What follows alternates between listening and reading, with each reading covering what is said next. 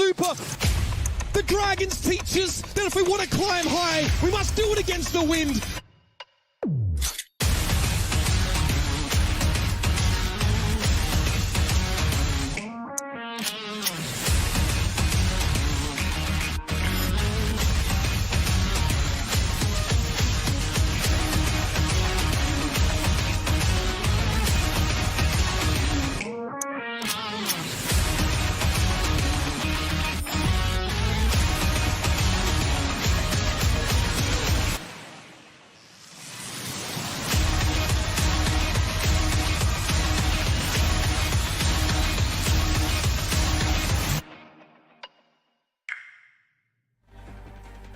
Good evening, ladies and gentlemen, and welcome to another day of the Overwatch League here in APAC. I'm Achilleos, joined by Avril. Going to start off the show with a little bit more of a somber note here right at the beginning, as we learned a couple hours ago about the tragic passing of one Dan McHugh, somebody who you guys might not know, but in the background, in the contender scene especially, this guy was a driving force for growth, for progression in that scene.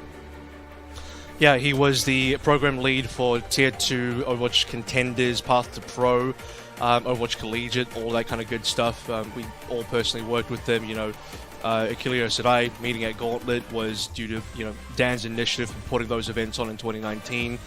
Like Seth said, you guys probably, won't have even really known him, but the level of dedication he brought behind the scenes and all he did for Overwatch Esports behind the scenes will never be forgotten. A true hero in the Overwatch Esports space, and he will be dearly missed.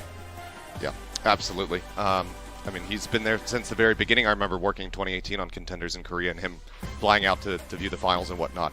It's very clear that aside from his music, his other passion very much was esports and the continued growth of the Contender scene. So Dan, we will miss you dearly. Rest in peace, friend, to his loved ones. We wish you the best in these troubling times. But there's one thing that he would want, and that would be for the show to carry on. And that's what we are going to do here as we go ahead and take a look at our starting matchup of the day. We'll dedicate this show to you. It's going to be the Seoul Dynasty going up against the Shanghai Dragons. In the past, Avril, this has been a match that I think we would heavily anticipate quite a bit. It's been a little bit rougher around the edges for both of these squads, but Dynasty very much have found their groove as of late. Shanghai Dragons on the come up as, these last few series of theirs. So we'll see how they fare now going up against the top dogs in the region. Let's take a look at the standings here as well, where three teams have clinched their position in the Kickoff clash.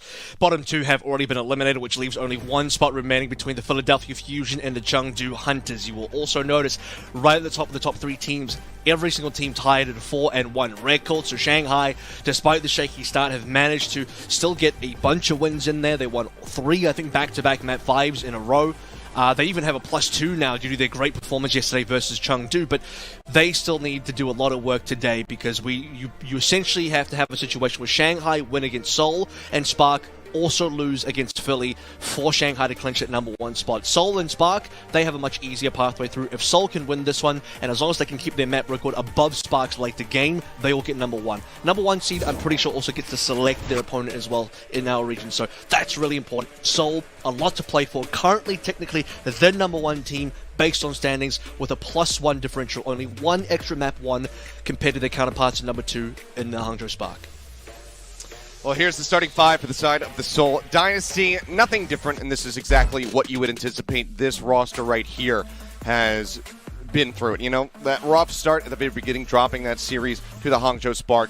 The rebound, the utter dominance. They have 2 3-0 sweeps consecutively coming behind them right now, really pushing those sales forward. We'll see if they can get another one. And if they can, versus the defending champions in the Shanghai Dragons, it's pretty much done and dusted. This is, absolutely the best squad that we have in the region. Hangzhou Spark, of course, will want to give them a run for their money. But the Shanghai Dragons, they have been looking a little bit rocky as of late, being pushed to these Game 5 series against teams that we would have, coming into this year, absolutely expected that they would dominate. But it has been an upward trajectory overall for them. We'll see how they kick things off, though, with this starting 5. You've got Lip there, and who are you as Vlad is going to be sitting on the bench for now.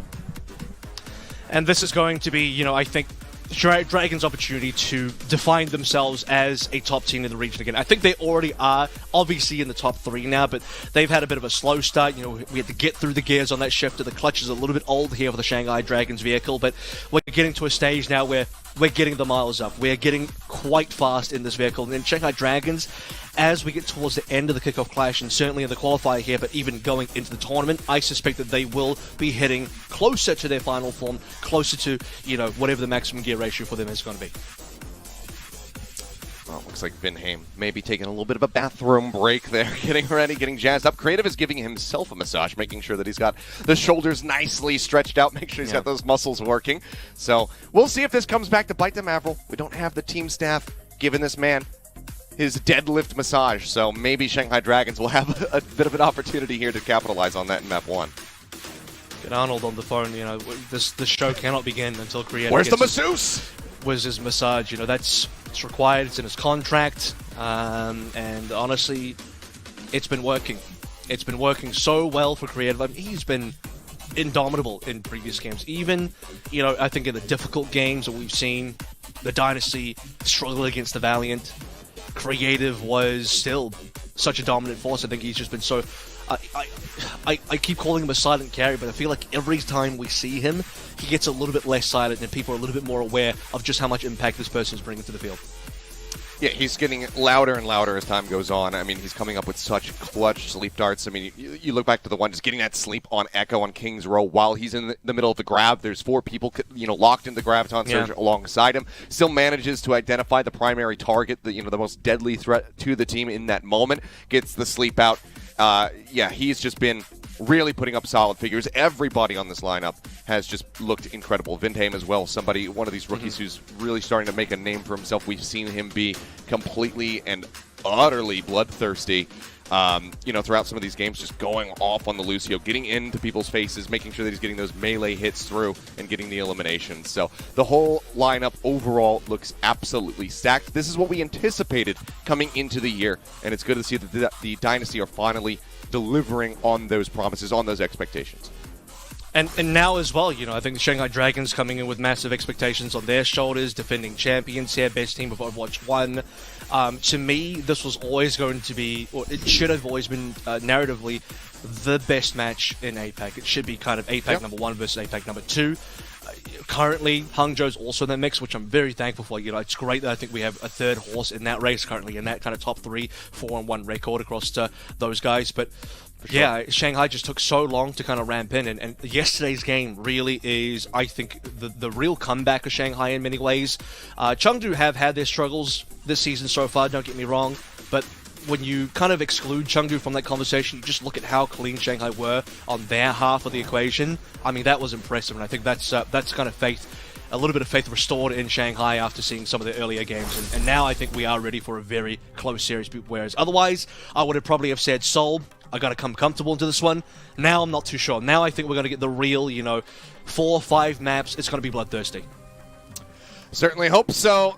I'm hoping that this one can go the distance. Too many 3-0s for the side of the Seoul Dynasty. It's time for somebody to drag them back into the Game 5 meta. We'll see if the Dragons can make it happen as we take a look at our map set. Oasis will kick us off for Control, then we'll move into Gibraltar, etc., etc. Looks like we aren't quite ready to get things started, though, so we will just have a quick little pause in game while Dynasty gets settled and ready to roll, but Oasis will kick things off for us.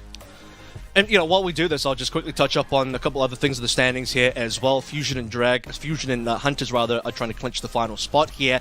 It is a big day for both teams. Now, Fusion's hopes are they're more so within their own hands. If Fusion win at all tonight versus Hangzhou Spark, they will clinch that last seed going into our kickoff clash. If they lose, Hunters must win, but Hunters also have to win with a scoreline that is 3-1 or 3-0. They cannot win 3-2. So a lot to play for there as well later on. Spark obviously have the opportunity to get that number 1 seed over the Dynasty. If both teams win, Spark just need a better map record, and they just have to kind of get that 1 extra map win compared to Seoul Dynasty. But currently, field is open. Seoul, Shanghai, Hangzhou, any of these 3 teams, as of this exact moment, could be our number 1 seed going to the kickoff clash, and we still don't exactly know who it's going to be. But Kilios, we're going to find out.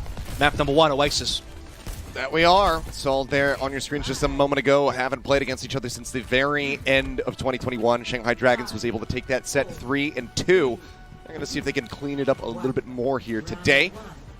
try to make it a 3-0 for themselves, as they have played an extensive amount of Game 5 series so far. But out the gate, it's going to be the Soldier Genjis coming through. Perfectly matched compositions, as right now the skirmish comes through onto the high ground. Fate falling low. The lead back up, has the bubble. Prophet finds first blood, taking down Lip. Now Fate has fallen, and that is going to be the point broken open here for the side of the Seoul Dynasty. It's a really interesting opening for Seoul as well, because you see Prophet on the Genji. Now, Genji is hard meta, but Seoul have actually preferred to play the Prophet Tracer in all of their recent games. We haven't seen as much Prophet Genji compared to the other teams that have played a lot more Genji. That includes the Shanghai Dragons, starting with Who Are You, right? But straight off the bat, they get rid of, I think, the biggest carry on the Shanghai Dragons, player of the match from their previous game, and Lip, probably the best hit scan in all of APAC currently. When that guy's down early, Seoul have a much better chance. Absolutely do. Always been a prime target since he really started showing up for the Shanghai Dragons. Prophet, for now, just looking to farm up the blade as much as possible. Who Are You keeping pace with him for now? Smurf going to get taken down. You mentioned Lip. There he goes. Finds a kill. Looks for another one. Helps set up for the elimination there on a Fitz. Tries to retreat. Prophet will manage to hound him down, keeping them in the fight, keeping control of the point for now. So the contest comes back in, but Prophet getting cleaned up. Vindheim, no one to heal. Not many places to go. They'll just jet back over towards their base, and that will be the flip. Couple of kills there on the exit for Prophet, as you know, they know they've lost the fight, but just to slow down the ultimate charge, important because Creative was behind Izayaki. With Izayaki down as well, it's going to give Creative a little bit of an opportunity to catch up on the Nano, and now they are much closer. First ultimate's coming on through. Could be the supports here. Who Are You's not that far off. Both the tanks are looking pretty reasonable as well, depending on how long we delay this one for. Lip is definitely behind Fitz though, so he would like to drag this one out a little bit longer if possible. He would. Anti does connect on the Lip, but Smurf can't pursue that deep. Would be a bit too dangerous for him as they try to contest that high ground. Fate, in the meantime, has the Primal Rage, juggling a couple of people around, and that's going to force the sound barrier out. Maybe an opportunity here for Who Are You when he can get that Dragon Blade up, because right now he is going to be nanoed. Dashes in, finds Vindheim, got Creative as well, so both supports going to be out of the fight. Continues pressing forward. He's looking for Fitz, and they will manage to find him. Fitz does get the kill onto the enemy Genji, though, but it seems like Dynasty might not be any closer to getting this flip. And as I say that, Fate will go ahead, make his exit. Didn't have enough support, so does have to pull back.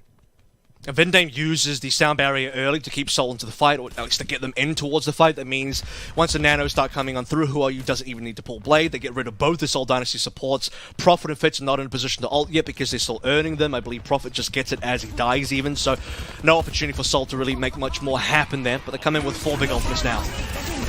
Okay, attack vibes are now going to be popped. Looking for a target, and he finds him in the stairwell. Creative scooping the kills there with the bio. Picks up Lee Jae-gon, picks up Who Are You, and then it's going to be the fight 1 for the side of the Dynasty as they've comfortably taken the lead, now 16% up over top of the Dragons.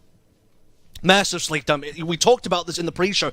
Creative finds the exact sleep target that he needs almost every single time, and it is always the highest priority one. Who Are You? Coming in, Nano Blade gone. Sleep dart straight away, cleans it up with a double bayonet as well, allows Fitz to walk on through with his own Nano Visor to get that fight when Seoul, commanding lead now 35% ahead, looking for a final fight situation. Prophet going in blade.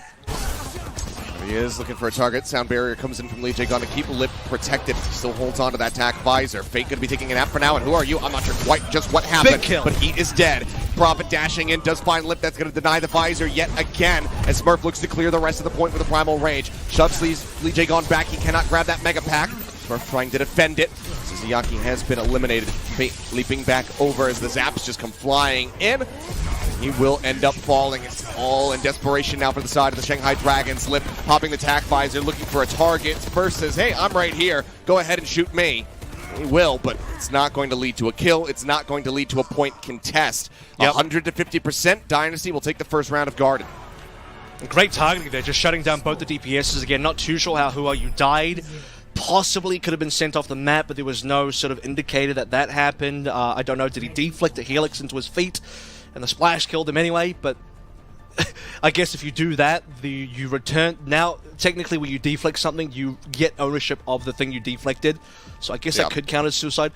Not really too sure. Maybe we'll find out in the replay. Could it be? No, this will be Creative Sleep Dart. So here we go. And boom. Easy as you love it. That was mid-dash, by the way. Who Are You? Mid-dash got slept. 2 Absolutely kills there. Gorgeous. That's out of 5, so statistically, he slept 3 enemies on that Gardens, 5 Biotic Grenade kills, which is eliminations, it counts for assists as well, compared to Izayaki's 0 sleeps and only 1 Bionet kill. Which is a bit surprising, given that you do have an enemy Winston there. Not getting a single sleep on him is a little bit confusing, but looks like right foot forward is here for the side of the Shanghai Dragons. They kick things off with a nice pick. Smurf going to be taken down. Still, though, have to wait for the point to become unlocked, and Fitz answers back with some kills of his own. Peyton, who are you, now going to be taken out of the fray. Helix Rockets finding an immense amount of value as he is already halfway to the tack visor. This is nasty damage from Fitz. Absolutely, and Fitz needs to outperform Lip as well, because I think even last year, the years before that, Fitz and Lip have kind of always been... They've been on a parallel journey as far as being this hit scan player for their team, for their franchise. Lip is soared ahead in the previous season, but Fitz has always been on that tail. Now is the opportunity for Fitz to prove that he can not only catch up, but even overtake. And then him just going to make his way out of there as the Bionate does connect. Keeps himself alive. Smurf, however, not going to be able to do the same. Ends up going down. Cross Lip now on the high ground, playing around looking for a target. Spots Prophet there as they continue to contest the point. Just trying to not deny this flip. But who are you? Got into the back lines of the Dynasty. Takes out Creative. A good forward step and Lip. Man, direct hit to the chest. The Rockets tear apart Fitz. The flip will come through yet again. 35% as the flip happens. Dragons gain control. And you get to see the Who Are You Tracer come out alive as well, doing quite a decent amount. It's not something that he's actually really played so far this season. I'm trying to remember if he played any of it at all, but no, I don't think he has, at least not to my memory. More known for the Genji. Certainly Dragons have fighter control currently. Nano in their favor. Pulse Bomb available as well. Double DPS ultimates. Things look generally pretty good. Pretty neck and neck right now, but Fate with a nice little lead, as well as Lijiagon getting ready to have a second support ultimate to go for the side of the Shanghai Dragons here. Could hold this for a good long while. Now going. Running around the side, he's looking for the pick here on a Creative. Will manage to find him. The Sleep Dart does come in on the back end, but with Bindheim dead. Somehow the point does get flipped here in favor of the Seoul Dynasty, but it should be quickly retaken by the Dragons. Yeah, that's because Seoul actually went for a dive onto the point. They were looking for backline members of the Dragons, while Dragons traded backlines with the Seoul Dynasty. They went for Creative instead. With Izayaki down there, it's an opportunity for Seoul Dynasty to get moving. Lip as well to follow. I mean, that being said, the point has not been flipped. The Dynasty have gained control. That pickoff came through onto Izayaki. Lijiagon dropped a beat, but it was only for him and Fade. They're not able to find anything off the back of that here. Smurf going to end up getting taken down, but Fitz was completely unhinged. He was completely uncontested. A little bit of damage his way, but Smurf came to his rescue. They keep him in the fight, and Dynasty, it looked like it was just going to be a quick flip back in. Maybe they gain, 8-10%, but no, they hold it. And it's just two extra players coming on, or two extra kills coming in for the Seoul Dynasty. The players that Shanghai Dragons were trying to trade remained untraded. Like you said, Smurf, he was on that point, he capped it, he remained in control the entire time. Now the Seoul Dynasty still with 3 ultimates in favor, looking pretty decent. Could be a Nano Visor, or maybe just a dry Nano.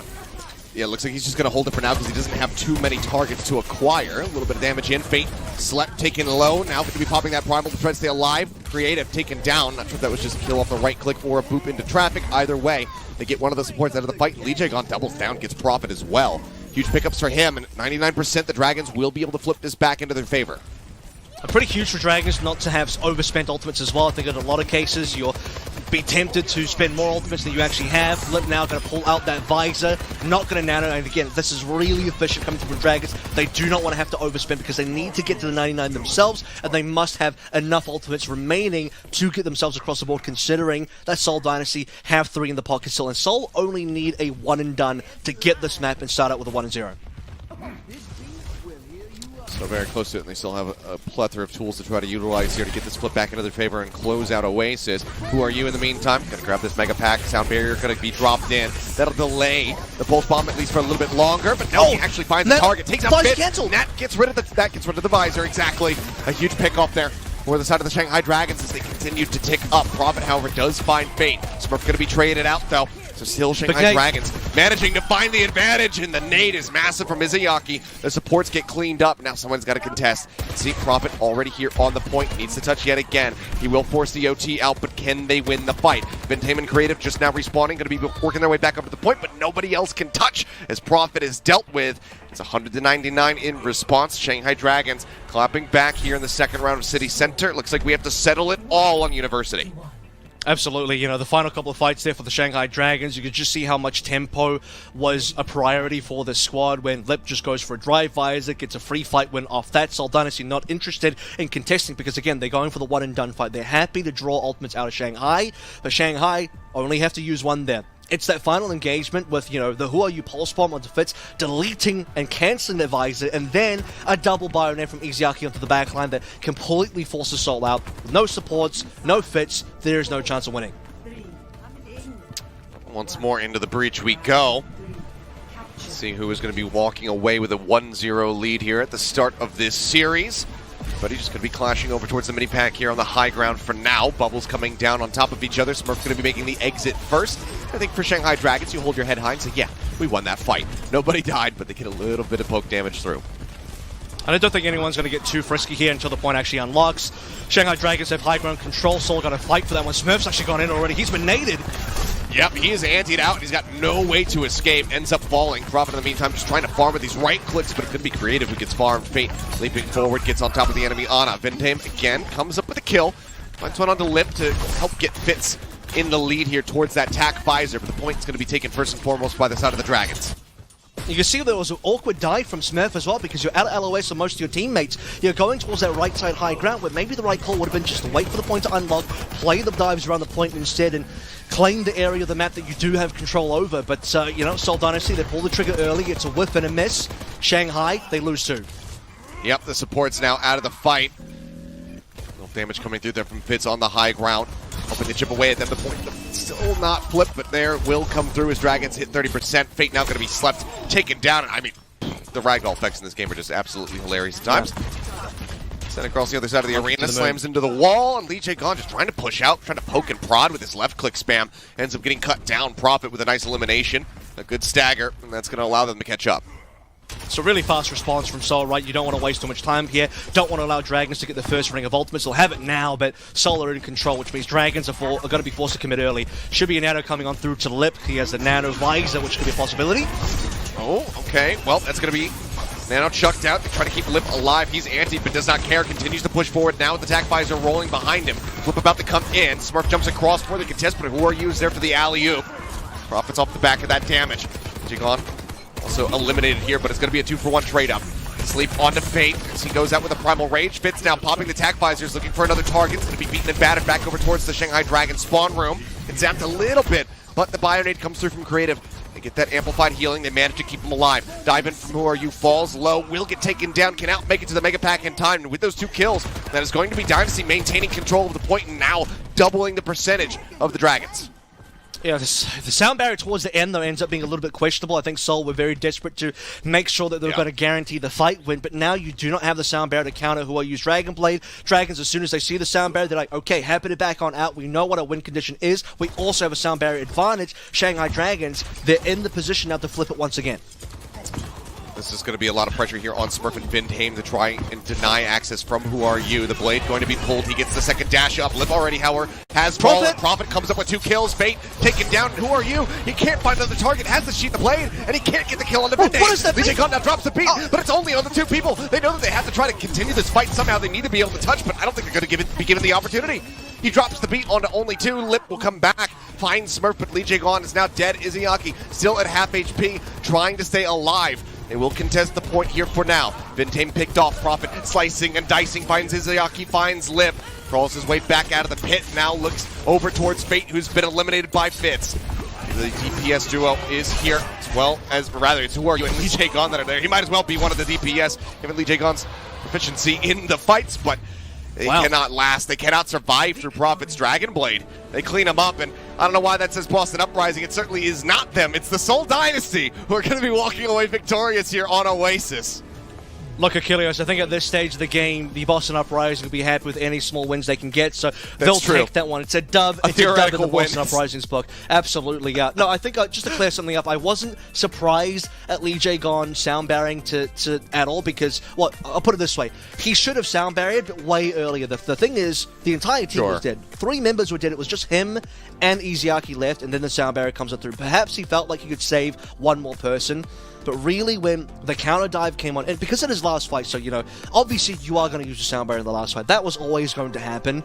But it could have come out at a stage where it's very clear that Seoul have to dive into you as well. Prophet comes on in, you Blade and you sound barrier at the same time. You even beat Blade, right? That's a valid combo on top of the nano.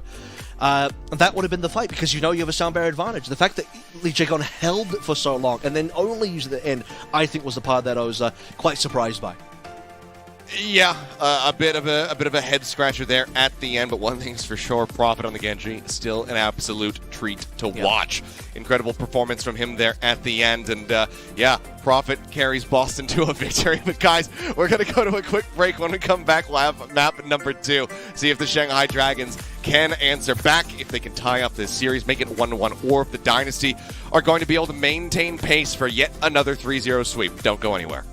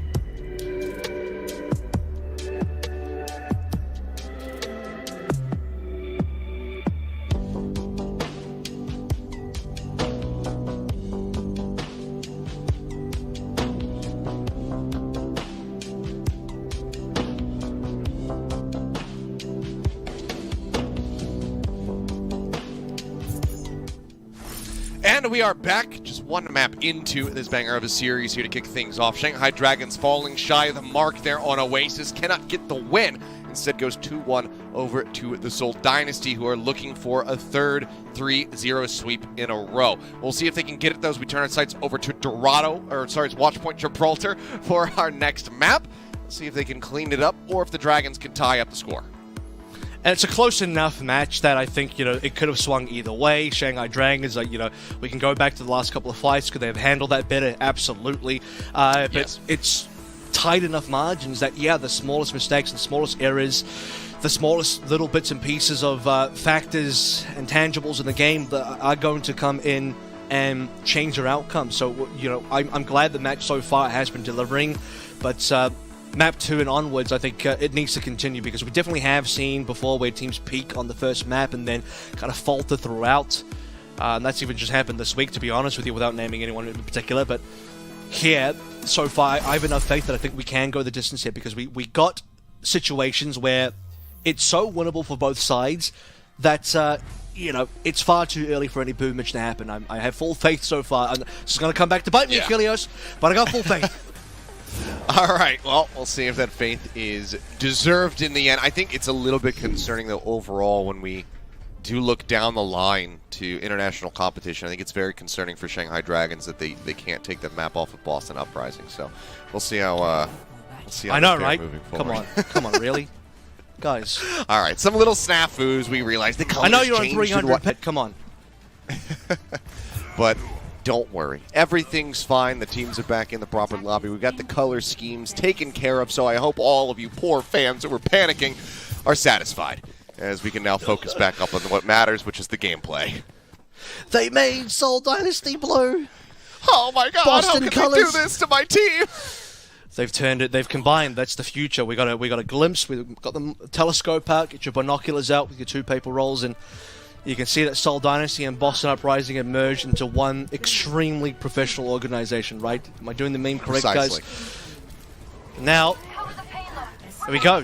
Map 2, Gibraltar. No substitutions. Lip versus Fitz. Now, Lip has been unbelievably dominant in the Widowmaker so far. So the test will be definitely for Fitz to keep up, as other Widows have certainly failed.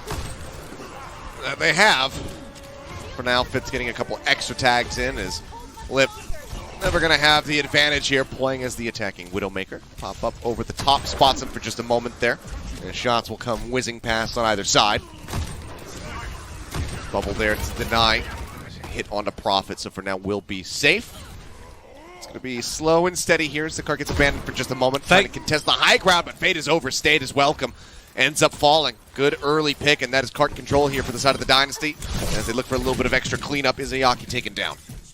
I mean, that is a Bionade onto Fate, then a sleep onto Lee J gone. Kriev just hits both. Another Bionade onto Lip as well. I mean, he's just pushing everyone back. The only thing that the Seoul Dynasty haven't got good control of is that they've allowed Who Are You to get free push. They will punish him. So consistently, Seoul Dynasty still on a 5v4. Payload positioning, though, is so immensely good for Dragons that despite losing so many members, based on the amount of time that's progressed, I think that's actually kind of a win for Dragons, just because they pushed their payload so far.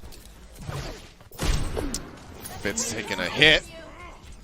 Backs away for now. Lip again, looking for a pop shot, looking for a target. He's going to be sat up here. Does see Smurf for just a moment. Not quite going to get the dink. Still gives a good chunk of damage into him, but Creative overall I think is going to be perfectly happy because he says, well, that's just more nano boost charge for me. And now he's just about ready to have that online. Let's see if that has to go into Smurf or if that goes to Prophet, who is now taking quite a bit of damage. Creative under fire. Gonna throw down that Bionade. Nano goes out. Prophet jumping onto the high ground, looking for a target. The blade's gonna be pulled instantly. Gets Lee J gone, cleans up Izayaki. The support's now out of the fight. Moves over to try to finish off Fate, but Fitz has already got the job done. Gets a second kill for himself, and that will be a nice little 4K coming through for the team collectively, as it's now less than 2 minutes remaining for the Dragons on the push. The only person that got away was Lip on the Widowmaker. He was already the furthest back anyway. Usually should be pretty safe against the Dragon Blade, so well done there. I mean, that's the nano difference, right? The ultimates come on Life Assault first. Prophet on a little bit of a deep lurk here, and actually, they've managed to get, in some ways, behind the Seoul Dynasty. Infrasight will reveal them, though, so Prophet has to get away. Yep. Got to try to make his exit. It's a warning shot of shurikens over towards Lip as he was getting ready to crest over the top of that high ground there. Smurf again, going in, contesting, knows that he can play a bit more freely now that he has the Primal Rage ready to roll, so this is looking to keep them zoned off this position as much as possible. Now drops back down. Look how far the car has rolled here. And does go out. Who are you, though? No, Doesn't have a target to try to though. farm the rest of this. Going to go into the shield of Vindheim. Oh, no. They try to push him away with the shield bash. Won't connect. And now, yeah, Nano has expired. Vindheim Oh, just God. chases him down. And that is just a catastrophe. Izayaki, in the meantime, was finished off by Smurf, who gets lipped there on the back end of the Primal. Cart moved right back up to where it was before. And they are very much losing out in the fight. Creative and Profit do go down, though, but the Dragons need a bit more than that if they want to continue this push here and now. Yeah, no one's really pushing, though. This rally could be the difference maker. Vindheim at 1 HP. If Vindheim survived, he could have rallied as well. Lijigon getting that kill might just give Dragons the cap. Unless. Oh, he's saying that. And then Creative gets another Bionade. Lijigon taken down to the rally. Not going to be fighting too much. It keeps him alive, but it does not help progress the cart, which is now going to be rolling back down into the underpass. Fate makes his exit. Lijigon now swapping, knowing that they don't have too much time left. And This is OT. with the rally gone, he's just got to go for the Lucio. Dry Blade of the OT, Nano coming online for Creative. He's, at this point, basically lapped Izayaki. Early rally, it's a pre-rally as well. They just want to build up that green HP. I mean, we're definitely into final fight here. It's all on Who Are You. He's already half HP. Yep, already takes a tag, falls low, will get topped up.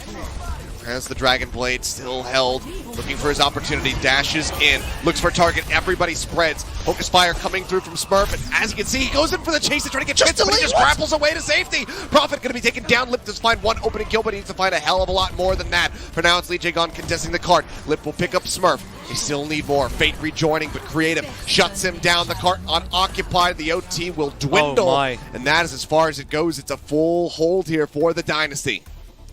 I mean, what should have probably been the Shanghai Dragons cap is when they actually had Fate and Lijigon into the back lines. Okay, you could argue maybe they overstepped there as well, but the rally came in clutch, trust me. That solo kill to Vindheim from Lijigon was absolutely massive, but then the respawners from Seoul started to come on back.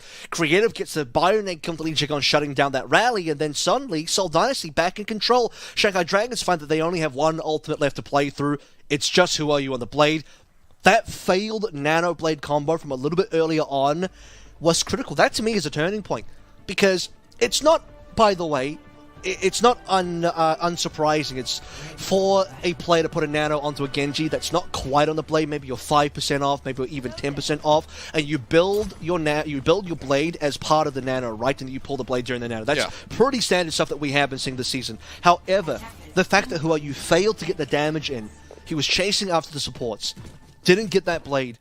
Creative and Vindheim shut him down, but while they're doing that, Creative also just has time to look around, sleep Fate in the middle of dealing with Who Are You all in one play. That was insane. Then Seoul Dynasty from there kept snowballing their defense, held on against, the Fate to Lijigon dive eventually, and then rest is history. Here we are, full hold completed.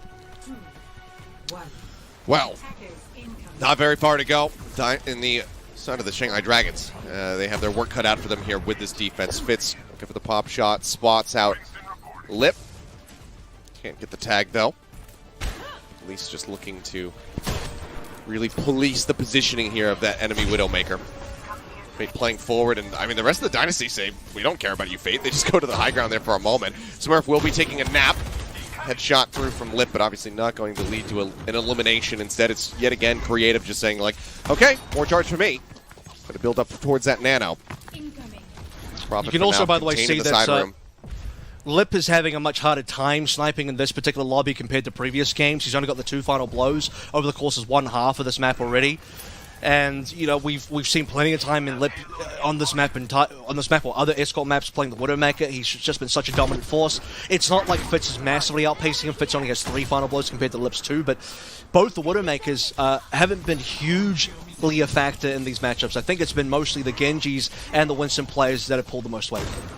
Yeah, I mean those 2 final blows you talk about, Lip got him at the very end of that last round, on their attack where it didn't really matter because everybody else had been dead and no one could contest the card after that. So, the kills that he found even weren't that valuable, but that's a massive one from Fitz. Finally manages to get the better of his opponent. Is that elimination? Now himself is under fire. Who are used there for the alley-oop? Sets up for the damage there from Fate. Gets the kill. Finds another. Vindheim going to be taken down, but Smurf and Prophet starting to try to do some serious work here. As Creative tries to keep himself alive. Throws down that Bionade. Still healing Smurf. I mean, Creative walked out. Smurf was low HP. Who Are You couldn't shove Creative far enough away. And with that, Smurf also gets away with his own life, so we have a bit of an ultimate trade coming on through. Payload is very close now, so Seoul Dynasty, given the amount of time, I think it's reasonable where they are. They just need to secure the rest of these ultimates now. Creative can get this nano. Izyaki's already used one. The Infrasight will be kind of whatever from Fitz, but we'll just make sure that they know where Lip is. Just a few more meters really here to go for the side of the Dynasty. Now they have that Infrasight rolling. Fitz spotting out everybody but Lip. Despite that, still manages to get the kill there onto Smurf. Double dink here onto Fate, who now pops the primal rage to get the sleep on the Who Are You. He so desperately wants to line up this headshot, has not been able to make it happen yet.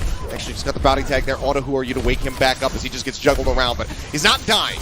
Good healing focus out from the side of the Seoul Dynasty to keep that Widowmaker in the fight. Now Fate falling lower and lower. They keep him locked in. And they manage to find the kill. Prophet taking the killing blow, still a ways to go for that blade though. Rally rolling from Lee Jae Gon, trying to offer up that extra healing out. Extra health, rather, onto his teammates. Dash forward, Who Are You? Managed to find Fitz. It's going to be a trade out here on the Widowmakers. Now he gets himself into the back line. He's trying to take down Creative, and he manages to make it happen in the end. Cart, however, still being contested. Fate playing forward, jumps into the back, looks for Vindheim. A bit of focus there towards the Brigitte, as we're less than a minute remaining. Shanghai Dragons looking and needing this fuller hold to try to tie it up. Smurf going to be taken down to the back end of the fight. Cannot exit safely. As a good amount of stagger here for Shanghai Dragons. That was heroics coming up from Who Are You, honestly, getting 2 kills there, the first of which looked like he might have even potentially have whiffed on, but no, he ends up getting Fitz anyway, follows the hook shot, collects that kill, converts over to Creative as well, who put the nano to Prophet, but like what we saw from Who Are You and Izayaki earlier, Prophet didn't build his blade with the nano. He was like 10% off, never got the blade. Who Are You had the blade, so Prophet didn't get to use anything. Fitz is dead. Yet again, they just go ahead, couple in with the dive. They find the eliminations. Creative's going to be out of the fight. And yeah, they're making it happen. Who Are You? He certainly had some blunders on their own attack, but now he's more than making up for it. The team is going to be wiped here with just a little bit of time left to go. Smurf alive, Fitz swapping over to the Tracer to try to keep this going. 4 meters left as they look for the fuller hold. Smurf falling low. That's it. Forces out the overtime, but now somebody's got a touch, and they are just not close enough, it would seem. Fitz drops down, manages to get the tag. Vindheim waiting around the corner. Smurf still waiting to respawn. 4 meters and a dream here for the side of the Seoul Dynasty. Smurf tries to swap to the Wrecking Ball, but no one else touches. Fitz is too busy duking it out with Lip, and it's a fight that he loses at the very end. The Shanghai Dragons, against all odds, manage to pull off the fuller hold, and they win the map to tie it up 1-1. I mean, thank Mr. Who Are You for all of that, honestly. He saved Shanghai's bacon with his heroic plays in a situation where, at the same time, Prophet kind of got caught napping, in a literal sense as well. I believe he was actually slept during a portion of that nano. So now we've kind of flipped it back. It was a fuller hold coming through from Shanghai Dragons, and I actually have to be a little bit critical of Smurf here because it's twice on this map I feel like he has kind of been caught out. The most recent of which, you'll remember, he dived into Lip and got killed via Lip's melee, and obviously no follow-up from the rest of the Seoul Dynasty, and that was during a critical time where Seoul really wanted to make a proper push happen, you know, as a full 5-man unit. They had the nano going for them, they had the Infrasight to check for positioning, they could have just played that one as a team. Smurf dying, reset the entire play, and guess what actually happened during the reset? Who Are You built his blade. Who Are You didn't have blade, so if they actually fought as 5 before Who Are You got that blade and Smurf didn't die, could have been a different story. So again, finest of margins here, really impacting both teams, but this time it's Seoul copping the L, and it will be 1-1. Well, no 3-0 sweep here for the Dynasty. The Dragons put their foot down, so we tie things up 1-1. Nobody at match point. We'll see what happens. We'll see who takes the lead when we do come back from the break, because it's been neck and neck so far. If that fuller hold doesn't tell you anything, it doesn't show you how close the series is, and I don't know what will. But I'll just say it again, it's neck and neck. You don't want to miss the action, guys. It's going to continue in just a few minutes, so don't go anywhere.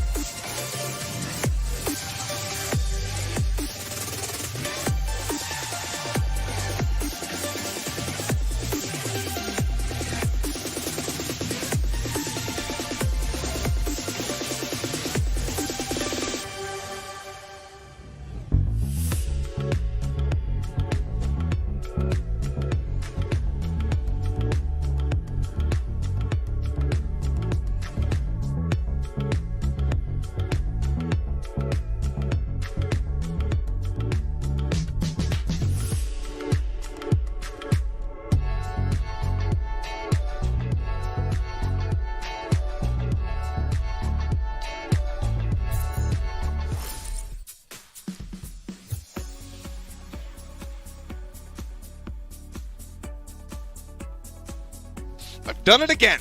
I'm muted. Sorry, guys. That's 2 for me now, 1 for Avril. He takes the lead. This is golf rules. Hello? So. Hello? I'm good. Yep. Oh, boy. Well, anyway, as I was trying to say, but you couldn't hear me, this series is delivering. 1-1 the scoreline right here. All we wanted was for this to not be a 3-0 sweep, and the Dragons have made it happen. A beautiful Fuller hold there on watch point Gibraltar to tie it up.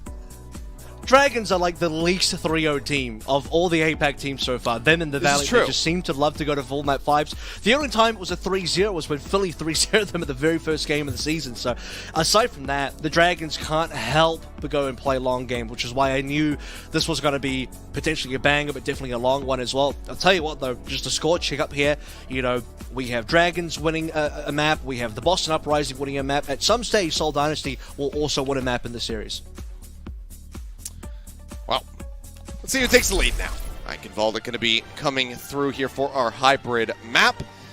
And then we will, of course, get to see Colosseo no matter what. But I'm keeping my fingers crossed that we get to go to Ilios all the way. And we'll see if we can make it happen. Or, hey, maybe we'll add some more onto it if we can have some draws. Yeah, we draw, we get to go to Circuit as map 6. You guys don't even know that because it's not in the graphic.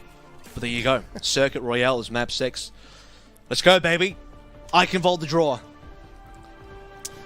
All right, I'm all about it. Let's get the actually, push I don't draw, like draws, so I'm actually not a big fan of draws. Let's get the push draw on Colosseo. The first ever owl push draw.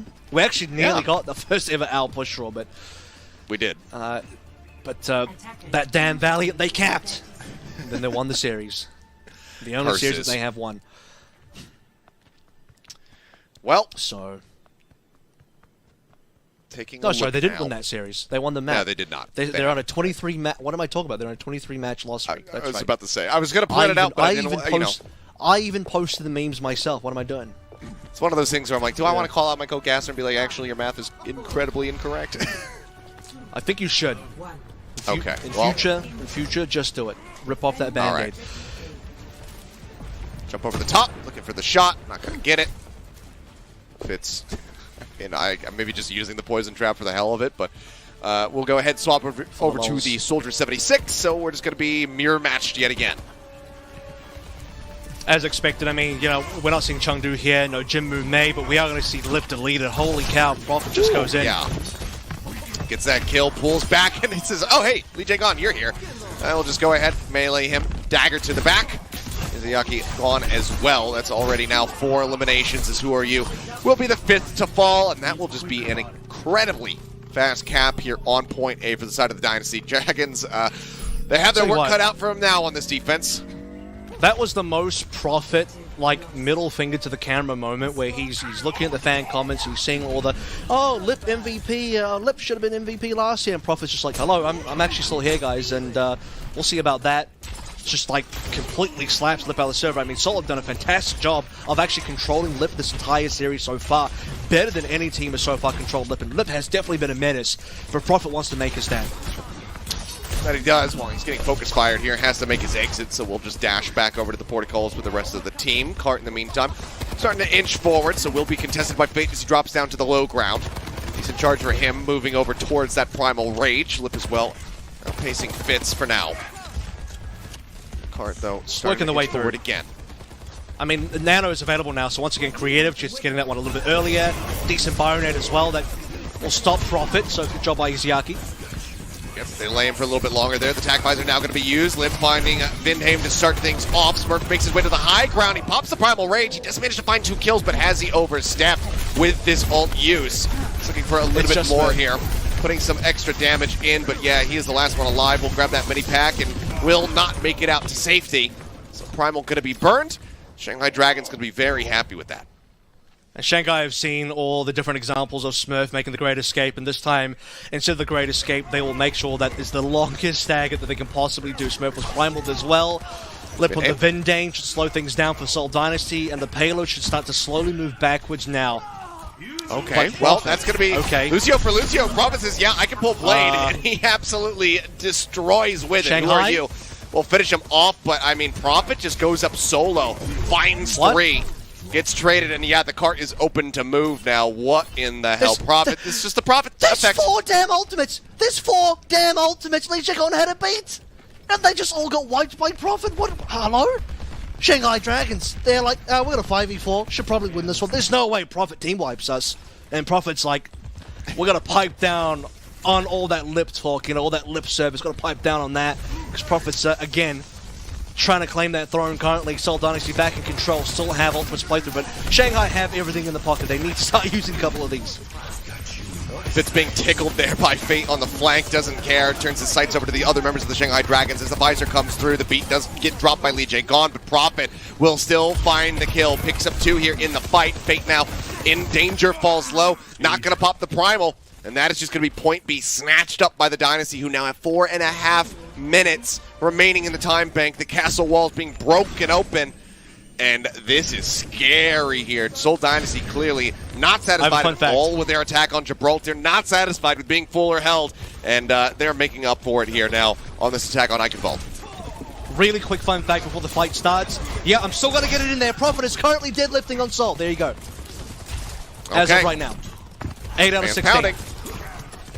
Pulled by McHugh, I'll do it myself. Huge delivery here from Profit thus far. Just the nano to work with, though, for the side of the Seoul Dynasty, so this is where they can get slowed up a bit. There's still a plethora of ultimates available for the Shanghai Dragons. They're going to use 2 of them, but there's a sleep! Creative puts Who Are You on the ground! He denies yet another blade! They haven't gotten the elimination yet. Who Are You, though, well out around the back. Deflection going to be burned. Fate, in the meantime, with the Primal Rage, will find Fitz. Looks for a little bit more. Who Are You? Woken up, dashes through, gets a little bit of revenge there on the Creative. And he and Fate will carry the fight, with Lip getting involved right at the back end. So team kill comes in. They managed to make up for the beginning of that catastrophe with a nice little victory, and they'll drain some time off of the clock. Dude, Profit was 3% away from getting his own blade as well. So things were getting quite tight there. In some ways, I think Seoul don't mind backing out. Okay, they technically lose the fight, but they make it expensive. They force all these ultimates out of Shanghai. Fate has to pull out that prime as well. Now it's Profit's turn. He goes into the back, he's looking for Lip with an nano visor. Lip will manage to find that elimination, but Vinhain goes in for the alley-oop, gets the kill in the end, and Lee Jae-gon got Goomba stomped by Smurf. He's got that Primal rolling, leaping all the way back over towards the spawn doors. Fate now going to be antied out as he tries to play forward. Who Are You? Again, coming up with an elimination, but falls low, and Smurf is able to pursue for the kill. Cart now just going to be brought up around the final corner as they wait for Creative to try to rejoin. Bionade from Izayaki, not going to find anything. Fate just playing up, trying to keep this cart steady. Yep. They did buy time because they need to get Lee Jae-gon the sound bad. They have to defend themselves against the visors coming through as well. Seoul would ideally like to move a little bit quicker than this because they have a minor ultimate advantage. They might not be aware of it currently, but Shanghai Dragons are lacking. So here we go. Fitz has gone in. That he is. He's immediately going to be zoned back, and now it's going to be a beat-for-beat matchup here. So Lee Jae-gon and Vinhain pull the trigger on those ultimates. Visor going to expire. Profit continuing to play forward, trying to zone them back, and the Helix Rockets from Fitz, along with a couple extra shots, lead to the kill onto Fate. Smurf, however, low on HP, antied out. Lee Jae-gon will find that kill, but it's still the Shanghai Dragons having bodies dropped on the ground, left, right, and center. Fitz finds another. Lee Jae-gon needing to contest is going to be taken down. Now it's all on Fate, hiding within the bubble, but it gets broken. Profit finds the elimination with 0.05 meters left to go. Who Are You? Oh, Gets him before the nano comes out. He finds Vinhain. This needs to be a massive clutch. Profit popping the deflect, trying to stay alive. Who Are You? Gets the blade, but then he goes down. Lee Jae-gon needs to buy enough time for him to rejoin the fight, but they cannot make it happen. Lip now, antied out, has to rotate back around the side. Profit gets the blade pulled, goes for Fate. The Primal comes in. Shanghai Dragons continue to make this fight go their way. Who Are You, though? Pulls the blade himself, and Fitz cuts him down to size. It's going to be a trade out on the Genjis as the overtime continues to go. 0.5 meters, 0.05 meters for that matter, is all that the Dynasty need, but they're losing out on the fight. The Shanghai Dragons have managed to stabilize. Hoop comes in.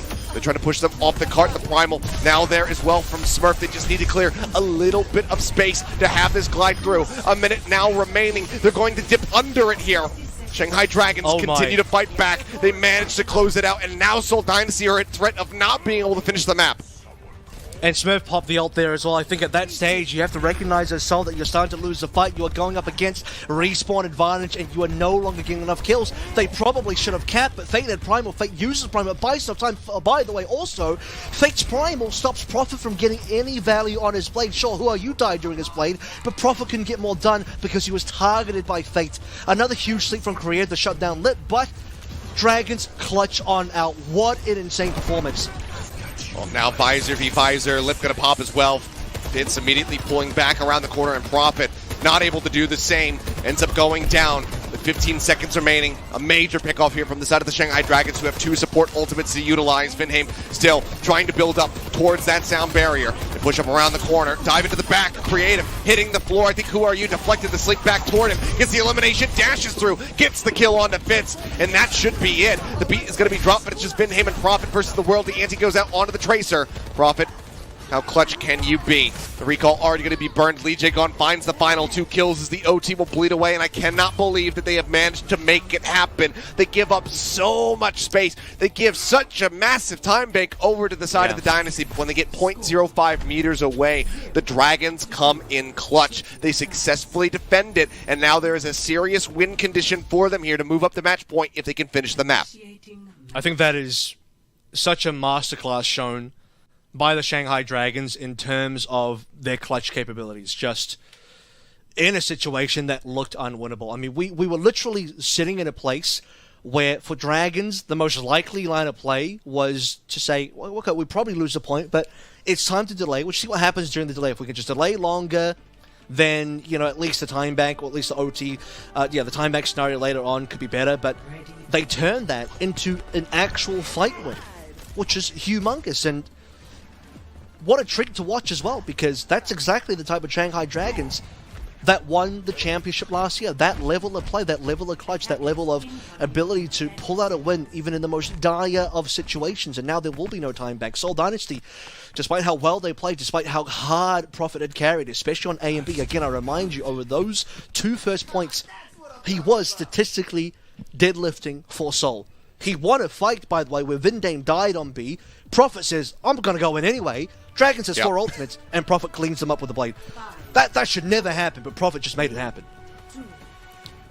Bionade thrown, looking for the hit, finds 2. Who Are You? Actually almost dies there. Cheeky little play from Creative with the lineups. They will just stabilize and go ahead and start moving their way forward. Izayaki actually comes out better off the back end of that nade. Plenty of things to heal. Now finds himself at 23% of Creative's 15. But here we start the fight. Prophet already going to be dashing back over the point, join in with the rest of the squad. And you can see the Dynasty are conceding a hell of a lot of space. They're playing back over onto the point rather than forward to try to cut off the Shanghai Dragons. So they actually get decent access here. And right now, Dynasty completely contained within the side room. Fate going to be anteed out, taken low, hasn't been eliminated yet, nor has Who Are You, and they will stay alive. Fate literally purple on 1 HP, didn't die. Smurf as well, very low HP. Both of these tanks threading the needle in terms of their own HP buys. We don't even have a tick yet either. Finally, a final blow comes through. And it does. Prophet greedily dashes forward, gets the elimination on the Lee Jae-gon, but they might be able to turn this right back on its head. The DPS duo taken down away from the side of the Seoul Dynasty. Smurf, though, will find Izayaki. That's the support stripped away from Shanghai Dragons. So for now, the Dynasty will be able to stabilize, and obviously Genji and Soldier 76 can rejoin to the point very quickly. So they shouldn't miss too much time here. Also, Shanghai are kind of slow to regroup here as well, so they're not in a position to push off this Nano. If they are, Seoul Dynasty could happily kind of give away a tick, then rejoin with Nano. They will have the Visor available now. And again, Lip is not playing a Soldier, he's on a Reaper, so we're looking for a different kind of strategy here. Shanghai definitely trying to brawl this one out.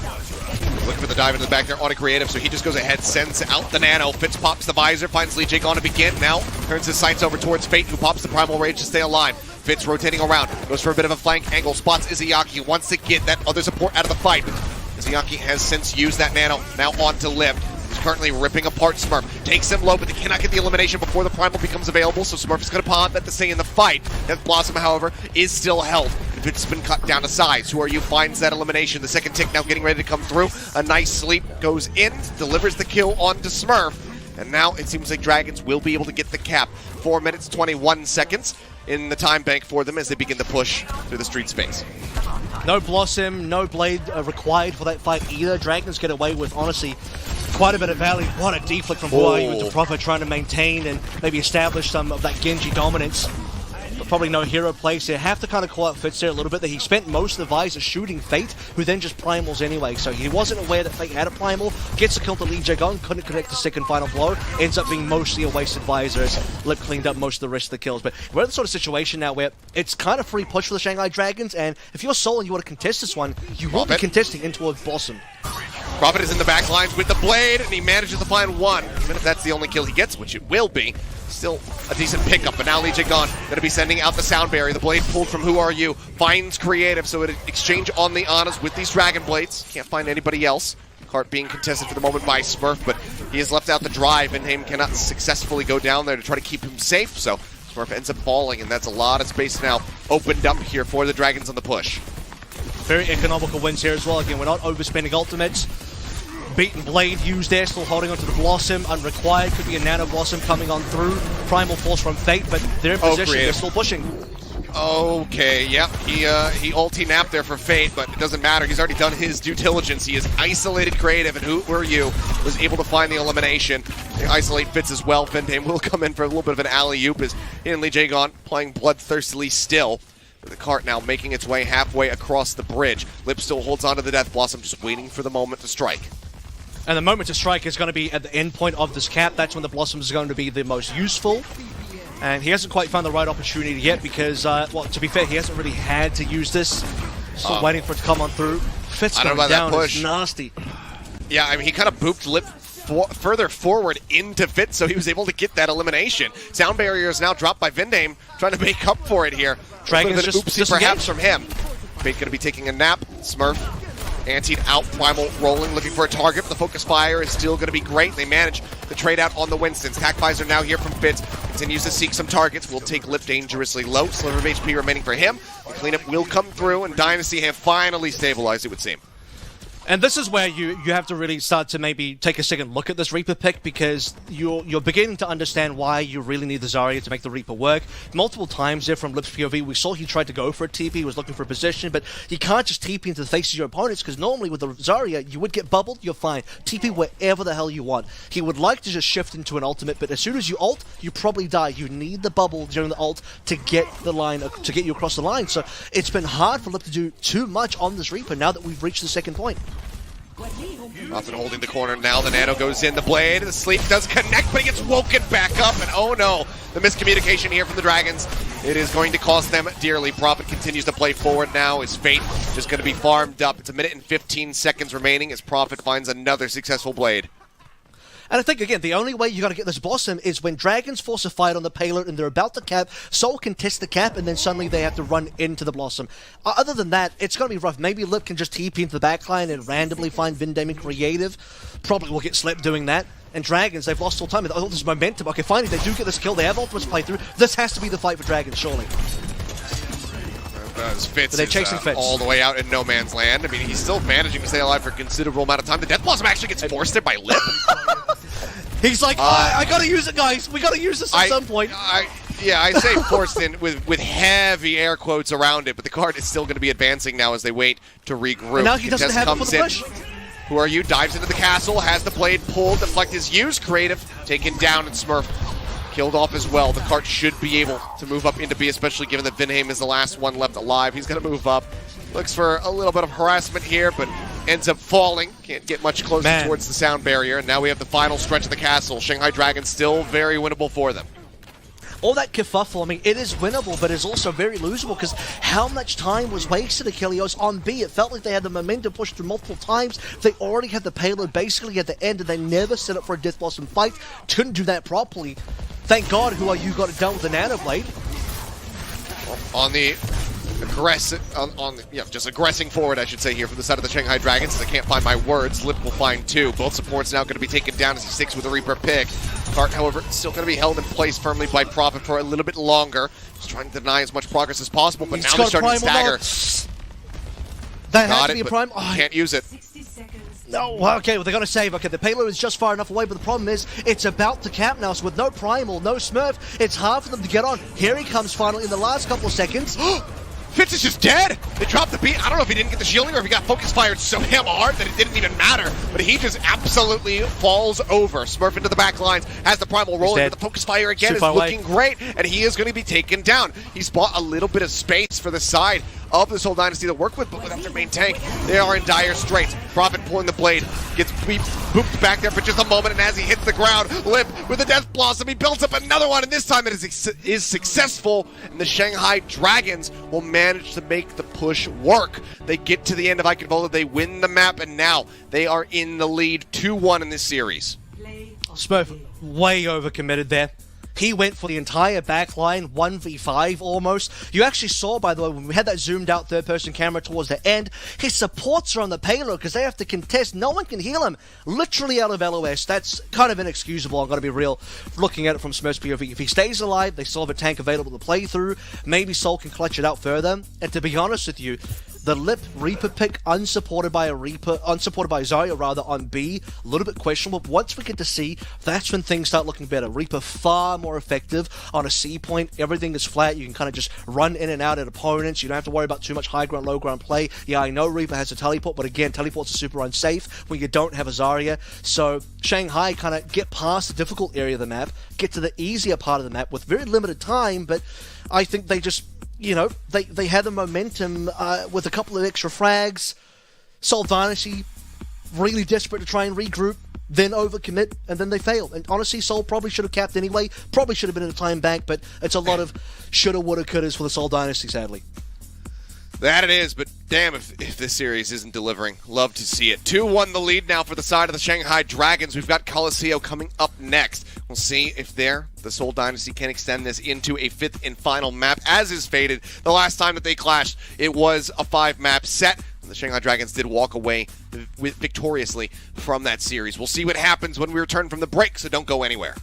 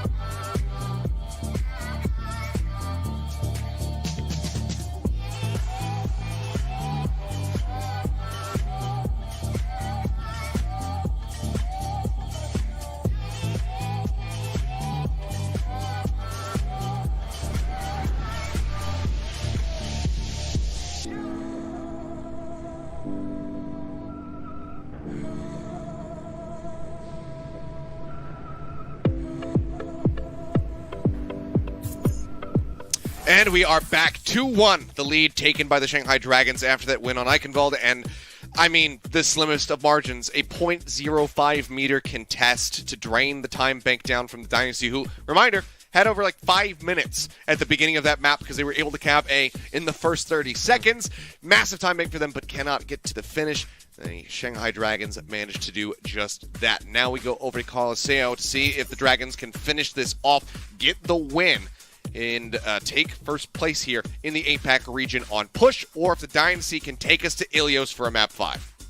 I'll tell you what, the Hangzhou Spark are loving this right now because taking Seoul down at Peg, even if Seoul do win the series now, they'd have to win it as a 3-2, which really kind of hurts their score line as far as map differential is concerned. So to get first seed right now, Spark are looking pretty favored. Shanghai Dragons, even if they do win, and Fleta is going to sub in for Who Are You for Colosseo, even if Shanghai Dragons do win this one, if Spark beat Fusion, it's very likely that Spark will just get the first seed because Spark's already map differential is much higher than Dragons to begin with, and I also believe they'd be both 5-1, but Spark would just have more map wins. So it's a good day for the Hangzhou Spark to maybe get that one through, but Dragons as well can absolutely put themselves at least second seed ahead of the Seoul Dynasty with a result like this, and this is what we're talking about, right? The sleeping dragon has awoken, fire in the breath, ready to set towns on fire.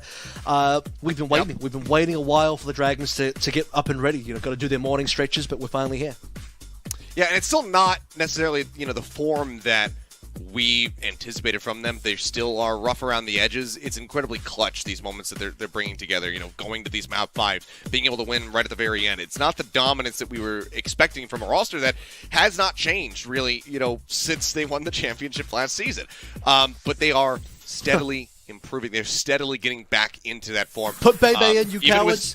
I don't know if that's going to happen for a little while here, but we'll have to wait and see for the future. God. Maybe he's their playoffs machine. They're waiting. He's just sitting in the background, getting it. He's just consistently under 24-hour shoulder massage therapy right now. They're getting him geared up, and he's going to come out just jacked and just smack everybody out of the way when it comes down to the kickoff clash. I don't know, but it seems like we shouldn't be seeing him for a little while because this roster has gotten their stuff together. They are starting to really excel, and a lot of it has to do with Who Are You. And coming into this season, I wasn't sure how much Who Are You were going to see. It was a big question mark around what the meta was going to look like, who was going to be piloting things. Fleta in his own right is a good Genji player. Who Are You, obviously a specialist, one of the longest standing Genji specialists in the history of competitive Overwatch.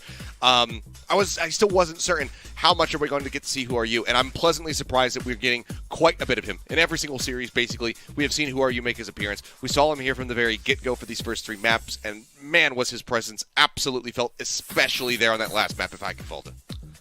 It's the perfect meta for Who Are You to come through. They probably wait for a Genji meta, Genji specialist coming on through. They love it.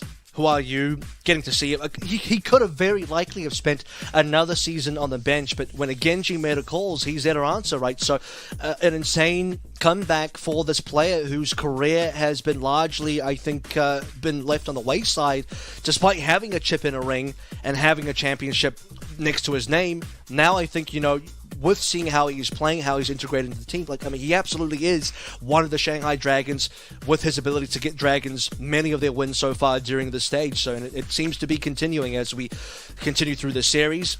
Maybe not for this map, because I said it would be continuing, but Fleta has come in for Colosseo, which means I think we're going to see... could it maybe be a bit of Zarya plus Reaper action? Fate is still in here though, so maybe it's not quite that for Dragons. I would be a little concerned because most teams have been playing the Zarya on this map now. Even I think the diehard Winston teams are starting to get the gist of it. They're thinking, you know what? No, I think the Zarya really is the right call here. I mean, we see Chengdu, Gaga would be the one, or maybe even Daisy playing Zarya here. So even teams that have the one tank, I wouldn't be surprised if Smurf goes with Zarya here as well. So I'm just trying to kind of figure out ways and reasons why Fleta would be in. It's unlikely that Fleta is here to play Genji, because otherwise they would have just kept Who Are You. So most likely we're looking at Soldier, Reaper kind of deal. Maybe even Tracer, actually. Fleta could be on that. Could be.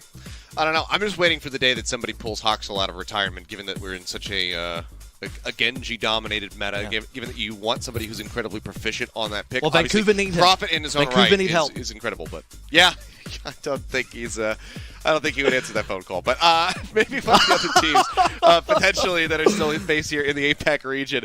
If they really want to get a Genji specialist, just throw a truckload of money at Hangzhou and get the man to come back in. I mean, and pound on the Genji. What team even needs? I feel like every team has a Genji player though. Like I'm struggling to, But do they have a Hangzhou level player? I guess. I don't know. They've all been pretty reasonable. Like even more unknown players like Becky or Valiant have been pretty decent, right? You have Jinmu, he's hot and cold, but on the Genji he's certainly on the hotter side. The four blades of Who Are You, Zest, Alpha Yi, and Choice of One. So I don't know. I don't really know who else is left in the equation after that. But and then Profit on Soul. So sadly, it does look pretty covered. Maybe another chance for Hangzhou. As I mentioned, Vancouver, they need some help right now. But we are going to go over to Colosseo. Not going to get baited by the Fit Sombra. No, we saw that in week 1. It didn't work. Seoul, no, it doesn't work. So it's not going to happen. And it is going to be Tracer Soldier for what it's worth. So there it is. I will say if Fitz does roll... No, he's not. But if he was going to roll out on a Sombra, that to me would be an indication of a read that they think Fate's playing Doom. But obviously, we're going to play Winston here. Interesting that both teams decide to play Winston, because as I said, Zarya has mostly overtaken this map. Well, out the gates, looking like maybe a little bit of a fountain clash here. Dynasty playing a little bit further back away from this, eyeing up the bot themselves as they wait for him to unlock. 10 seconds left to go for that, as the soldiers will just send some shots across, looking for straight connections, trying to build up towards those ever-important tack visors. Bot now going to be unlocked, gets the initial little push started here for the side of the Dragons. And immediately shifted back as we just go toe-to-toe. No one really committing in for any kind of fight yet. They haven't been able to poke and prod enough damage in for a full commit. Here we go. Fake's the first one that wants to pull that trigger. But again, it's a soft commit, right? He comes in, drops a bubble, then leaves again. So both teams still doing mostly poke. With Fate actually exiting with a jump, that might give Seoul the opportunity to walk up. Yep, and they have. A little bit of contest coming through, but there's the anti-ad from Mizuyaki, and Smurf will go down creative as well. Traded just moments before. The rest of the team now going to have to hightail it back. Fitz flying forward inside of his own healing field, trying to find presence here, make sure the bot is not going to be able to advance past the initial corner. That he does. That's going to be the first ultimate coming online, and Izuyaki, he's nearly on towards it Nano, one of the few times that Izuyaki's actually been ahead of creative so far in this particular series, but Profit looking for somebody on the back line. I mean, that will be a swing indeed, and that to me will be the first actual fight win. This initial 10 meters from Shanghai, not too much to write home about just yet. Yeah, not at all. Well, Pulse now going to be online. Profit was looking for a setup, but then has to dip away as he does get spotted. Now he's going to go back in, looks for the stick, can't quite get it though. Izuyaki going to be safe. Yeah, pulls away, but just a hair off there. Cannot quite make it happen. Lip now popping the tack visor, starts charging forward, looks for some targets. Both supports now on the side of the Dynasty have fallen. Fitz as well, going to join them in the grave as Lip cleans up 4 in the fight. Profit only now able to finally deal with him. He's keeping the bot held in place for just a little bit longer, but now it can start advancing yet again for the Dragons. Yeah, I don't agree with that Nano coming through from Fitz at all, unfortunately. He uses it after his Nano's expired, first and foremost, and then secondly, his team is white. Both the supports are dead. There's no chance he wins it. He would have to defeat Lip, who still has a Nano Visor running, as well as the rest of the Dragons. That's just going to be a wasted ultimate now. Sound Barrier available for Vindane, but also on board for Lee Jae-gon as well. Dragons currently hold the cards. Oh, Fleta. Oh, he somehow doesn't get the stick. Creative stays alive. Throws down the Bionade just to keep himself in the fight, make sure that he is nicely topped off and can get some good healing. All right, get him back in. Get him back in. Yeah, dropping the spaghetti just a little bit there. Both the Tracers unable to find their targets. Fate now pops the ult, instantly going to be greeted with a nap. Smurf as well, Primal is rolling for him. Sound Barrier comes down from the Dragons first. Now Vinham going to be matching. Fit trying to buy some space, goes charging forward. Spots Fleta in the back line. Lip going to be peeled though. And Smurf goes in, finds an elimination onto the enemy soldier 76. Dive comes through, peel is good yet again. Sleep Dart connecting onto Fate. Now they get the anti down onto him as well, as he is just got nowhere left to go. Will end up getting picked off, and it's a good one fight here for the side of the Dynasty, as they will go ahead and finally get this bot pushing forward. And without too much fanfare from the Shanghai Dragons 27-meter 0-1 push either, which means that Seoul should be able to overtake that in very few moments. With nearly 4 minutes expended, this is some of the lowest innings in terms of a drive from either team. You know, with 4 minutes, sometimes we've seen teams push checkpoints 60, 70 meters here. Combined, we've barely reached 50. Well, pulse bombs available yet again, and this time Prophet does not miss. He gets the stick onto Izayaki. That's going to be the nano out of the fray for a little bit longer. Here's Dynasty trying to take the lead. Stick in onto Smurf. Will just be able to shrug off that damage, though. Heavily armored up, gets some nice focus healing. Doesn't really take a scratch there. His Fate continues to try to play forward, tries to keep this contested. Eventually has to make his exit. Bot now charging forward. The lead there for the Seoul Dynasty, but it's still very slim margins. We'll see how far they can take this before the recontest comes back in. Izayaki wanted to save his nano as well. Maybe could have nano Fate there, but has to go for the nano visor. Would love to go for the nano visor. Lip and Fitz both getting kills here. Lip getting the better of him now, is looking for Vinheim. Puts quite a bit of damage down onto the enemy Lucio, but Vinheim will be able to survive for a little bit longer. Fleta pulling some, Prophet pulling some attention there. Turns Lip's sights away from the support, but Fate, he's got his eye on the prize. He's looking for Vinheim now for the finisher. Go ahead and clean up both. Lip, however, with the Helix Rockets will get the Lucio, and now the bot going to be shipped back over towards the opposite side of the map. Yeah, it's the second visor exchange that goes heavily in the way of Lip. Unfortunately, Fitz just can't quite get his feet on the ground here. Ironically called legs as the soldier, but the visor's just not really been that useful from Fitz. Lip has had his number, and just as the Seoul Dynasty take a minor lead over the Shanghai Dragons, could be going the other way around. Vindeg with the sound barrier to go in. Yep, now going to be matched by Lee Jae-gon, seeing the forward pressure coming in from the Dynasty. Creative on a little bit of fire, has to dip back. He goes into the corner, but Fate manages to find that kill all the same. Smurf can't quite peel well enough here for his supports, but does manage to find Izayaki. Now Fate going to be falling, and it's going to be the Dynasty winning out the fight. They get damn close, just 4 meters away from being able to tie this up, but the Dynasty get the team kill. And now they send the bot back over towards Dragon's side of the map. Yeah, both sound barriers exchanged there, but Seoul Dynasty on the back of that brilliant damage and to put a lot of members low. Smurf with the Primal as well. Back with their push. And they have 5 members up, importantly, so they're not waiting for any extra members respawning. We're down to about 2 minutes now, and yet no one's gotten past 40 meters. It's such a close game that, well, essentially anybody can do it. Prophet gets another stick on Izayaki. That he does, just for the delaying.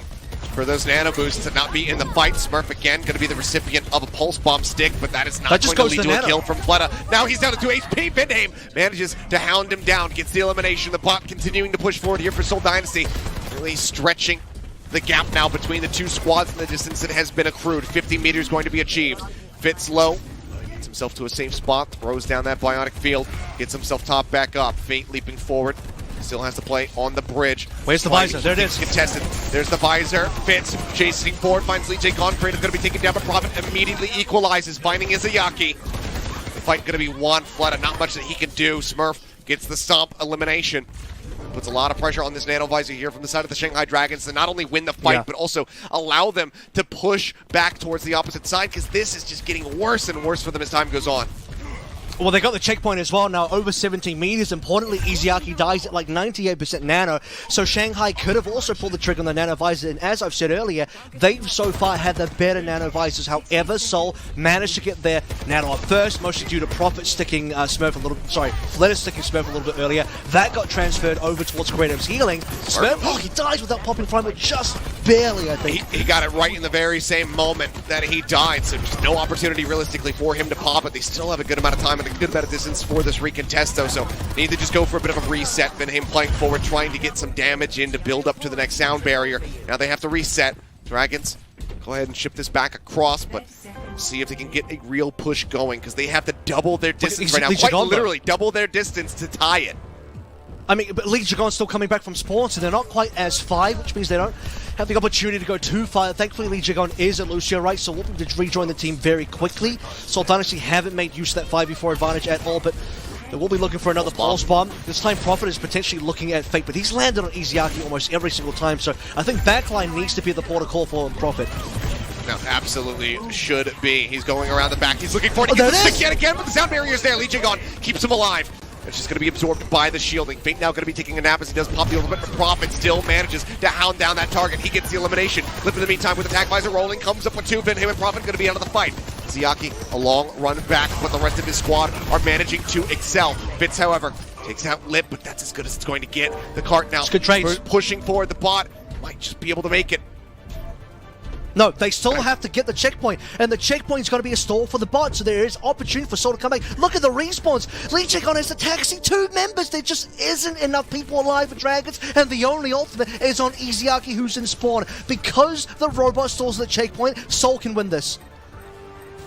They absolutely can, but it can still go either way. Everybody now arrives here from the side of the Shanghai Dragons, and Smurf is going to be dead. He tries to leap out, but it's far too late. Bionate down on the 2, Legion gone, and Lip both under fire, but he will get sleeping. Turning to the side, sleeping. catches him in the head. The sleep is there. Fitz now getting nanoed in the dying breath of Creative. He tries to offer up this victory to them, but he cannot make it happen. They will close it out in overtime. The Shanghai Dragons doing what so few teams have managed before them here on Colosseo. They get the push across, and they will stop the win streak that Dynasty have been on. 3-1. The victory here for the Dragons as they yet again manage to take down Dynasty.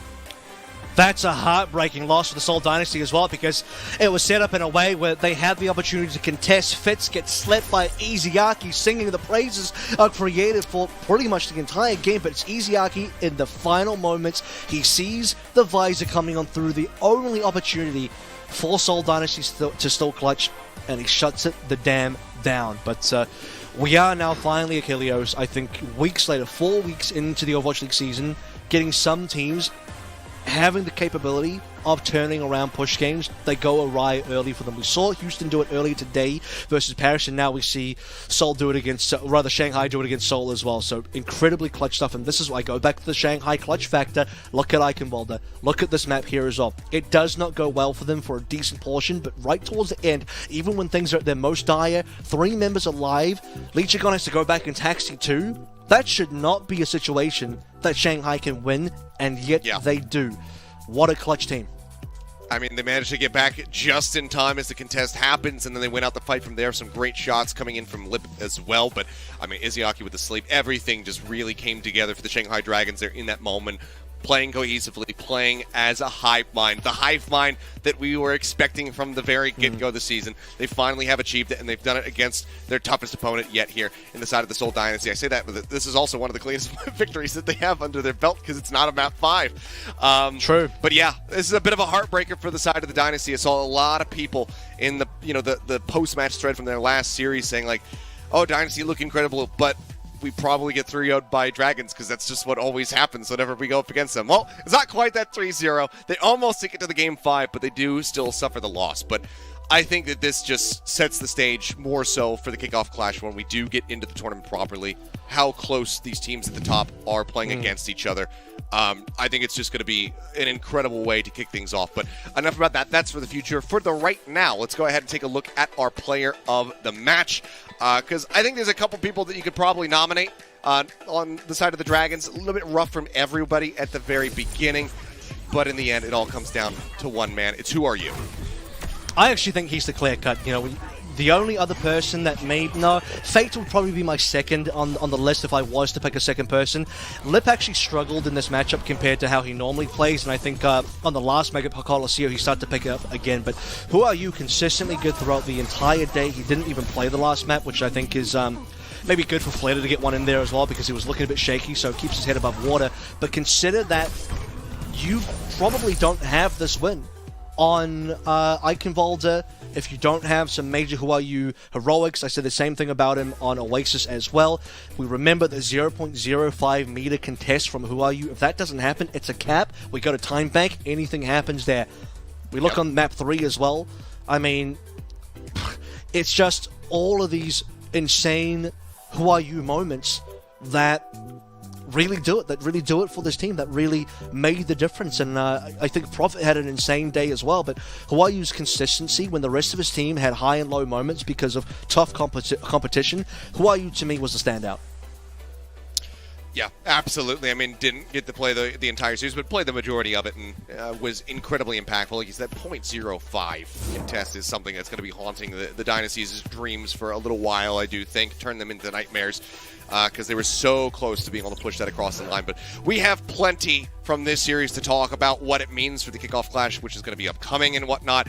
So we're going to need a little bit more time to discuss, myself and Avril. So we'll be back in a couple minutes, break down some more of the action here from our first series, and then we'll get ready to go into the second match of the day. So don't go anywhere, guys. We'll be back for a little chat in just a few.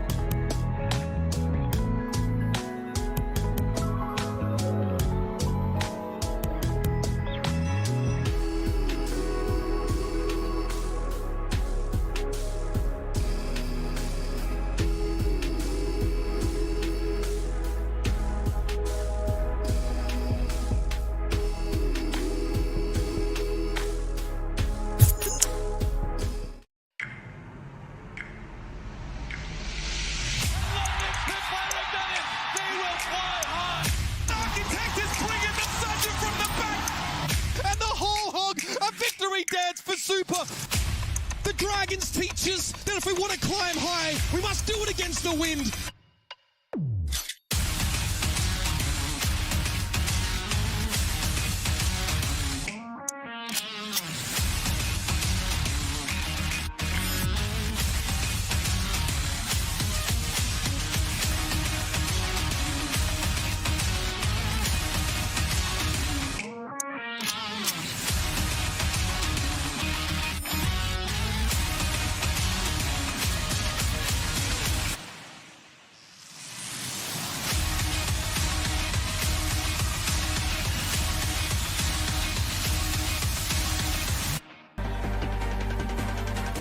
Welcome to Watch One Pre-Show. Zoe Schwind here, joined by Danny, Navy Dreams, Lim, Scott Costa Kennedy, and then we still got that dude in a box, Jonathan Dude in a box. Larson.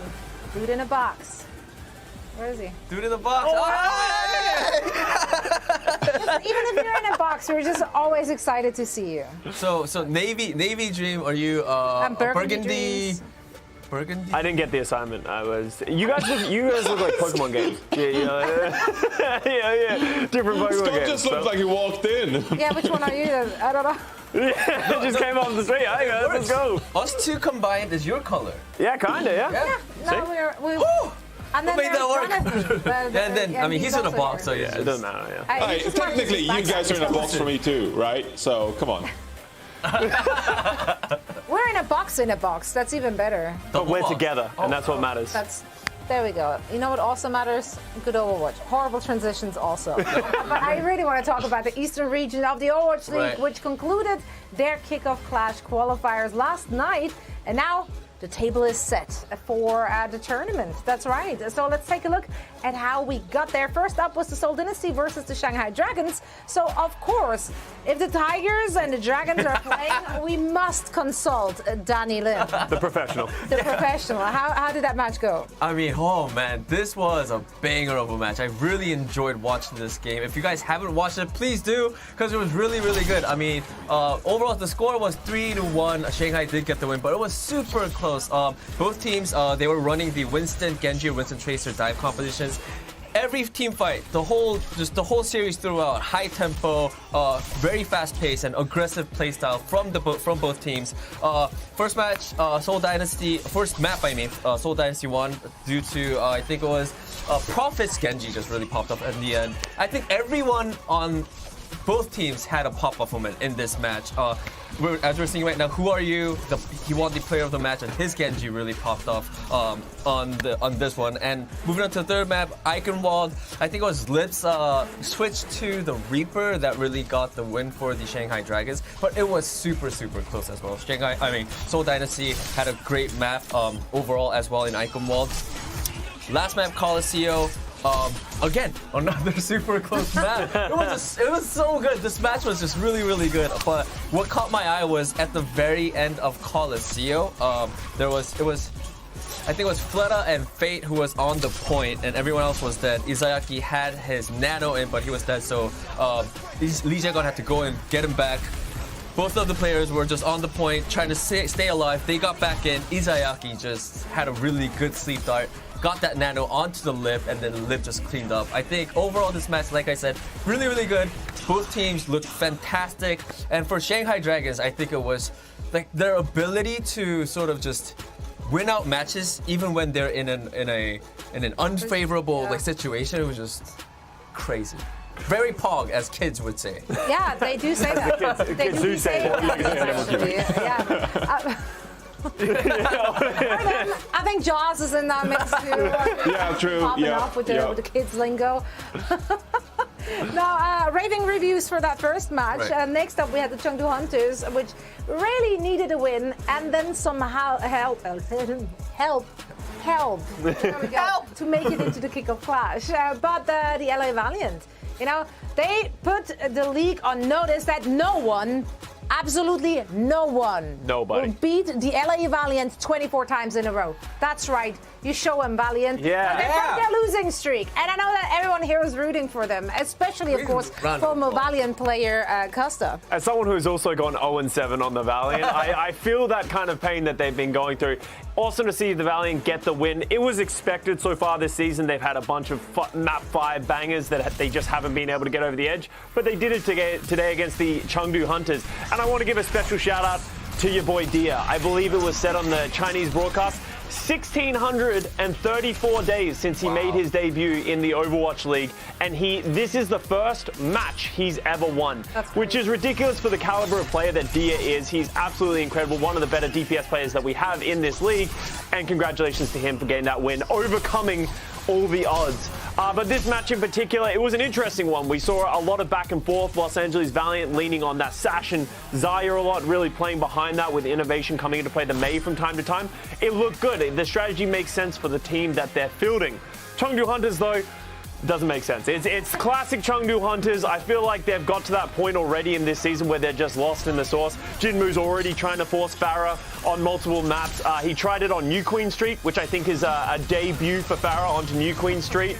Didn't work, as you can imagine. But hey, Jinmu, you can always keep trying. And I think that is the weakness of the Chengdu Hunters right now. When Jinmu is on that Genji and he's enabled by his team, it looks fine, and I think it is a good look for them.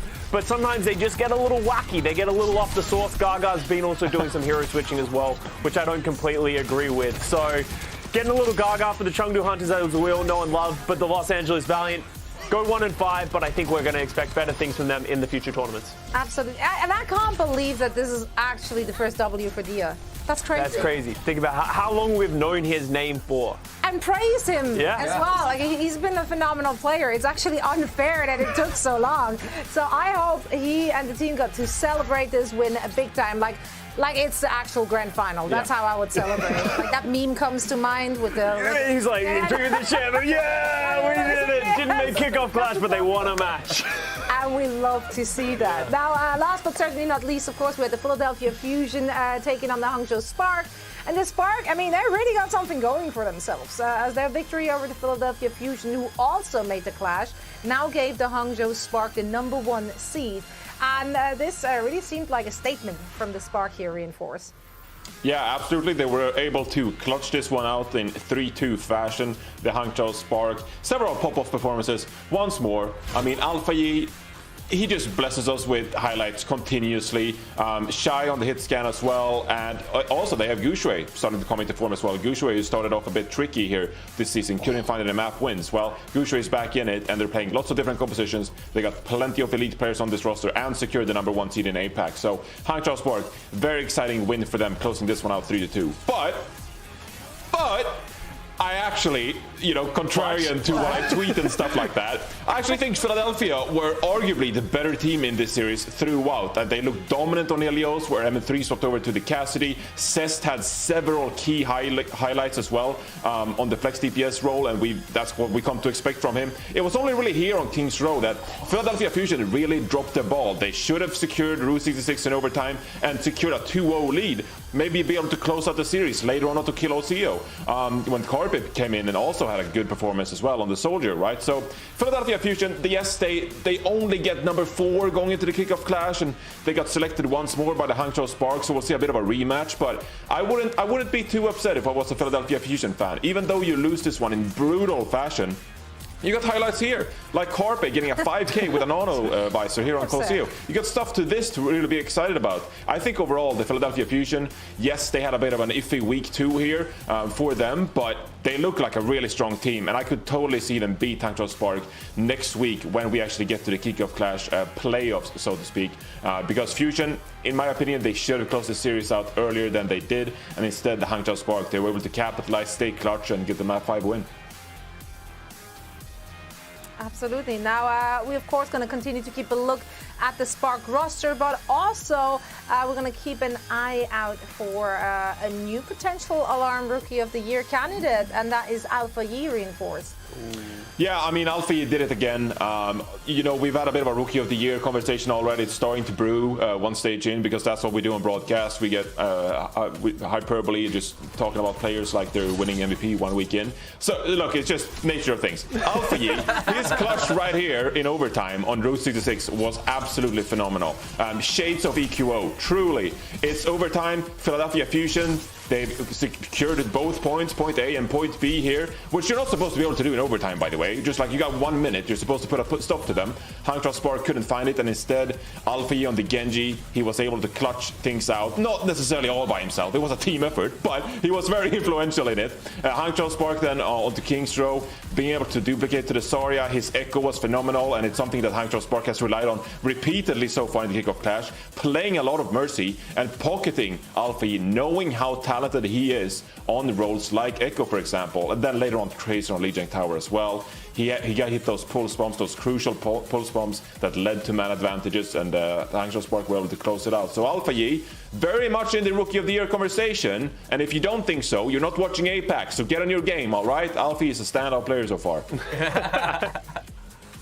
Absolutely. And if you miss the games, we're always here to, you know, give you the down low on everything that went down over in that region. And that region now concluded. So that means it is now time to look at the standings as well as how the bracket shaped up. So let's dive straight into that and discuss the potential we're going to see over on that side. Which are the big surprises for you here? I just want to talk about this. If I had to predict who of these 4 teams was going to go from 1 to 4, I don't think I could tell you. Philadelphia Fusion at number 4 seed could easily win it. They look to be one of the better teams in APAC. Shanghai Dragons last night, they had that redemption arc against Seoul Dynasty, who last weekend we thought were the best. Yeah. Hangzhou Spark, as Johnny just highlighted, incredible team. It could go anyway in this bracket. Yeah, and the first match there will be the Spark going up against the Fusion. And Spark actually did that by choice, so they wanted to run it back again. What do you make of that, Reinforce? I think it's pretty natural, honestly. I mean, Danny covered the Shanghai versus Seoul series already, and both of those teams look very scary. Like, I would not want to, like, selectively just, like, yeah, we can take down playoff profit. You know, we'll handle that. No big deal. And, you know, Lip really not someone who we're scared of. Don't really care for the Shanghai Dragons. What have they ever achieved as a franchise, right? So, no, very understandably, they go with the Philadelphia Fusion for the rematch, even though it might get a bit close. I'm hoping for a good match. Yeah, I mean, it was close in the first time. I hope for a close second time there as well. And all of that will happen, of course, next week. So we have to stick around for that. Now, this is how it looks like in the East. We're going to take a very short break. And then when we get back, we do have some final matches to be played in the West as well. So stay tuned.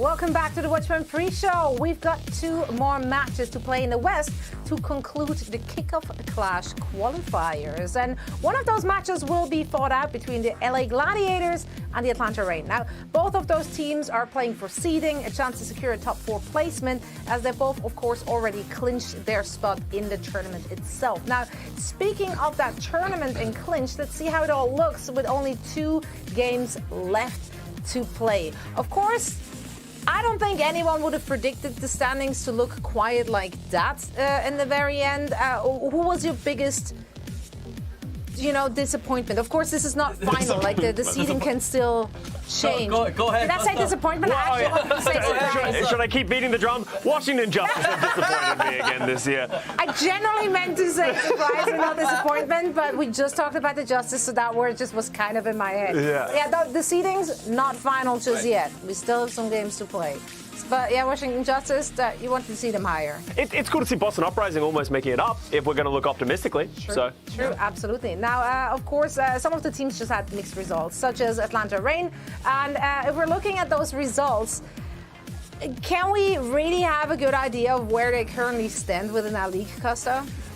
And I think that's like really the big question for me with the Atlanta Reign of like they are a good team and they have good players. They've looked good, but if you look at their schedule, they got that good win against the Florida Mayhem. And then their only other wins were against New York Excelsior and the Vancouver Titans, 2 teams heavily struggling so far in the Kickoff Clash. And then they lost to Washington Justice and just yesterday lost to the London Spitfire. So for me, it's not. We know that they've clinched in for the Kickoff Clash.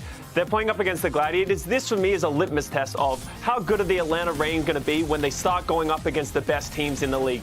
They're a dominant team. They have the players to be able to compete with them. But so far, they've shown, I don't even know what it is. Individual brilliance, but maybe not a collaboration as a team and a strategy and a structure as a team to play at this highest level, especially when they spent a lot of this Kickoff Clash playing Hawk on that Doomfist. So I just want to see some good play on the back of Gator. They're not playing against the chatty Ryan anymore. They're going to play stock standard against the Gladiators. I want to see what they have going for them. Absolutely. Now, if we're looking at the other side here, the Gladiators, I mean, they only really fell to the top dogs, I would say. But they did make history, unfortunately, as the only team in the Overwatch League to be reverse swept in a back-to-back series. Now, Danny, can they take comfort in the fact that they've only really lost to really, really good teams? I mean, I think so because I remember talking to Kevster after the match for the interview, and he did say, not only losing but getting reverse swept twice back to back did have, it was hard for them. But thankfully, look at their schedule. They did beat the London Spitfire and Chatty most recently. So hopefully their mentals are back to normal. That's a real victory. and not only that, if you look at their schedule and their wins and their losses, they only lost to 2 teams. They got reverse swept by 2 teams, and those 2 teams are top 2 seeded teams, Dallas Fuel and the San Francisco Sharks. So I think, yes, hopefully they could take comfort, and we know that Los Angeles Gladiators, they're not a bad team. They have been performing very, very good. And I think they got the individual skills, they got the teamwork down. I think I would say they were a bit unlucky. Unlucky. Just unlucky. I believe in the Los Angeles Gladiators. I think in the Kickoff Clash, I think they did seem like they wanted to get that revenge on those 2 that they got reverse swept by. So hopefully, yes, they're back in their glory. I think it's going to be okay for the Gladiators. Does that help you? That's a lot of hope and unlucky and... Yeah, but the lower third is right. The lower thirds never lie. It was quality losses, if you will. That's true. So we're going to roll with that for now until they prove us otherwise. Now, Atlanta, they may have lost their game yesterday, but I mean, if you had to pick one player in that series, Kai, he certainly tried his very hardest to carry the team to victory, and he did pop off on Hangzhou, on Soldier. So now the big question is, if we're looking at the opposition here, how would a Paddy fan Soldier stack up to that reinforce? Well, it's quite interesting because I think they have a bit of like different styles in that Padifan, he's very aggressive. He loves going for these flanks, and even dating back to like Thailand in 2018 in the World Cup and stuff, like Thailand was always like all out aggressiveness, just like going, as hard as you possibly can. I was about to say something bad.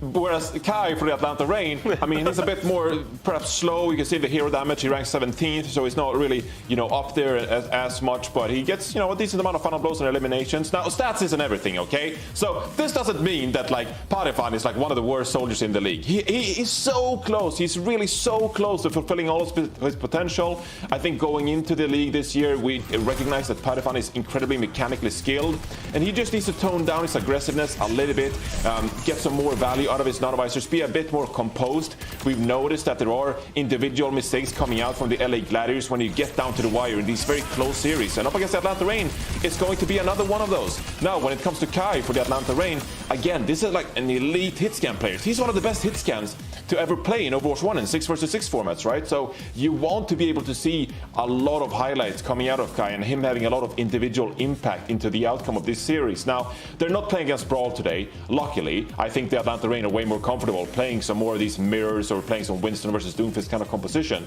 So maybe this is an opportunity for both Parifan and Kai to really prove that they are incredibly talented, because I don't think that any of us has really, sort of forgotten about them. We still very much value both of these players, and this is an opportunity for them to step up and really get a win for their team today.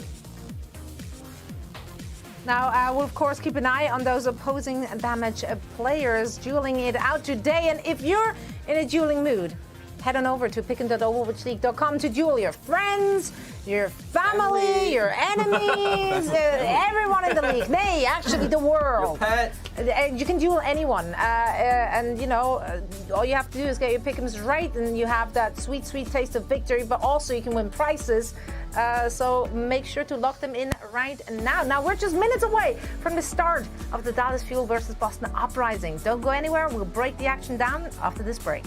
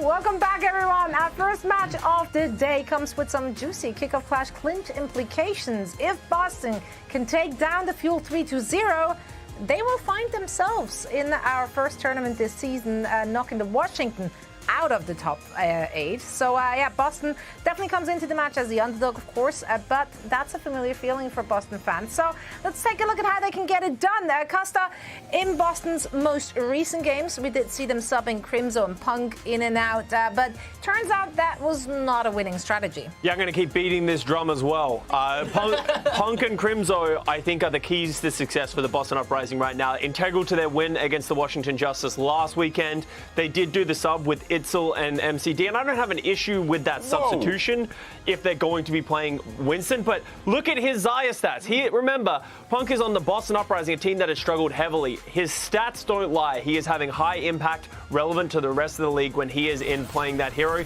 They should stand behind that. The only concern that I have with it, because obviously he's a great player, it got them over the Washington Justice. Today, they're going up against the Dallas Fuel. If anything, Punk just copied Hanbin. He's kind of like the Australian Hanbin in that aspect. So I'm a little worried. The Australian Hanbin. I said it. I'm standing by that as well, okay? If anything, I think he might struggle going up against who I think is the best Xayah in the world right now, Hanbin on the Dallas Fuel. Yeah, I mean, like you said, I don't want to be mean to Boston or anything, but yes, he is going up against Hanbin, and we've seen how good and just amazing he is on that Xayah, and even on the Winston as well. Here's a comparison. We were. Oh my God! Hey, now, come on. This was not necessary. Every category, yes, I know. I'm just saying. Here's my point. I just have one sentence. It is gonna be a difficult match for the Boston Uprising. They have to focus up, be consistent, and try to win as much teamfight as possible. But it is going to be a tough mountain to climb for Punk and the Boston Uprising. But Hanbin though. But Hanbin, yeah, that was my point. I was so impressed by Punk's stats, and then we watched it head-to-head with Hanbin. It's like, well. Look, everything looks different in different perspectives, so take it for what it is. It's also just numbers. You never know what player shows up today on the server, right? Numbers lie all the time. They do, unless we use them to make our specific points in the best, and obviously they're the word. Now, with all those bubbles and shields, of course, on the field, I am personally really looking for Edison to take advantage on his Reaper, and his Reaper popped off, okay? He's actually been so good on that hero, and this is where the numbers come in, where I really want to hammer them home. He's currently absolutely leading the pack of edgelords in our league with the first in hero damage, elimination, death blossom, efficiency, his third and final blows. And that's out of 12 players which have Reaper played more than 30 minutes so far. So Edison, he ain't messing around with his shooty guns, right? Yeah. So it's he's top notch, and he will make it work for his team. I have faith in Edison. Look at that. Yeah. Filthy. Absolutely. The synergy with Hanbin as well. They go hand in hand. The reason they've both been having so much success is because they've been working so well together. Absolutely. Now, reinforce Boston. They've made some changes recently. And usually with changes also come opportunities. So how has this roster been reshaping itself, if you will? Yeah, it deserves to be mentioned, of course, that Striker is no longer on the Boston Uprising after last week. Essentially, the statement came out saying that it was not a good fit for the Boston Uprising, but they say that he has lots of talent and they wish him the best of luck moving forward. So this has really opened the door for the other damaged players on the Boston Uprising, like Victoria, just promoted a rookie from Contenders, and also Valentine, who was on this roster last year and didn't have the greatest of seasons last year. So now it's really all on those two players to come through here and prove themselves in the Overwatch League. Valentine, he's been a bit streaky so far, inconsistency, sometimes he goes a bit over-aggressive, and if you look at the stats themselves, 2.5 Dragon Blade kills per 10 minutes, 0.9 efficiency, that's just not it from a Genji player. You want to see a bit more value coming out of those plates and trying to secure some of these fights more consistently. So Valentine, I'm just keeping my eye on him in this matchup and to come the rest of the season, because I generally do think that Valentine, a player like him, now he needs to step up, he needs to prove consistency and earn himself this slot in the Overwatch League once more. That is what is on the line for Valentine, so keep an eye on him and let's see if he can prove his talent once more here in the Overwatch League. Absolutely. And I mean, I understand that if you're a Boston fan, you're probably not super thrilled to be in this situation right now. Our fans don't like change. You know, it's always scary. But hey, you got to be happy that Boston Uprising, right now, they have their destiny in their own hands. Right. Win 3-0, and you're in. Easy. So, Easy, yeah. You know, the big question is, of course, does anyone have any belief in Beantown? That threw you off. Beantown. Boston is Beantown. known for their beans. Their Baked beans? Like Yeah. baked beans? Baked beans. I thought that was an English thing. Well, it's also a Boston thing, apparently. I don't know. I'm just lived in regurgitating Boston. other people's information I here. don't know if it's just, hey, I'm Fred! not surprised. However, which one you think could be the closer one? It has to Boston be the 3-0. Gladiators Atlanta Reign. Oh, sorry. Boston No, 3-0. Boston. I think 5% chance Boston 3-0 is the Dallas Fuel. I think that's a respectable Why number. is it 5, not 6? The math doesn't check out for 6. It has to be 5. I've difficult done all the numbers. calculations. Oh, you did? Yeah. I've seen the simulations. Okay. All right. Well, guys, we're ready to get in this. These are the last 2 matches for our Kickoff Clash qualifiers in the West. I'm super excited to see which teams are coming out on top and how this will impact our standings. So that's it for the Watchpoint pre-show. The 2022 Overwatch League Kickoff Clash qualifiers conclude today, and we start right now. Let's go.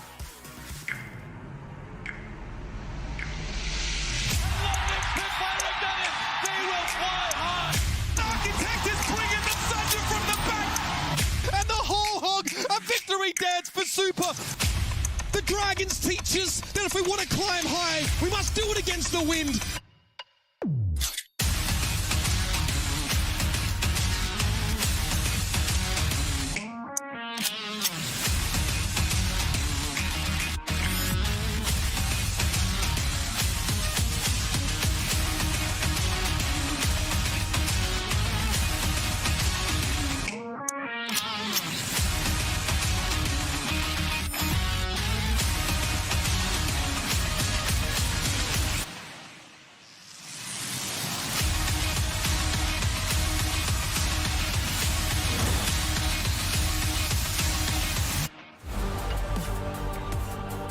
Here it is, the final day of the Kickoff Clash qualifiers. We've got 2 matches to go, and then we got a small break, and then we finally start the Kickoff Clash. I'm super excited to get into today. We have the Boston Uprising versus the Dallas Fuel. First up, Rose.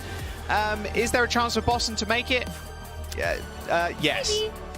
A very slim chance. They need a 3-0 We do. to get into the Kickoff Clash, and if they do, Washington are out. Yeah, I mean, even if they lose a single map, even if Boston loses a single map, they're probably out of the running mathematically. So a lot of high stakes and big pressure here on the Boston Uprising and their fans today. Yeah, massive stakes, and well, they're against the Dallas Fuel, so that's an upwards hill climb right there. And if the Dallas Fuel end up winning this match too, they do clinch 2nd seed, which is great. The higher the seed, the sooner you get to pick your opponent, so that's also a big benefit for them. Just winning the match is great. Like, they can go 3-2 and they can still clinch 2nd seed, so that's fantastic. Boston just need that 3-0. If the Dallas Fuel do win 2 maps in the series, so even if they do lose but win 2, they do clinch top 4. So there's an exceptional chance for them to just pick their opponent, which is great. But let's have a look at the starters. Who are we seeing today?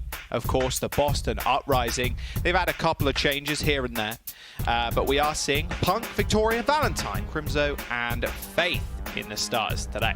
Yeah, this lineup is a successful one for the Boston Uprising, especially after all of the roster switch-ups that happened throughout multiple maps in each series.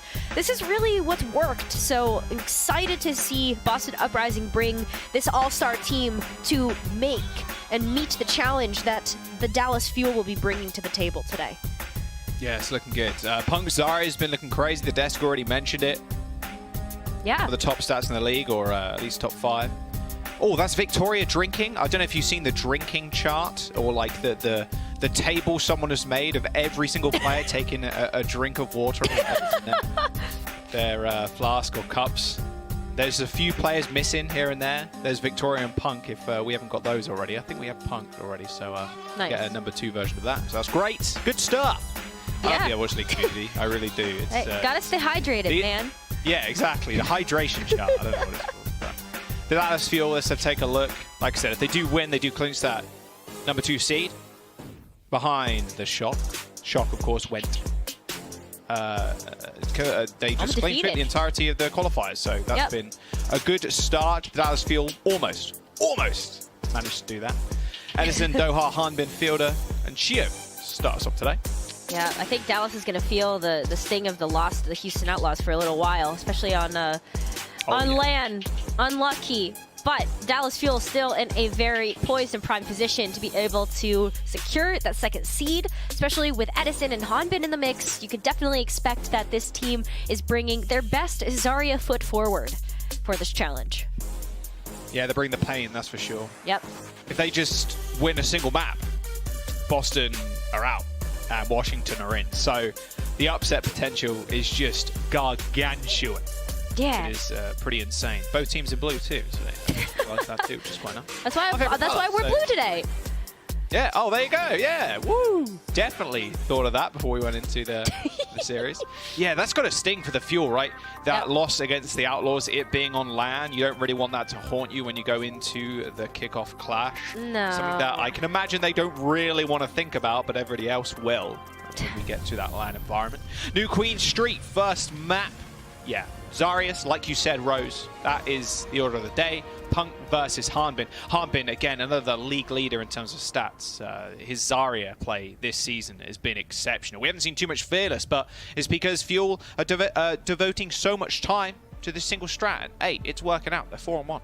Yeah, it absolutely has. And I feel like with Edison and Hanbin especially being able to just focus so much on their individual roles, you've got this really beautiful symmetry and also just synergy in between the Reaper and the Zarya that Fuel is able to cycle through those really nicely in the front line. So if Edison's up front, Hanbin donates over a bubble, and then they switch places. And so they constantly have someone in the front to be able to tank that damage, and Hanbin converts that over into lots and lots of charge. Lots of charge and lots of damage. We've seen a few crazy Zarya stats for the last couple of days, with Zarya just leading the whole game in terms of damage. Felt like when we started off seeing the Zarya comps, it was very much the Zarya maintaining a very low amount of charge, just hoping and praying that they can help their Reaper do the dirty business. Speaking of which, Hanbin, yeah, not quite so low on energy, about 60% with a full 2 spare. Make that 100. Crimso is extremely low. Valentine too. Boston Uprising under an immense amount of pressure. You don't really want to go around this side either. These Lucios could be quite deadly. We don't faith is good at that. Oh, Hanbin. Oh, dearie me. Can his DPS follow up? Maybe. Doha and Edison fight Punk and Valentine, so it was blood for blood. Hanbin right-clicked the wall there as he went down Rose to make sure the enemy Lucio did not get that ult charge. Pretty nice bit of tech. Very small, but could result in something massive. Although Fate is very far ahead in terms of energy right now, or ult charge right now. 80% versus Chio 65. That was really cool to see that elimination denial. It's actually quite cool, but I don't think it's making too big of a difference right now. Nice boot. Visor coming out from Doha. He's just running. They say, hey, you can go, we can go. That nano boost onto Valentine was booped away by Chio, and then Doha sped forward. That was all on Chio, helping Doha get those kills. They claim the first fight win, and look, payload's already going. And it took a little while for them to do this too, Jaws. You know, they were fighting over around the statue for a very long time. Now that robot is about to round that very first corner, making its way towards that first checkpoint. But sometimes that's what you gotta do. That objective is not always your objective. Sometimes it's just about winning the team fight, wherever that happens to be. Oh, that's super unlucky. Can someone say Victoria? He's going so low. That nade was so good. That healing station wasn't going to save you when you're glowing bright purple. Edison just running straight to the spawn. Punk and Victoria. What? They get melted, and the Dallas Fuel just continue their killing spree. The Boston Uprising, they need to find a foot in this game, Rose. Remember, like I said, if they lose a map, they are out and they do not get to go to the kickoff clash. Yeah, I mean, maybe that's why Faith ended up popping the sound barrier, but it looked so late. It didn't save anybody except allow Crimso and Faith to really just back off of the fight. Everyone else had already gone down on the Boston Uprising, and now this robot has secured that first checkpoint. Oh, Valentine just hit him from the back. Oh, dearie me. But this is the point where you want to be in if you're the Fuel, to be fair. You have that checkpoint. You have the forward spawns. Yep. Boston Uprising used a lot in that fight. Not only did they use that Visor, they used the Death Blossom. They've got grab for the next fight, though. Yeah, the grab is good. You're not going to be able to pair it with much except for the anti-nade from Crimzo, but that might be enough, to be very fair. But we will have to see this robot make a bit more progress. Dallas Fuel, though, already able to meet Boston Uprising here in the mid. Yeah, oh my god, does Doha know Crimzo was around that corner? Crimzo maybe going for a cheeky off angle. No, he's going to go back to the stairs to join Zarya. And Hanbin's already on top of that robot, making sure they can't push it. Nice Graviton Surge. Hanbin has got one bubble, and it's going to be enough. A nice nade from Fielder and a Nano on top. Make sure Hanbin survives. Return Nano onto Punk. Now Hanbin's getting chased down. One bubble gone, and now Hanbin's life to follow. The Dallas Fuel have lost their tank player, but the Boston Uprising still struggling to put pressure on these DPS players. Edison and Doha are nearing ults of their own, so they're going to be able to stall out for a fair amount of time. Remember, everybody on the Dallas Fuel, or in fact, the DPS in this match, they're quite sustainable, Rose. Healing Nation and Edison just being Reaper. Yeah, the lifesteal has been super impactful as well, to see these Reapers stay alive, and especially just play towards the front line. But Boston Uprising are still walking up a mountain, Jaws, without a whole lot of support here. Dallas Fuel are coming back real strong with his tactical visor. Another nice boot from Faith, booping the rest of the Dallas Fuel away from killing Valentine, but that does not stop them whatsoever. The visor gets pulled, Valentine dies, and the Dallas Fuel still have 2 ultimates in their back pockets if they need them, but the Boston Uprising choosing to invest this sound barrier to try and find something, but the Dallas Fuel just return in kind. And now Punk is the main target, Edison's right on top of him, the Death Blossom rings out, and the Boston Uprising are completely split. The Dallas Fuel regain control again. Hanbin in a little bit of trouble. Was found out quite quickly there by Valentine, but Edison killed Victoria. So Dallas Fuel once again coming out on top. These scrappy fights, Rose, are always going the Fuel's way. They are, and that's the second time also we've seen Hanbin eliminate himself in the kill feed. That's actually very impressive. I'm just kind of saying, like, no. It's my fault. You're not taking me down with you. But look at this, Dallas Fuel, despite the efforts of the Boston Uprising, are still putting on the pressure. Nice grab onto Punk. The Nano from Crimzo did hit Punk, but he was antied, so didn't get that extra HP to help him survive. Fielder and Shio end up finding kills, and again, the Boston Uprising just kind of folding like a lawn chair on a hot summer's day. It's not going great. I mean, the Boston Uprising need to find a foot in this game. And look, 70 meters on the board and 2 minutes remaining. Yeah, it's not looking good for the Boston Uprising right now. They are able to come back with the grab. Death Blossom on top of it. Grab. Yeah, okay, nice grab. I don't think you need it, yeah? You do not. Cool. Nade onto the grab, and Victoria just shooting into it, chucking out the Helix rockets. Okay, Boston Uprising. Not too bad, but still, you need to get it so far, Rose. It's very assailable, it feels like, when Dallas Fuel have these forward spawns. Yeah, this is not an easy one. This is not an easy one for the Boston Uprising. They're able to at least move the robot back towards the barricade, but Dallas Fuel are already out of spawn because of this closer respawn point. And so they're getting back into the fight faster. Doha already has the tactical visor. Crimzo's down. Well, Valentine does hit him with it, but yeah, Crimzo dies super early to Edison. You can't let that happen. Or at least they trade, but still a lot of healing in the back pocket. Hanbin, he has to play safe as Victoria used that visor. No missing with that ult.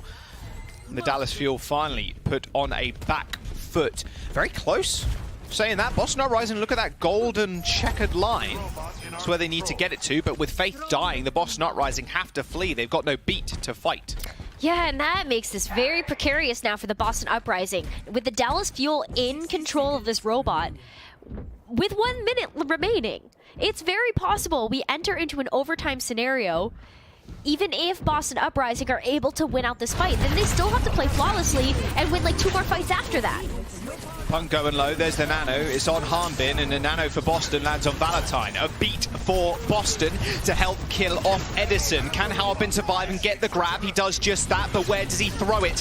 He is in a little bit of trouble, but the nades from Fielder just keep on coming. Hanbin is 100% charge and 100% HP most of this fight. Unfortunately for the rest of the Fuel, still not quite a similar story as Victoria from the side is just picking each individual member off. The Boston Uprising, they have 10 seconds to go. They need to win this next fight. If they don't, it is it for their chances at the kickoff clash. At least they have the Graviton Surge. That worked out for them last time with Crimzo throwing the anti-nade on top of it, but they've got to strike first. Early grab, in fact, two of them straight on top of each other, and a very easy nade from Fielder to kill off Punk. Fielder does die in the thick of it, but that doesn't stop the Dallas Fuel from running straight towards them. Victoria putting the Boston Uprising on his back right now, has got a tactical visor in a couple of seconds. Another kill for Victoria. He's the only one left on the payload. It is Chio finishing off the Boston Uprising. They're going to let the payload roll, and the Dallas Fuel take the map and stop the Boston Uprising from getting the kickoff clash. Just like that, Dallas Fuel well on their way to securing that top 4 spot. They just need to win 2 maps. So that's still on the table. That's the next storyline that we've got to see come to fruition here today. Yeah, I mean, they need to win 2 maps to clinch the top 4 seed. They got 1 under their belt. They win the series, they get 2nd seed guaranteed. Can Boston bite back? Can they be a slight upset for the Fuel? We'll have to wait and see. We've got Dorado, an escort map, coming up after this.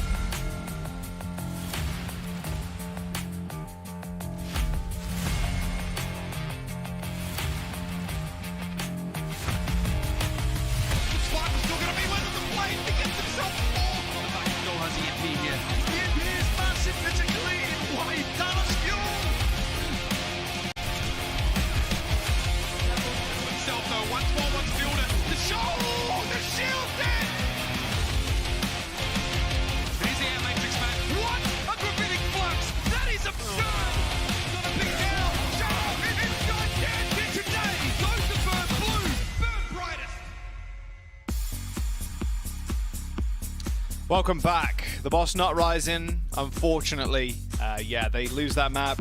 Their chance to kick off Clash diminished to 0. Now, the Dallas Fuel, they're still fighting for placing right now, which is great. True. They've won one map, they win the next one, they guarantee themselves top 4, which means they get to choose their opponent. But if they win today's series, they get number 2 seed. So, great. Good stuff. Straight after the Shock. So, Shock get to choose first, and then you have the Dallas Fuel choosing. We do have a selection show a little bit later on today, so you're not going to want to miss that. There's always a lot of BM here and there, so always fun to watch. I'm excited about the smack talk, especially right before the kickoff clash. First tournament of the year.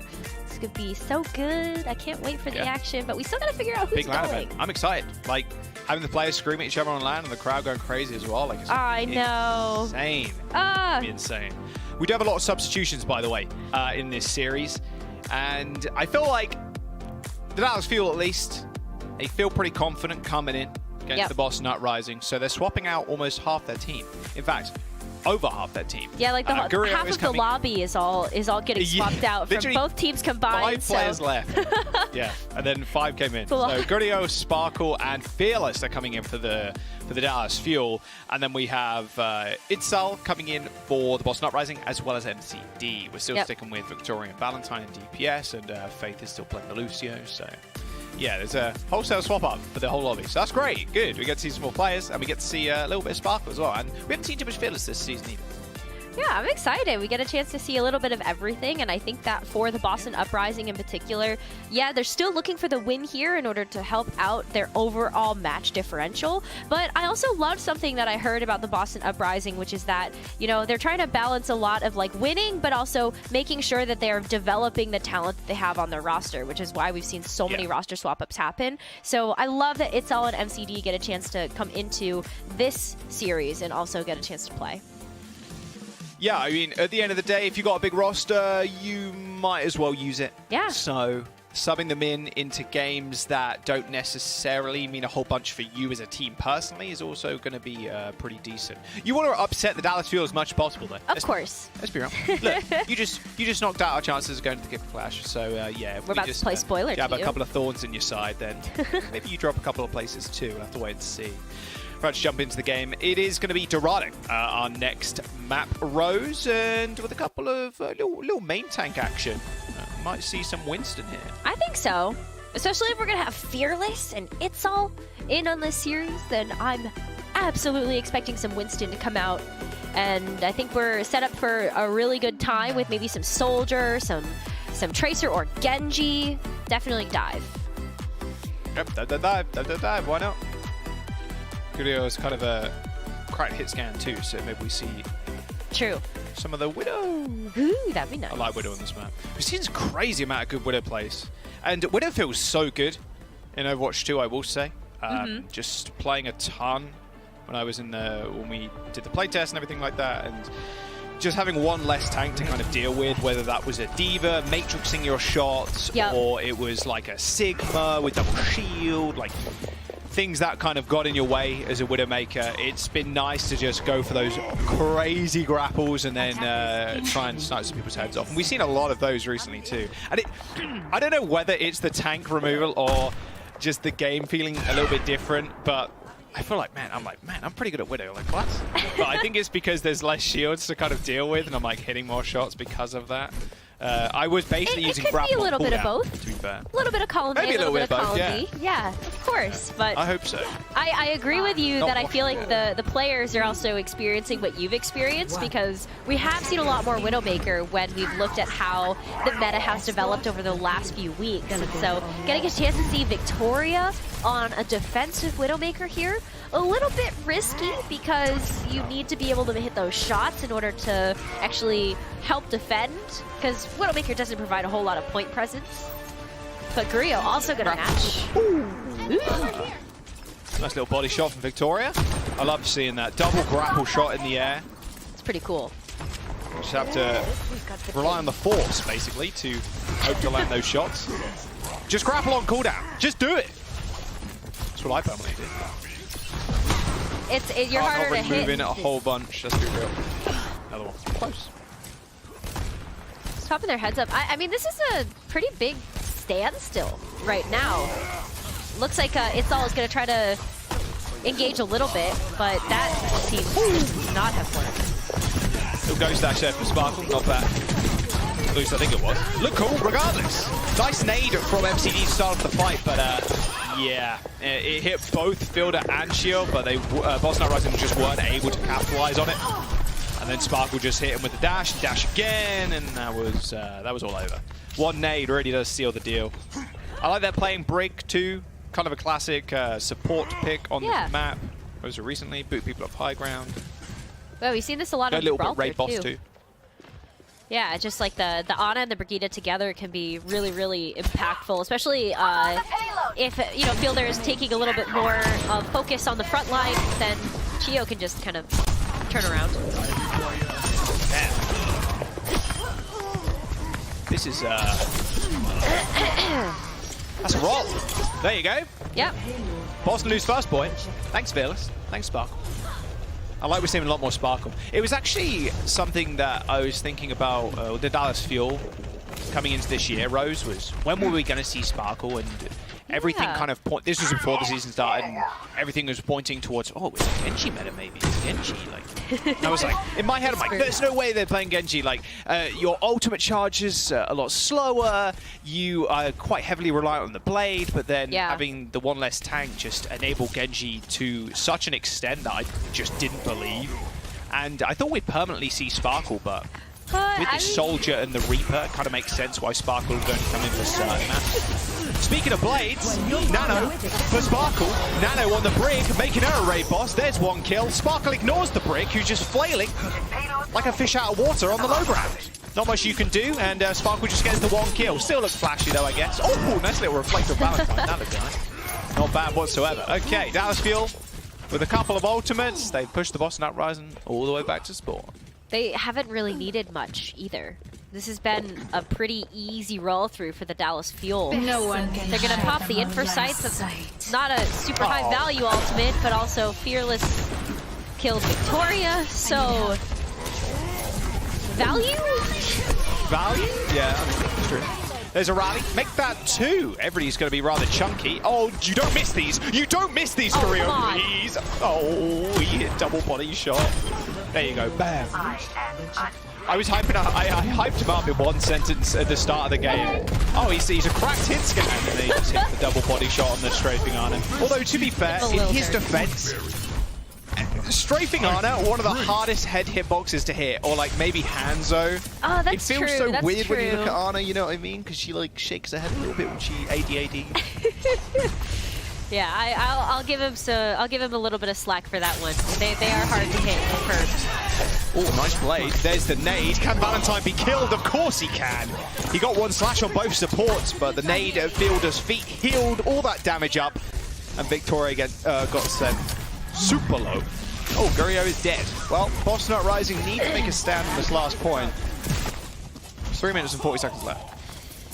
Well, it comes down to Victoria actually hitting some good shots here, just stopping Dallas Fuel from coming in at all if you're up at a player advantage. It's not really happening right now, though. I mean, they've been a bit muted. Oh, I was saying that. Fielder does die to a headshot. Quick retreat for the Fuel. Don't think they want to go all too far. Oh, Victoria, okay. Hit Gurio. Nice. It's out just pushing the rest of the team back. Give Victoria some space. Bit more difficult to play the Widow on the offense here, Rose. Only a couple of places to enter the point. Yep. And I feel like Boston Uprising right now on their defense are actually doing a really good job of shutting down those entry points. Kind of forcing the Dallas Fuel to come to them. But maybe this will help too. The sights being popped by Victoria at least gives them a bit of a certainty where the Dallas Fuel are coming from. Gurio, look how far he's playing back. Just playing back in glass. Yeah, rather slow pace. I mean, ideally you don't want to peek Victoria right when he has the sights up. Sparkle blade though. There's the Nano, pulls the blade. Victoria's the target. 1/2. There's another one for Sparkle. Should be an easy cleanup. Make that a triple kill. The blade was pulled and the damage was done. The Dallas Fuel, they're getting the payload on the run. look at how Fearless is able to just walk up to the spawn as well, knowing that he's got the confidence of the Primal Rage behind him. Should be able to pop that, juggle Boston Uprising away so they can push this payload in. Yep, now they've got a nano onto itself. Although, look, he's just getting kited. This is so sad. This is so sad. Oh, Fearless, unlucky. Nice little sleep. Nice little headshot. But a nice little cap from the Dallas Fuel. Whoops-a-daisy. Widow's popping off in the last final seconds there. That was great to see, but unfortunately the payload got capped. Minute and 47 seconds in the time bank. I realized I definitely could have said that line better. I'm like, well, Boston Uprising are technically on the run. I guess the payload's not running anywhere. It's just rolling, but it wouldn't rhyme otherwise. But what about like the old refrigerator thing? The old... Yeah. What? Did you your refrigerator's running? Well, then you better go catch it. Go catch the payload. Oh my god. Okay. What? I don't know. I've never heard that. Is your payload running? Well, then you better go catch it. You better go catch. I mean, yeah, okay. I've never heard that refrigerator joke in my life. And I can't speak text for a year. Like, jeez. Well, today you learned. Today I learned. Very old joke. It's a very dad joke, but I like it. I think dad jokes are back in. Thoughts? They're in. Yeah. Dad jokes are in. I mean, Johnny's been trying to bring back the dad look for a little while. Well, but then he stopped. What happened to that? What happened to Dad Johnny? I don't know. Like the turtlenecks, just only wearing turtlenecks. What happened to that? Disappointed. I'm actually really disappointed in that too. Now that you've brought that up, like I can't unsee it. Yeah. So like I'm sad because I miss it. Well, there was also a sketch, I believe it was last year, where I remember Scott wearing the mustache. And I think it was Johnny as well, wearing the mustache, and they did a detective thing, which was pretty cool. And I was like, man, Johnny really does just look like a dad with the mustache and the big jacket.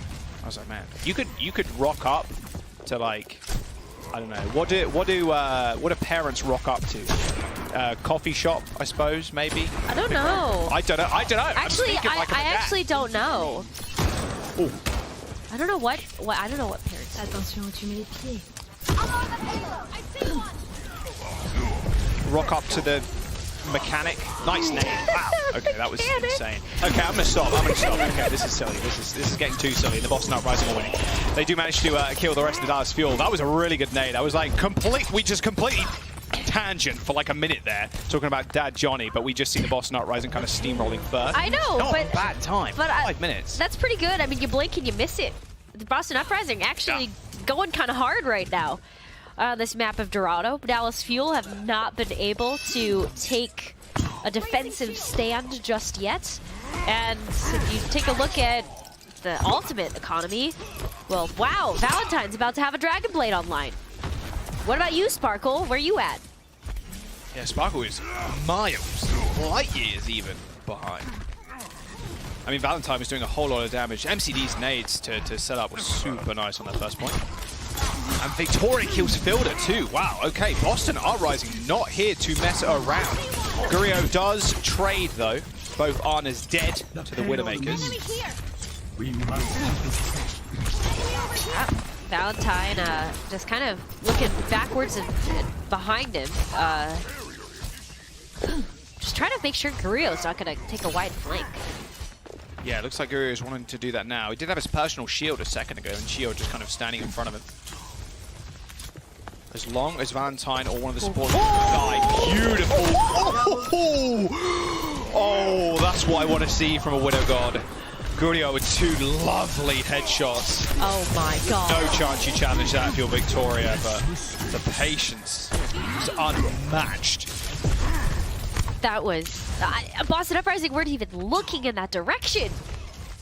And this was all after we saw Valentine doing a little bit of peeking to see if Gurio was actually going to be in that Yeah, they just lost track angle. of Gurio, like, quite clearly, right? I mean, Yeah. I'm not sure they knew 100% where he was. Personne Now they will. n'échappe à mes Both regards. sides activated. Yeah. Both nano blades coming up soon too. Spark was 15% away. Yeah, but Boston Uprising could hit it first. And if they're able to... Oh, yeah, there we go. There we go. There's the nano on Valentine. The blade yet to be pulled. You want to do it. That damage boost doesn't really help you secure kills. We've seen normal blades not get a whole bunch this season already. Fielder going pretty low. Sparkle killing Victoria off on the sidelines. The rally comes out from Chio to make sure Fearless and Fielder stay alive. Chio, however, has been pushed back by Itzhao to his spawn. Sparkle also in a lot of trouble. Itzhao's primal rage there was kind of nasty. Valentine finds one with the normal blade, but Chio with the damage boosted swing from that nano boost claims another life. That makes crushing his skull. Another rally, this time it's on Faith. Boston Uprising still marching onward. Dallas Fuel don't have a nano for this blade. Sparkle's going to have to do this one alone.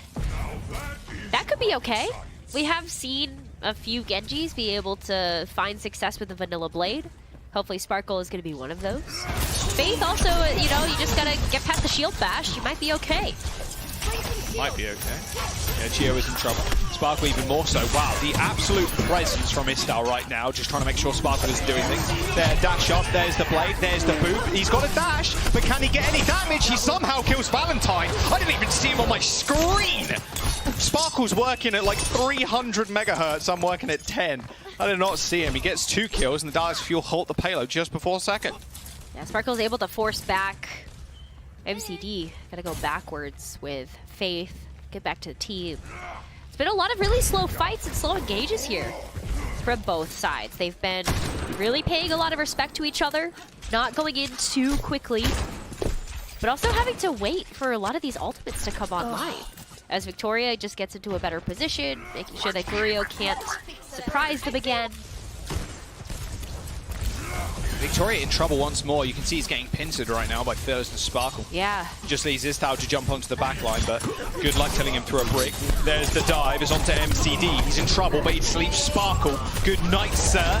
Faith ends up claiming that kill, and with Itzo using that primal rage, just bashing everybody around. Gurio has no chance against the Raging Monkey. And now, with 1 minute to go, the Boston Uprising finally putting the payload in. The Dallas Fuel kind of struggling there at the very end. They tried to make the dive onto MCD work, but the primal rage from Itzao actually did a whole lot more than both Sparkle and Fearless going for that dive. Yeah, that was a really big way to just disrupt the front line of the Dallas Fuel. Now they've got to go backwards as Boston Uprising have unlocked this third and final point. Sights getting traded across the board, so not a whole lot of room to hide from either team. But there's still 2 minutes remaining. I mean, Boston very well could push this all the way in if they're able to capitalize on this nano boost and, of course, the rally from Faith.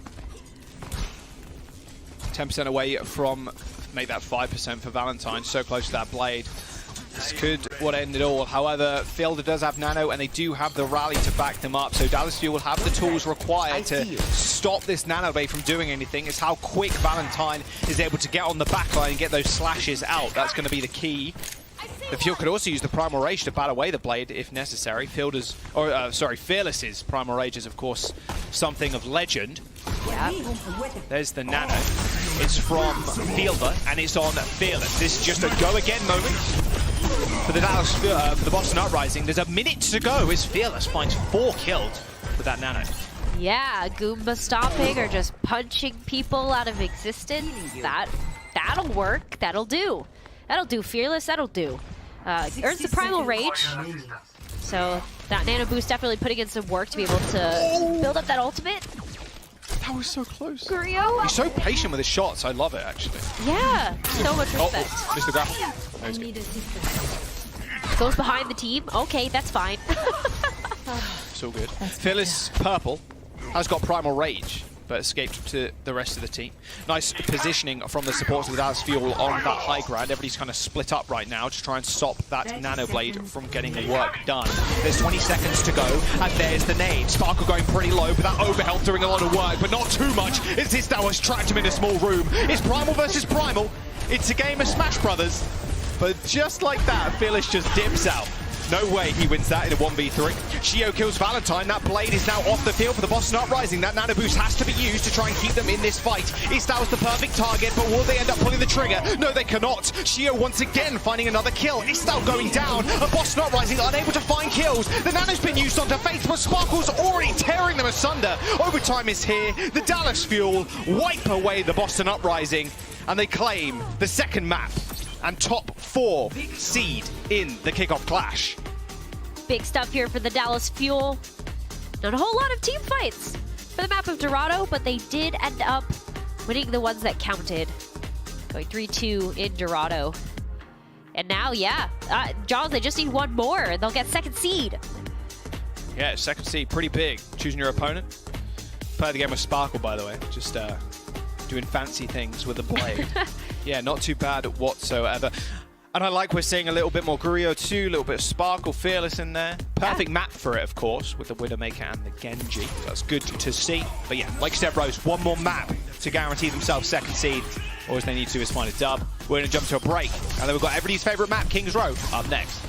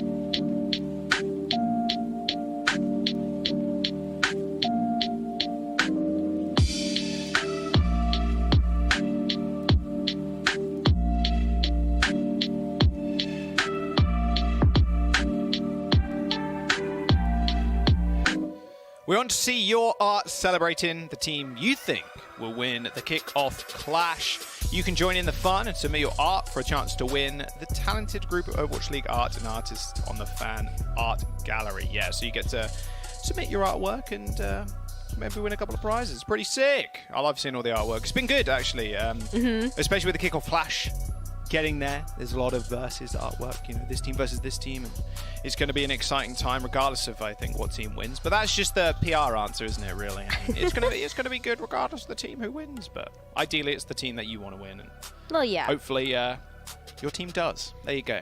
Just trying to please everybody, Rose. Just trying to please everybody. The Dallas Fuel, they guarantee themselves a top 4 spot now, so they get to choose their opponent. But if they win the next one, they don't get to choose if they're 4th. So, okay, so bam, they get to choose their opponent 2nd. So great. There you go. There's a nice little sum up for you. A couple of substitutions as well. Yeah, we're going back to basics here. We've got the starting lineups for both of the teams in. We've got Punk and Crimzo. Okay, maybe just me. All right. Nope. Hi. Maybe. I wasn't talking to you. Yeah, I was talking to the stream, but not to you. Sorry. Oh, the stream is more important. Oh, okay, that's reasonable. That's fine. No, but yeah, we're going back to basics. We've got both of our starting lineups back in. Hanbin in for Fearless. We've got Doha and Edison in for the DPS lineup of the Dallas Fuel as well. And we've also got Punk and Crimzo coming back into the roster for the Boston Uprising. So we did the whole half lobby swap again in between both of these maps. Yeah, it's just more Zarya play, I think. I think that's the name of the game. King's Row is the map. We're jumping in. One more map away for Dallas Fuel to take it home. Yeah, they've got it. 3-0. Well, I also like that we're going to King's Row when we've got Punk and Hanbin back in the rosters because, Jaws, we're going to see more Zarya. We're going to see more Reaper Zarya coming in here. Yeah, it's definitely a good training regime, I think, for Punk. Going up against one of the world's best in Hanbin. It's been looking great, but Punk's been no slouch either. I mean, his stats, the desk looked at him a little bit earlier on. Like, he's top 4 in some of those. Oh, but they did it. And energy uptime and stuff like that. They did him a little dirty, because you look at Punk and they're like, oh, wow, Punk's so good. And then you look at the versus screen between Punk and Hanbin, and you're like, well, I'd pick Hanbin to be my fighter after looking at that. That was unlucky, really. But no, Punk is still rough. very, very good, Zarya. That's okay. It's all good. Yeah, make sure you tune in after today's matches for the selection show. Going to be a whole lot of BM, a whole lot of trash talk. It's going to be a good time. And you know Shock's first, so they're going to be talking the most trash. Always good. Maybe. But, always good. You know. Yeah, but the Dallas Fuel don't want just a top 4. They want that 2nd seed. Jaws, they don't get the pick if they go 4th. Like, you just get the whatever's left. Whatever's left, yeah. Not the perfect position for you to be in. All right, Mirror Cops. King's Row. Dallas attacking. Looking for that clean sweep, that 3-0.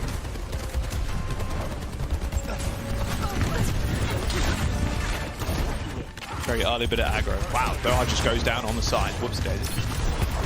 Whoops-a-daisy. A quick go again, maybe. Yep. There's just there's a lot of respect paid to these teams, too.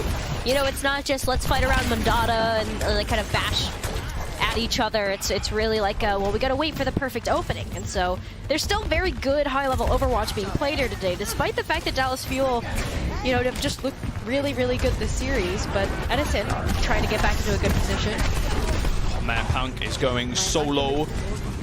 Nice little raid format there from Edison.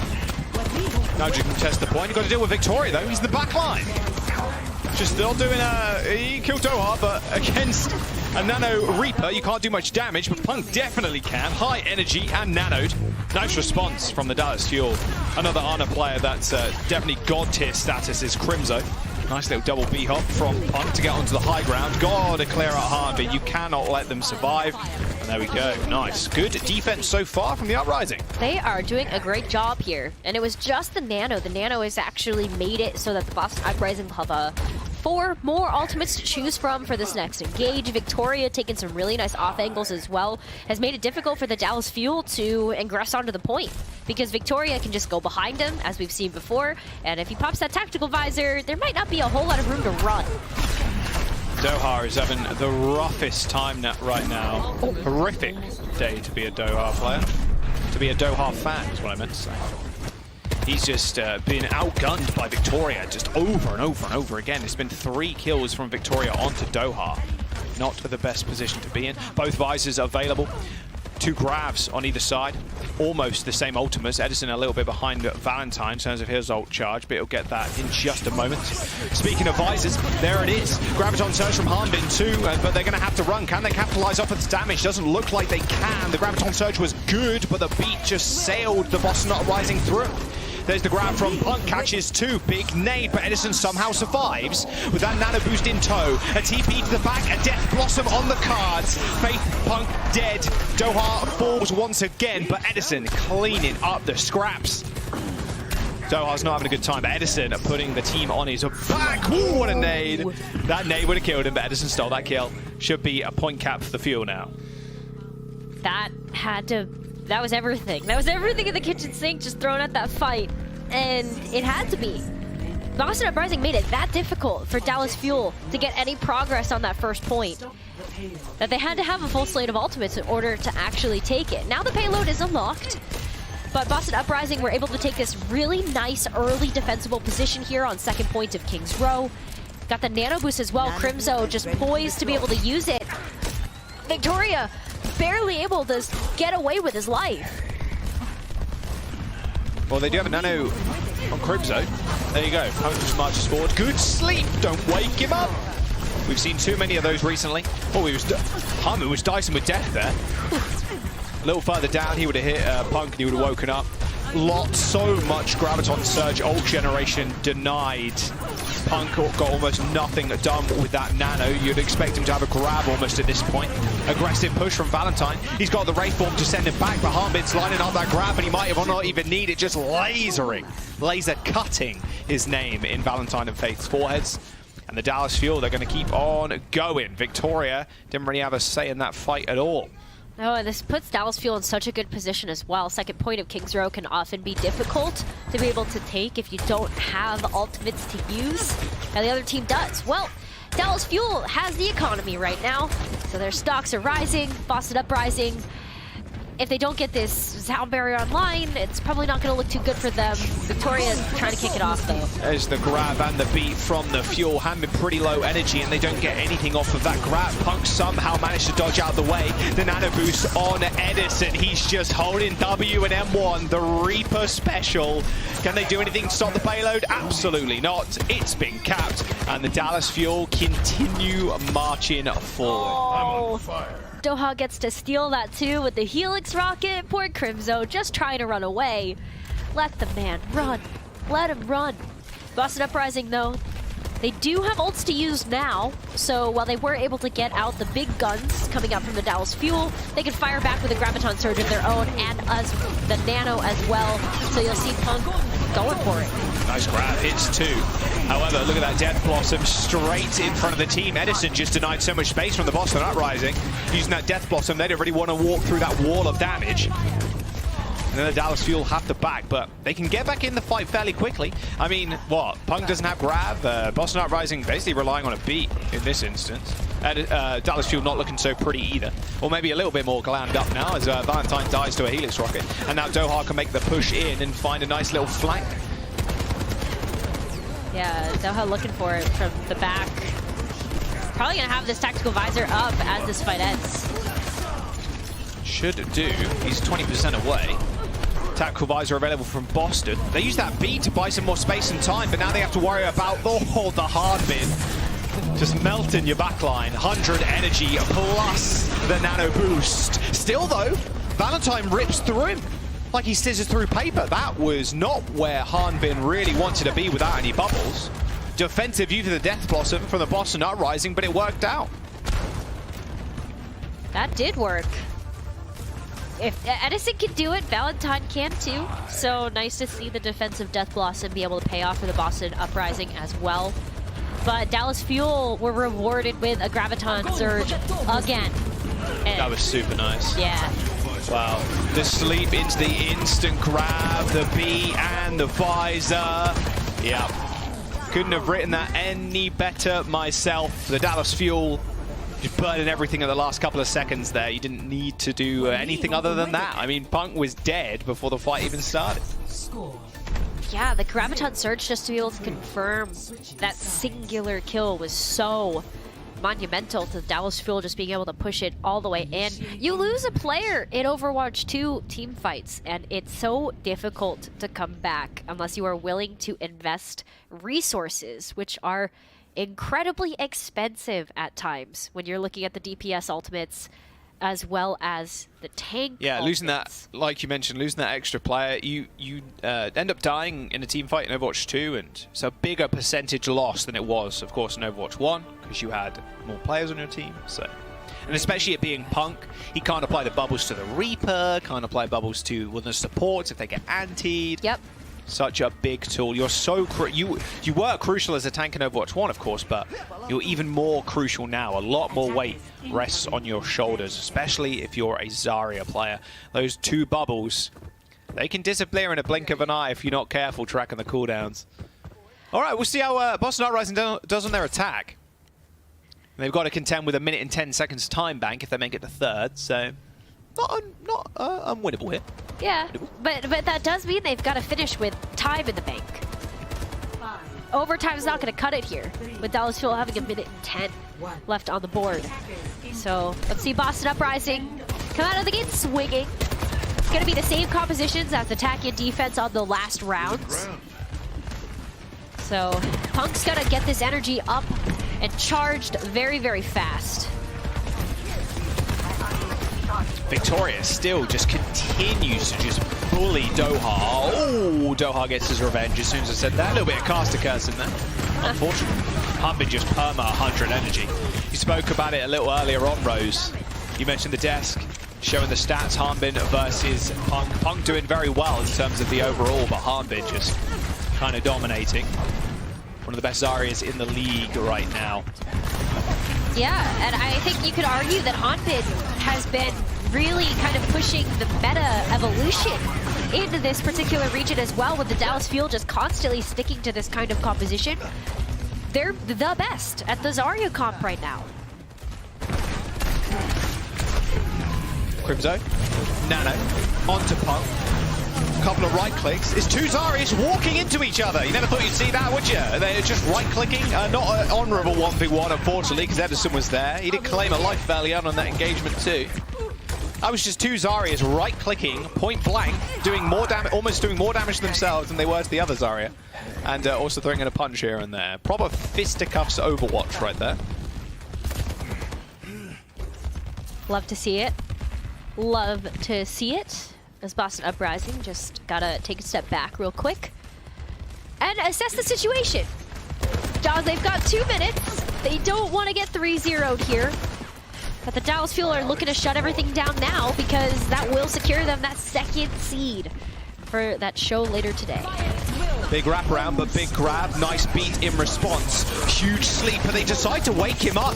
The damage mitigation from the nano boost was still on Valentine. Luckily enough, though, Doha used the visor. Victoria's not there to shut him down. Faith dies, no speed boost. Boston Uprising can't escape. That looks almost disastrous for Edison. You saw everybody kind of looking towards Valentine. Yep. He's damaged, but he's nano boosted on the floor. You can't really one-shot him when he has the nano boost on him. But they still got away with it. Yeah, Dallas Fuel are just going to keep holding strong here. 1.5 minutes left, and Boston just had to use a lot of ultimates. They're going to have to rely on this Graviton Surge and this Death Blossom to be able to take any control of this first point. Punk's got one bubble to boots. Hanbin, he's looking for him. He's got that grab, he's lining it up, he shoots, doesn't quite score. Hanbin with the Omega pocket. Oh my word. A bubble, a nano, a nade on top of him. The nano's gonna run out and Punk is gonna get slept again. Fielder kind of dominating with these sleeps right now. Every single target that gets landed on the Boston Uprising is surely sent to Cloud9. everybody on the Dallas Fuel right now has been popping off in their respective roles.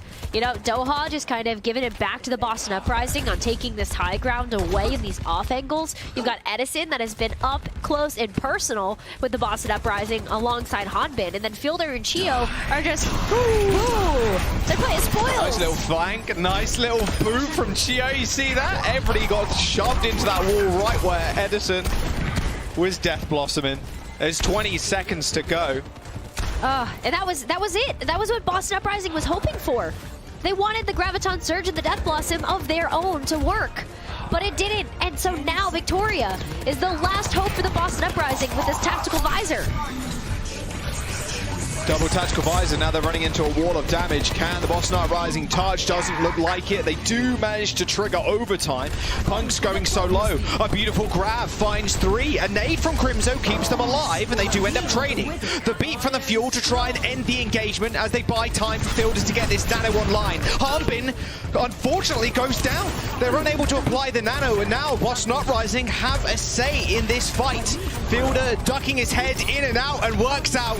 Doha receives the Nano. Chio kept alive, and Punk, with basically negative energy, is not going to be able to take down anybody. He needs to be able to charge on up, but Fielder staying alive. Doesn't matter if your tank goes down if you've got Doha running amok in the backline. The Dallas Fuel end up taking the dub, and they get second seed in the kickoff clash. Wow, that was all off the back of Chio and Fielder there as well. Fielder just didn't die, and so Chio was able to stay alive and contest the point long enough for reinforcements to come back. Dallas Fuel just continuing to show us textbook Zarya comps, and you love it. What a fun comp. Yeah, and it's good that we got to see a little bit of everybody today. On top of that, a little bit of Sparkle, a little bit of Gurio too, so that's been good overall stuff. And the Dallas Fuel looks like they're very well drilled on the Zarya composition. Yep. With the kickoff clash, I don't think those comps are really going to change, Rose. I think we're still going to be seeing them, and they still have the Fearless in the back pocket, which is even better. True. Dallas Fuel with a quick and clean 3-0. They're 5-1 in the qualifiers. 5-1. But one loss being to the Houston Outlaws at the Battle for Texas. Yeah, Sorry, really I just got to keep bringing it up because I feel like that was like such a mighty day for Houston Outlaws fans. And Dallas Fuel, come on, you just secured second seed. We could poke a little bit of fun at you, you know, just a little. Just a little bit. Someone who we can't poke fun at though, because of how well he's done in this series so far, is Chio. He gets our player of the match for this one. Support and just the backline in general, just so key for a lot of teams right now. And you can see the difference from last season and this season, and how important things like the Lucio and the Arnus have been. Chio has been a perfect Lucio player more often than not, or a Brig. Like, yeah. Of course, you can see now Brig on your screen. He's been getting a lot of final blows, which has been great to see. I think a lot of Lucio players are rather happy they get to not only play Lucio, but also pop off a little bit, frag out in the back line, get some final blows. So yeah, Chio's going to be our player of the match. Good to see a rookie stepping up. But what's been really impressive about Chio specifically as well is just how much attention to detail Chio has really put onto the Dallas Fuel. You know, really enabling a lot of big plays. You could see how Chio was actually taxiing around Edison and Doha in order to confirm some of these big picks on the DPS. And so, yeah, it's a little flashy. You know, Chio gets to do some nice eliminations here and there, but it's about way more than that, really utilizing the full potential of Lucio's kit. Yeah, and I think Chio's done that to a T. It's been a crazy season for rookie support players, and I'm glad we're highlighting Chio at the very end there. Very good stuff. 17 sound barriers, not 17 sound barriers, but 17 sound barriers applied. Or overhelps applied per 10. Pretty big stat line to go from. We do have an exciting game coming up though. We've got the Atlanta Reign versus the LA Gladiators. A couple of top 4 clinching scenarios here and there, which will run with you through. That was a sentence. Through with you? Before the match even gets started. But we're going to jump to a quick break while I find my words, and yeah, see you in a bit. The Overwatch League is brought to you by Upper Deck, the official trading card of the Overwatch League. And by TeamSpeak, the official voice supplier of the Overwatch League.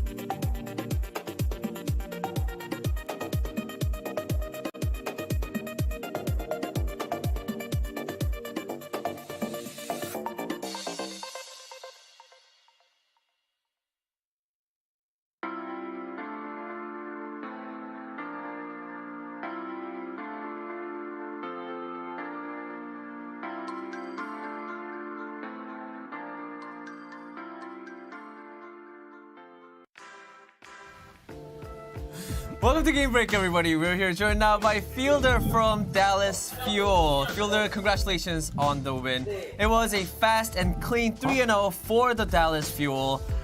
What were your thoughts on the match today? 자, 일단 인터뷰 응해주셔서 너무 감사드리고요. 필더 선수, 오늘 경기 굉장히 빠른 3대0 달라스의 승리였습니다. 오늘 보스턴과의 경기에 대한 좀 의견이 있다면 어떠셨나요?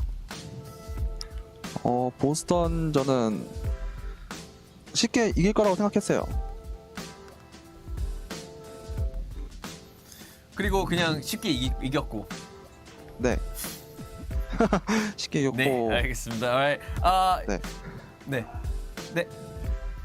끝인가요? 네.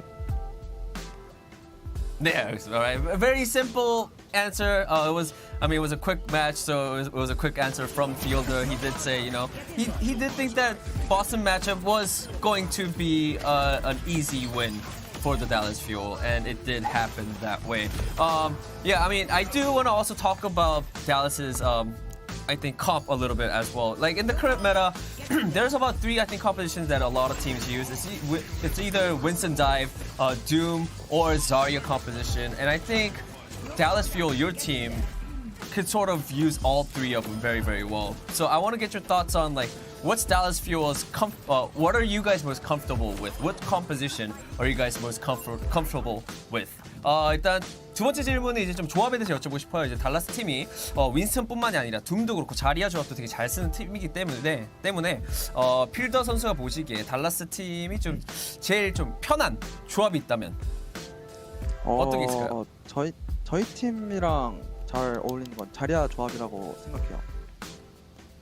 왜냐면 작년부터 저희가 뭉쳐다니는 조합을 잘했어서 자리아도 그 조합이랑 비슷해가지고 잘하는 것 같아요. 자리아 조합을. Okay. I think I do have to say I have to pick the Zarya composition is probably the most comfortable for the Dallas Fuel our team, mainly because even since last season we're really good with compositions where we have to stay as a team or we're sort of grouped as a team and going in as one. Those sort of compositions were the compositions that we really excelled at. So as of right now, from all the compositions that we utilize, that is the Zarya composition is sort of in that same category. So I feel the most comfortable, or our team feels the most comfortable with that composition. One last question: Kickoff Clash is happening next week in Dallas. How excited are you to meet your fans again in LAN? 자, 마지막 질문입니다. 다음 주면은 킥오프 클래시 토너먼트가 시작을 합니다. 달라스에서 시작을 하게 되는데요. 경기를 치르게 되는데 이제 팬들을 다시 한 번 더 만나는 거에 대해서 좀 얼마나 기쁘신가요? 저번 휴스턴전에는 너무 못한 모습을 보여줘가지고 이번 토너먼트 때는 옛날처럼 잘하는 모습을 보여주고 싶어요, 팬들한테. Alright. The last time that we were in LAN, we saw our friends, was against the Houston Outlaws, and we weren't really good. So this time around in the Kickoff Clash, we want to show and prove to everyone and our fans that we are as good and we are always good. Alright. Fielder, thank you so much for your time, and I will see you in Dallas next week. 자, 이걸로 인터뷰 마치겠고요. 다음 주 달라스에서 뵙도록 하겠습니다. 감사합니다. 감사합니다. 안녕! Didn't get a wave. Oh man, rough. Really, we're finishing out the qualifiers without you getting a wave back. I'll get it in Dallas. It's rough. I'm gonna call I can see you're creeping up to Phil. It's like, you didn't wave back. Give me my wave. Give me my wave right now. No, you do a wave, so I'm all on board. I'm just kidding. Why not? Sorry. Anyway, I really just want to talk about the match we just saw. Even though it was a very quick 3-0, I do want to bring in Reinforced to break it down a little bit for us. Double wave. Hi, there we go. Get a double wave just to make up for it. How did you like the look of the Boston Uprising, as well as once again, of course, they had to swap players in and out, which is not what Costa wanted to see. But did it make sense to you? Yeah, I mean, it's tough, right? They most of the day, they just like got outclassed by the Dallas Fuel on this SR composition. And when it comes to substituting in, it's on the Winston. I think it was said somewhere that they like to have MCD in when Itzal is playing as well, because then they can have this full Korean kind of lineup and they can communicate in Korean, because Itzal is Korean, of course, and then MCD replaces Crimso as well. So, okay, it's something they've run with the entire stage. Maybe that's something you'd like to review going into the next stage, of course, because they have a bit of a break coming up now since they didn't qualify for the Kickoff Clash. Either way, I suppose it's kind of fine, because at the end of the day, Punk is not your primary kind of main tank when it comes to the Winston and the Reinhardt, and that decision was probably made before like even going into the season, right? So now they've had a stage to review how are our Winston compositions looking, are we benefiting from doing these substitutions, or do we perhaps want to invest more heavily into Punk moving forward as the primary tank, because he's had some pretty good Winston performances overall. They haven't been like superstar fearless level. I don't think that's going to change this match and the outcome, but it's a tank you can invest in. So the Boston Uprising, they don't make it to the Kickoff Clash, but still I don't think you could have expected to just come in here and beat the Dallas Fuel, and they've honestly showed some nice things you could build upon going into the next stage. Yeah, I agree. Like, I don't have that big of a problem with the Itzel MCD coming in. If it's on a Winston map like Dorado, it makes sense, right? Like, it has some form of logic. That's the style they want to do, because Dallas Fuel did the same thing. They subbed in Fearless to play that Winston, and this whole match was essentially just mirror matchups. They played the Xayah compositions at the same time. They played the Winston compositions at the same time. Just that class. Dallas Fuel's just such a good team, and Boston was close. This wasn't a massive blowout, but you could just tell that Dallas Fuel do the little things better, consistently. Better ult cycling, better ult tracking, better coordination just across the board. So it's great. Yeah, who would have thought? Boston are an improving team, but they're still not at the Dallas Fuel level, especially when they're firing on all cylinders like they are now. I do appreciate the Dallas Fuel not, I guess we call that playing down to their opponent. Yeah. They're not messing around with things. They just want a clean victory, and that's what they got today. And I think that is a good sign moving forward.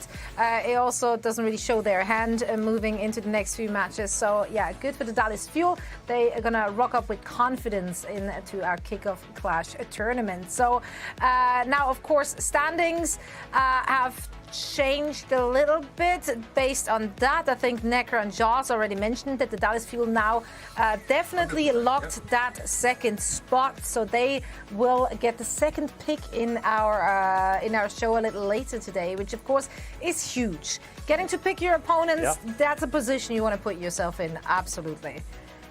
Yeah, no, I think so. Dallas Fuel, they're going to pick second now. San Francisco Shock have locked that #1 seed in. So we know that the Dallas Fuel are comfortable with that Xayah composition, as Danny just said, so they can pick someone who they know they're going to be confident against, maybe get that land jitters out of the way so they don't have the same thing that happened against the Houston Outlaws. Right. Yeah. And now we do have a second match to be played as well for seeding this time around. Gladiators going up against the Atlanta Reign across the board, including everyone at home in their pick'ems, or at least the majority at home in their pick'ems. They went for the LA Gladiators. Is that recency bias because of what happened to the Atlanta Reign yesterday, or do you think it's just really hard to gauge where the Atlanta Reign stand just based on previous matches, because they haven't had to go up against like super strong opponents, as you said in our pre-show? Yeah, in the pre-show, I think that was the point that I want to highlight of why I think a lot of people are choosing the Gladiators. Gladiators have fallen twice this Kickoff Clash already, but they were to the San Francisco Shock and the Dallas Fuel, #1 and 2 seed, while the Atlanta Reign, they've had two pretty bad losses to Washington Justice and the London Spitfire now, and they haven't really shown us the Atlanta Reign that we were promised, the team that made it to the grand final last season. So I expect to see a better performance here from the Atlanta Reign, and I just want to see them put up good numbers and a good competitive match against the Gladiators, so I can believe in them heading into the Texas event on the Kickoff Clash. And we already broke that match down, of course, in our pre-show, but very quickly reinforce. What kind of compositions do you want to see coming out of each of those teams today? I want to see comfort picks from both teams. I think the Atlanta Reign, early on they started playing the Doomfist, right? And then they've messed around since that, trying to figure out what they want to do. I think at this point, just like Doomfist is sort of what you practiced throughout this stage. Put Kai on the Soldier, maybe like Venom on the Tracer can, I'm not going to say beat Kevster, but match Kevster. And maybe at that point you can win the matchup in other duels. You just need to just isolate Kevster and make sure that he doesn't get tons of value with pulse bomb, stuff like that. And if you do that, then maybe you can win the Soldier head-to-head, or maybe capitalize off Hawk's Doomfist, right? So I want to see Atlanta sort of play that kind of style going into this matchup. I'm very excited for this match. Really hoping this is going to be a close one again. Both teams are playing for a chance to move into the top 4 here. And yeah, that's what we're going to play for right now in our second and last match. And that means that we are now about ready for all the action. And we're going to toss it over to our casters, our dynamic denim duo, Joss and Necro. Thanks. Denim. I don't know if this is denim. It kind of feels like it. It looks it's like denim. Yeah. We don't like plan this, by the way. green. I just hope people know that. Like this is unplanned. We just that in sync, Jaws, that we're able to do stuff like this. It's great. You know who should be in sync? The coaches and their players? I don't know. Look, this series, each team, either team needs to win 3-0 or 3-1 to get that top 4 seed, Rose. They want to do it so they can avoid being picked by some of the top seeds, Dallas Fuel and the San Francisco Shock. I am 100% certain the Gladiators don't want that scenario. Same with the Atlanta Reign, to be fair. Yeah. Glads, like Custer mentioned, host both to the Dallas Fuel and San Francisco Shock already. So, you know, if they do get out of the top 4, if Shock or Dallas pick them, they could be in trouble. Yeah, that's not good. So there's a lot to play for here still, despite the fact that the Los Angeles Gladiators and the Atlanta Reign have both secured spots at the kickoff clash already. They are also both sitting at a 3-2 scoreline. So, yep, being 4-2, definitely going to put yourself in that top 4. But maybe they get to pick their opponent, because I'm not sure where they would fall in that top 4. But I guess it depends on how many maps they win. Yeah, we'll have to wait and see, of course. Gladiators, let's have a look who they're running today. A rather variable roster. We've seen a lot of different shades of purple recently. We do have Kevster, Padapan, Rhino, Shu, Astro. Okay. No Arns to start us off. We are going to New Queen Street as our first map, push being the game mode. So yeah, no Widowmaker, just Soldier Tracer, kind of Delio, maybe a little Genji. But Reiner been playing the Doomfist a whole bunch. Probably see that. Yeah, that would be very interesting, because we did see Reiner Doomfist, and if Hawk on Atlanta Reign decides to run that Doomfist too, then we could definitely be seeing some messy team fights coming through. But Kepster and Padapan definitely need to help out with the damage output when we are going to see that double hit scan come through. Yeah, there's a whole lot of variety what you can play with this DPS line. So, yeah, expect anything but, of course, kind of what's meta right now around the Doom. Right, let's go to Atlanta. Let's see what they got rocking and rolling to start the series off. Looks like a little bit of Kai, a little bit of Nero. Ooh, yep, there's Hawk. Starting. No Gator, unfortunately, although I did very much enjoy the Gator versus Hardy. One of the best series I think we've had all week was that Atlanta Reign and London Spitfire game, which was one of their losses coming in. They've got 2 losses right now against the Washington Justice and the London Spitfire. They've been training, I'm sure. They don't want to let that situation happen again. Ultraviolet and OG to round out the roster. With Hawk in, I mean, Zarya play is a must. Yeah. Or Doomfist. Zarya or Doomfist here. We could definitely see either one of those come through, but I'm really looking right now at how these DPS lineups stack up against each other, Jaws, because I look at Kai and I look at Nero and I look at how much they were really able to push into those last few series. It just kind of all comes down to continuing to work together as a team. Which is something that I feel like Atlanta Reign sort of struggled with in that series versus the London Spitfire. Maybe it was map pool, I don't know. We're gonna have to see them go back at it in the next quarter. But here Atlanta Reign do have the ability to prove that that was just a fluke. You know, they're still a top team. Yeah, absolutely. Absolutely. Well, look at that. Last time meeting, they were in the 2021 playoffs. Wow. Wow. It was like a lifetime ago at this point. 3-2 victory for the Atlanta Reign. A long while ago. And yeah, it's funny that you mentioned Kai. The desk brought him up at the very top of the day. His stats have just not really been reflective of what we've seen Kai do in the past. Like, his Widowmaker is insane. Like, his hit scan in general is very, very good. This guy is just an aim god. Not the player, but just an aim warlord, maybe. There you go. If you put it that way. But Kai's just not been able to reach the same point as he was last year. Like, this guy, when he's on these very long-range hit scan picks, he is unstoppable. But the Soldier, he's not really been showing off all too much. Looks like we are seeing Reiner on the right. Oh! The Zarya. Oh my god. Hey. Well, Atlanta Reign did just lose a Ryan against a Reinhardt team, so Los Angeles Gladiators just going to come out with that because it worked before. I'm okay with it. My rider was stuck there. There you go, he's all good. Yeah, so maybe that's the weakness of the Reign. Everybody's found it out now. They saw Hardy crunch. And now it's time for Gladiators to crunch. Oh, nice headshot by Padapan. Doesn't quite get to the finishing blow. It's quite easy to hold the payload, of course. The robot as the Reinhardt. Yeah, look at that. I mean, Reiner just gets to swing that shield around and stuff a lot of damage. Yeah, a wall to separate the rest of the team, and now they can potentially run over Nero. Luckily, one of those columns has been destroyed, but that doesn't stop Gladiators gaining a whole lot of space. As soon as they move past this small choke point, they're going to be good to go until this next corner. Yeah, you can see though, Padapan is just kind of checking the stairwells as just to make sure no one's going to go in and surprise them. New Queen Street, definitely a little bit funny when it comes to some of the angles that players can actually get with some of these heroes. Yeah, speaking of angles, Shu can use that window right in front of the team. Nice wall, finish up kill onto Nero. And that window forces Reign all the way back. They don't want to overinvest. Speaking of overinvestment, maybe that nano boost. It goes up to Hawk. Kai's used that visor from behind, but that shield in their way stops Kai really doing for a whole bunch. Picks up the kill onto Kevster, but can he actually stop this payload from going anywhere? He's so low, healing station up in a couple of seconds, but he's all alone. The Atlanta Reign, they've scattered. Well, I say scattered, they've all joined the rest of the team in spawn. Luckily, Shu ends up going down. A beautiful pick off from Kai as he rejoins the rest of the team. A shatter, a blizzard to guarantee the payload. A nice charge in, but a beautiful nade on top of Reiner stops him from getting the pin and finishes him off. Kai picking up the final kill, and the Atlanta Reign stopping the Gladiators ever so slightly before that first checkpoint.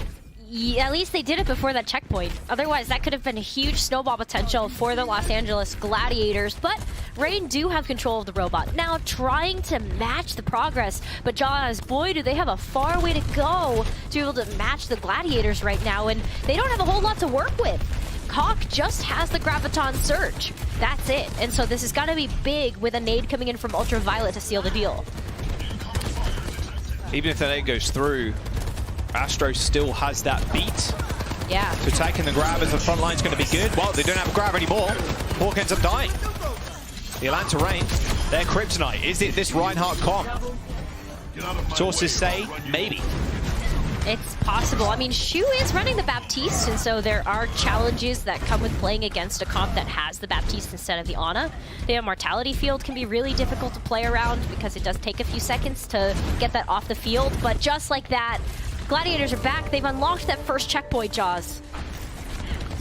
Yeah, it is fairly difficult to come back as soon as you have that first checkpoint.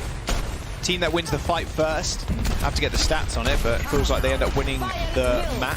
Graviton Surge in the back. There's the beat from Astro. Lamp's going to get used, and they will save the rest of the supports. That window's good from the sidelines. I mean, this is all you need to do. You just tank that grab and use the beat. Well, now you have to chew through not only the overhealth, but the immortality field. The Atlanta Reign, no feet to stand on right now. The Gladiators marching strong. Yeah, that robot putting in some legwork as that gets ever closer to the Atlanta Reign's spawns. They do have quite a few ultimates though, so Reign could stop the robot here, but they've got to do it fast, Jaws. Dive in the backline, beautiful nade, hits 3, and Kai melting the Gladiators with that tactical visor. A perfect charge from Reiner, cancelling it in the last second to kill Kai. But the rest of the team went down before he even connected with the pin. Hawk changing over to Doomfist now, Rose, to try and counter this Rein comp. Well, it's working out better. Hawk did get the Meteor Strike online pretty fast, so that was going to be helpful unless he literally just switched over. I don't know what I saw. We're going to ignore that. But yeah, the Doomfist is working out way better, and you can see that OG is also being able to help enable this pick. But playing around this statue doesn't leave a whole lot of creativity. Oh, there's the lamp. Amazing peel for Shu. Used the lamp didn't die. Nero couldn't do much. A solo hero play resulted in nothing. Kai still putting in a lot of legwork, literally and figuratively, killing Astro. Really wanted to bump those stats up. The Atlanta Reign have got to rely on Kai for the majority of this damage. I like the switch over to Doom. It is working out. You can just dive past the Reinhardt, but look at Gladiator's ult bank. And with 2.5 minutes to go, very, very tough for the Reign. I know it's a long time, but pushing the payload all the way back against these ults, tough stuff. Big Shadow. Ooh, cancelled though. Nice punch by Hawk, stopping that Shadow from going down. 4-man Biograde from Ultraviolet to turn the tides. Hawk does fall, but it's a 1-for-1 as Patapan also ends up going down. It is Shu fighting for his life in this room, but luckily, Reiner is standing tall. So Shu's got a big meaty wall to stand behind. The Reign is still pushing the payload, or at least attempting to get it away from the Gladiators. But with how fast that robot moves back, the Reign are going to have to try a little harder than that. And there's also only 2 minutes. There's really not much time left. Kai does get a pretty big pick onto Shu, so Reign should be able to capitalize on this.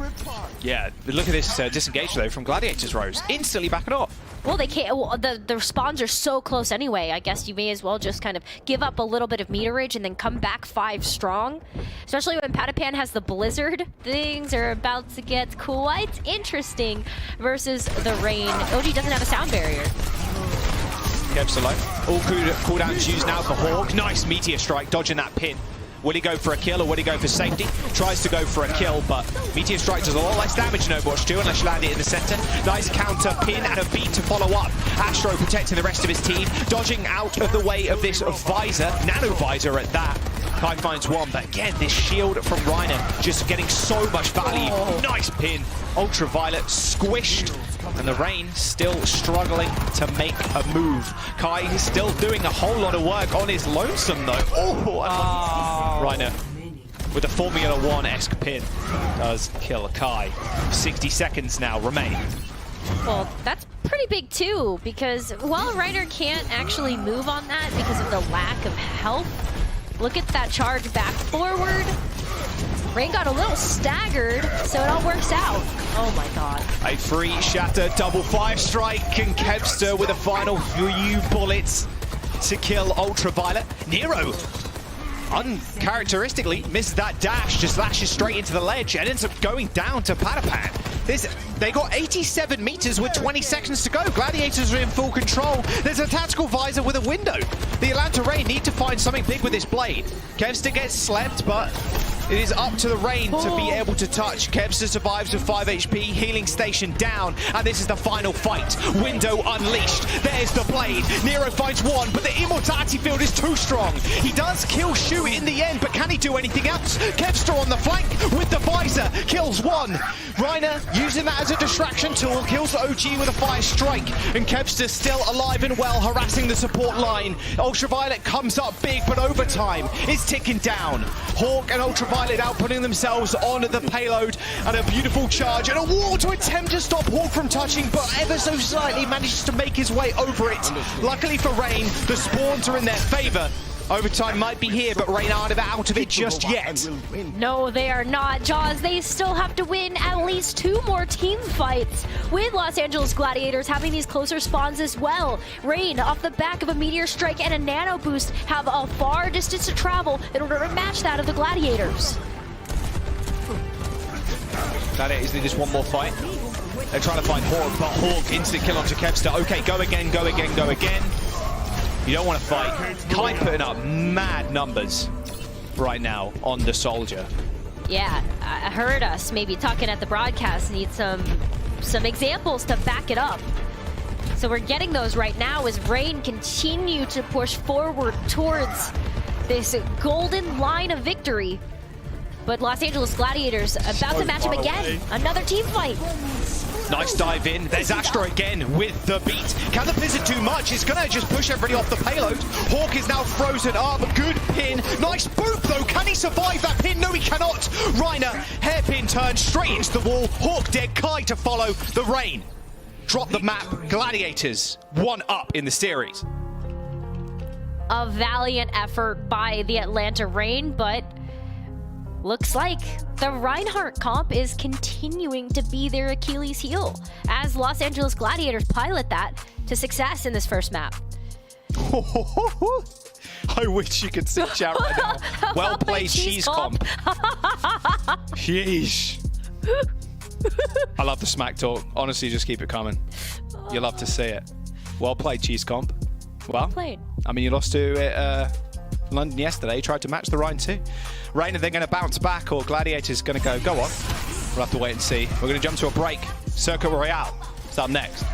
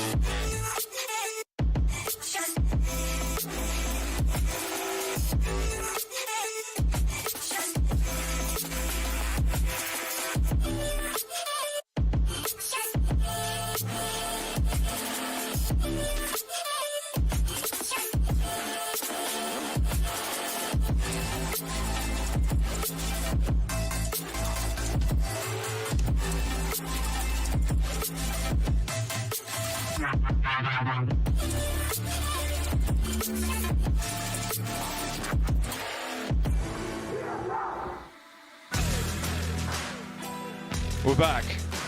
The Glads versus the Rain. Yeah. Glads up. One map after Cheese Comp. Well played.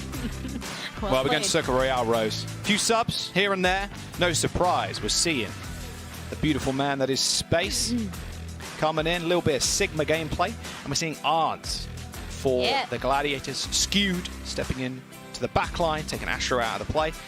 Yeah, no surprises there. And we also see Venno. Venno! Hey! Mr. Venno. Not a new player, it's Venom. But yeah, so Widowmakers on either side for Circuit Royale.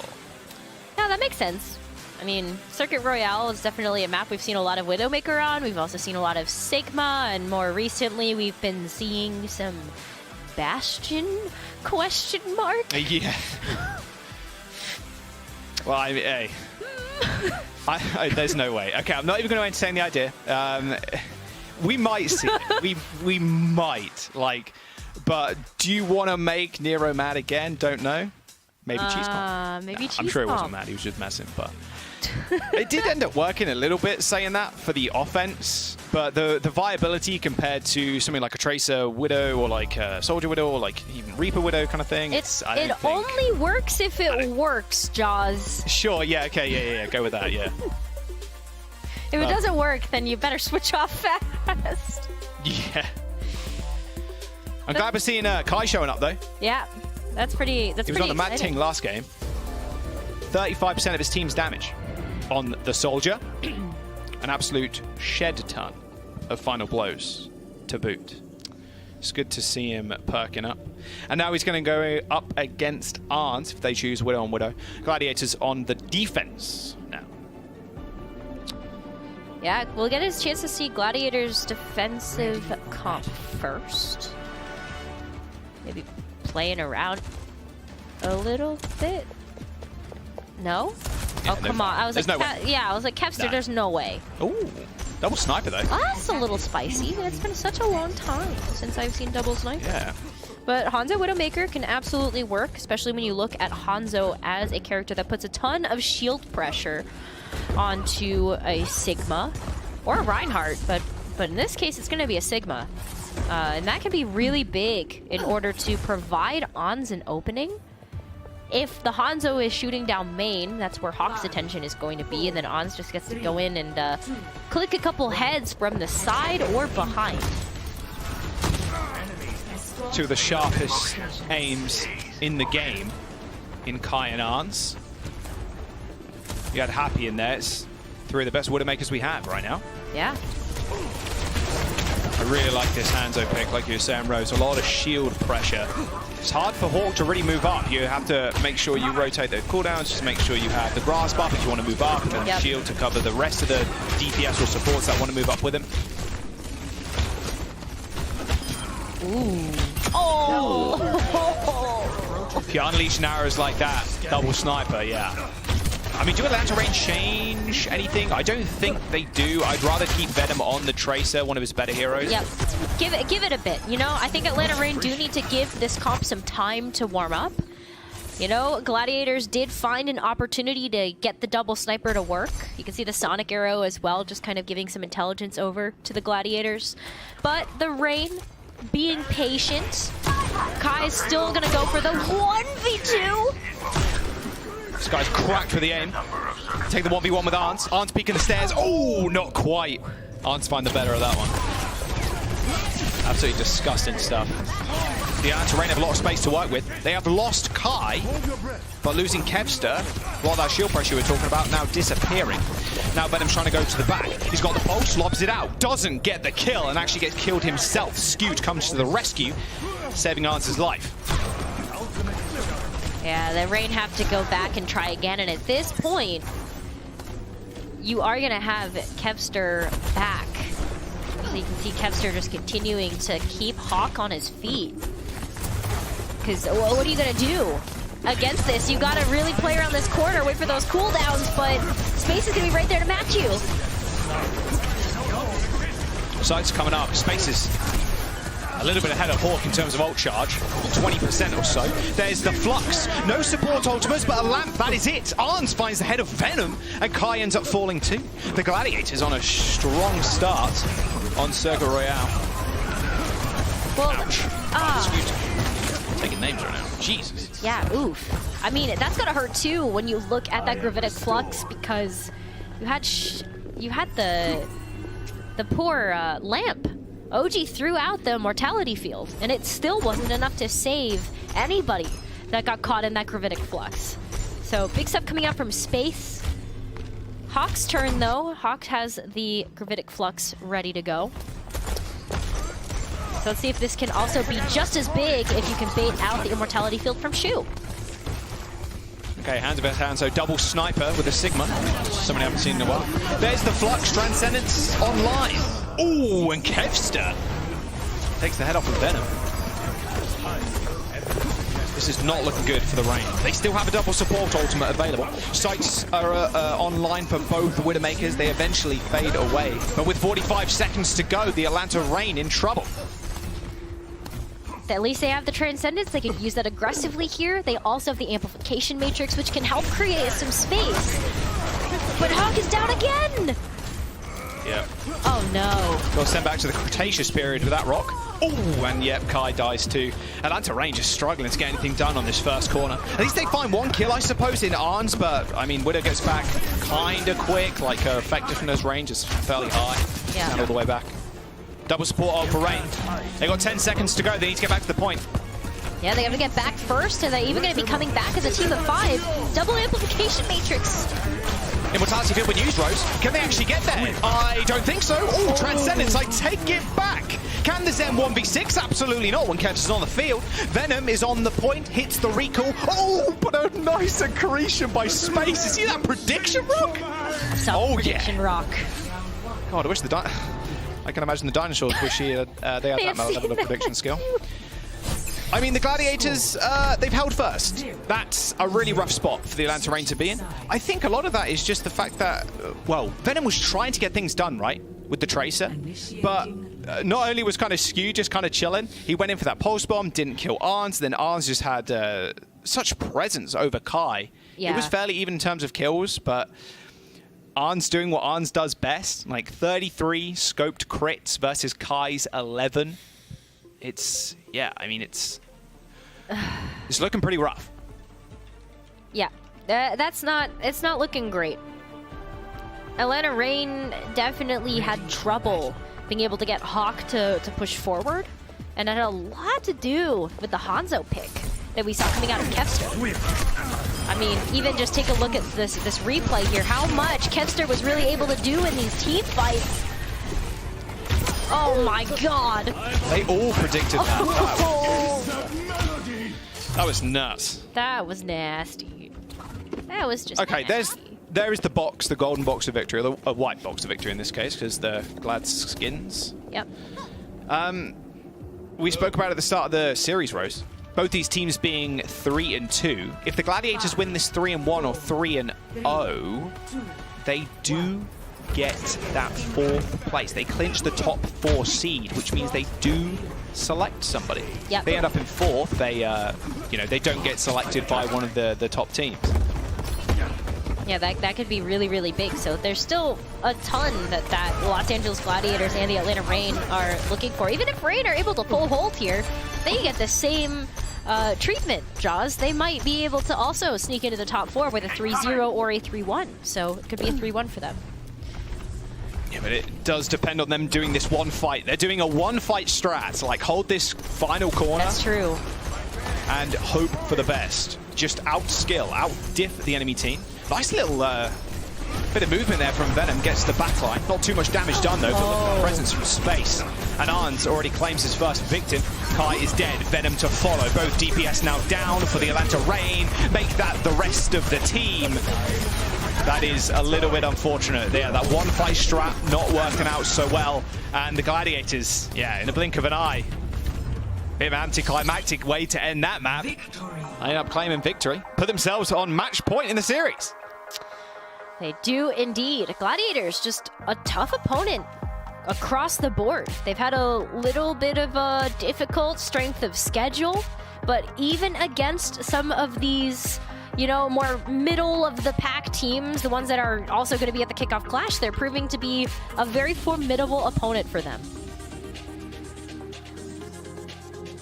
Well, can Glads round this out with a 3-0? Very quick map number 2. Not sure it'll be the fastest series in the West, but we'll see. After this break, we'll jump into King's Row. Finally. Excellent map. All right, we'll see you in a bit.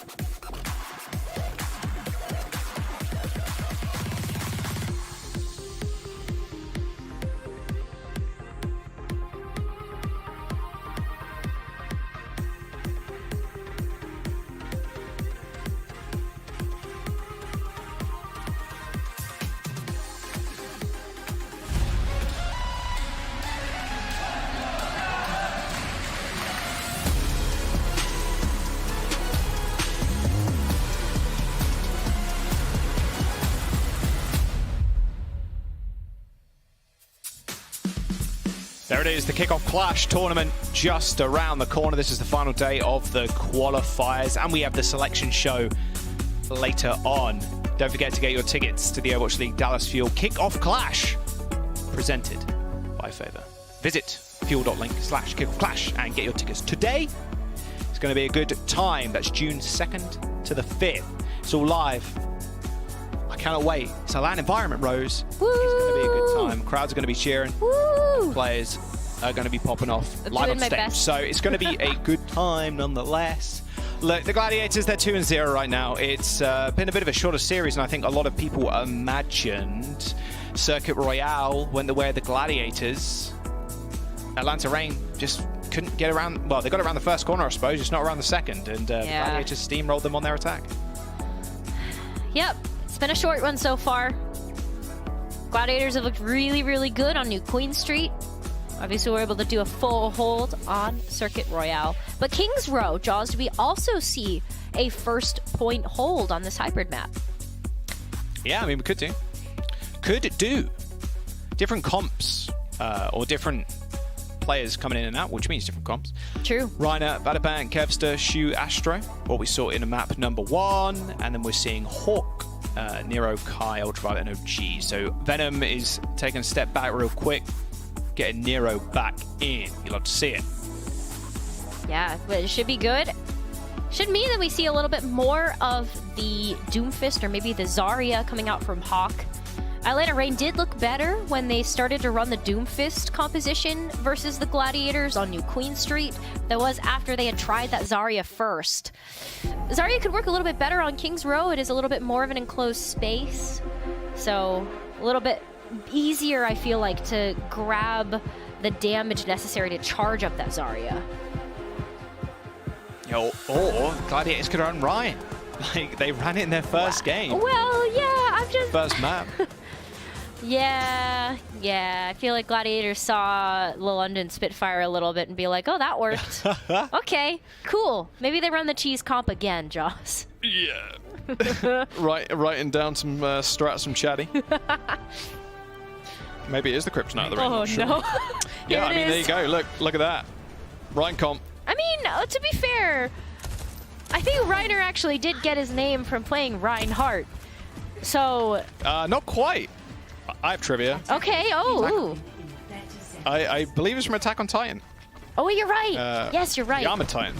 Well, Which makes sense. Which makes sense on, like, multiple levels. It does. It has multiple layers. There's multiple layers of synergy happening here. But, you know, Reiner, yeah. Big armored boy. Plays Reinhardt. It's okay. It all works. It all works in the end. But yeah, that's probably not what the Reign want to see right now. Look at that. Kai's immediately switching off.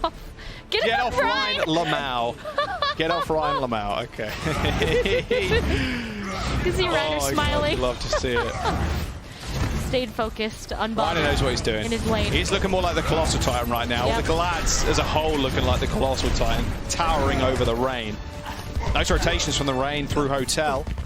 Want to get onto that point ASAP, put a little bit of pressure on the back line. Basically swap spawns almost.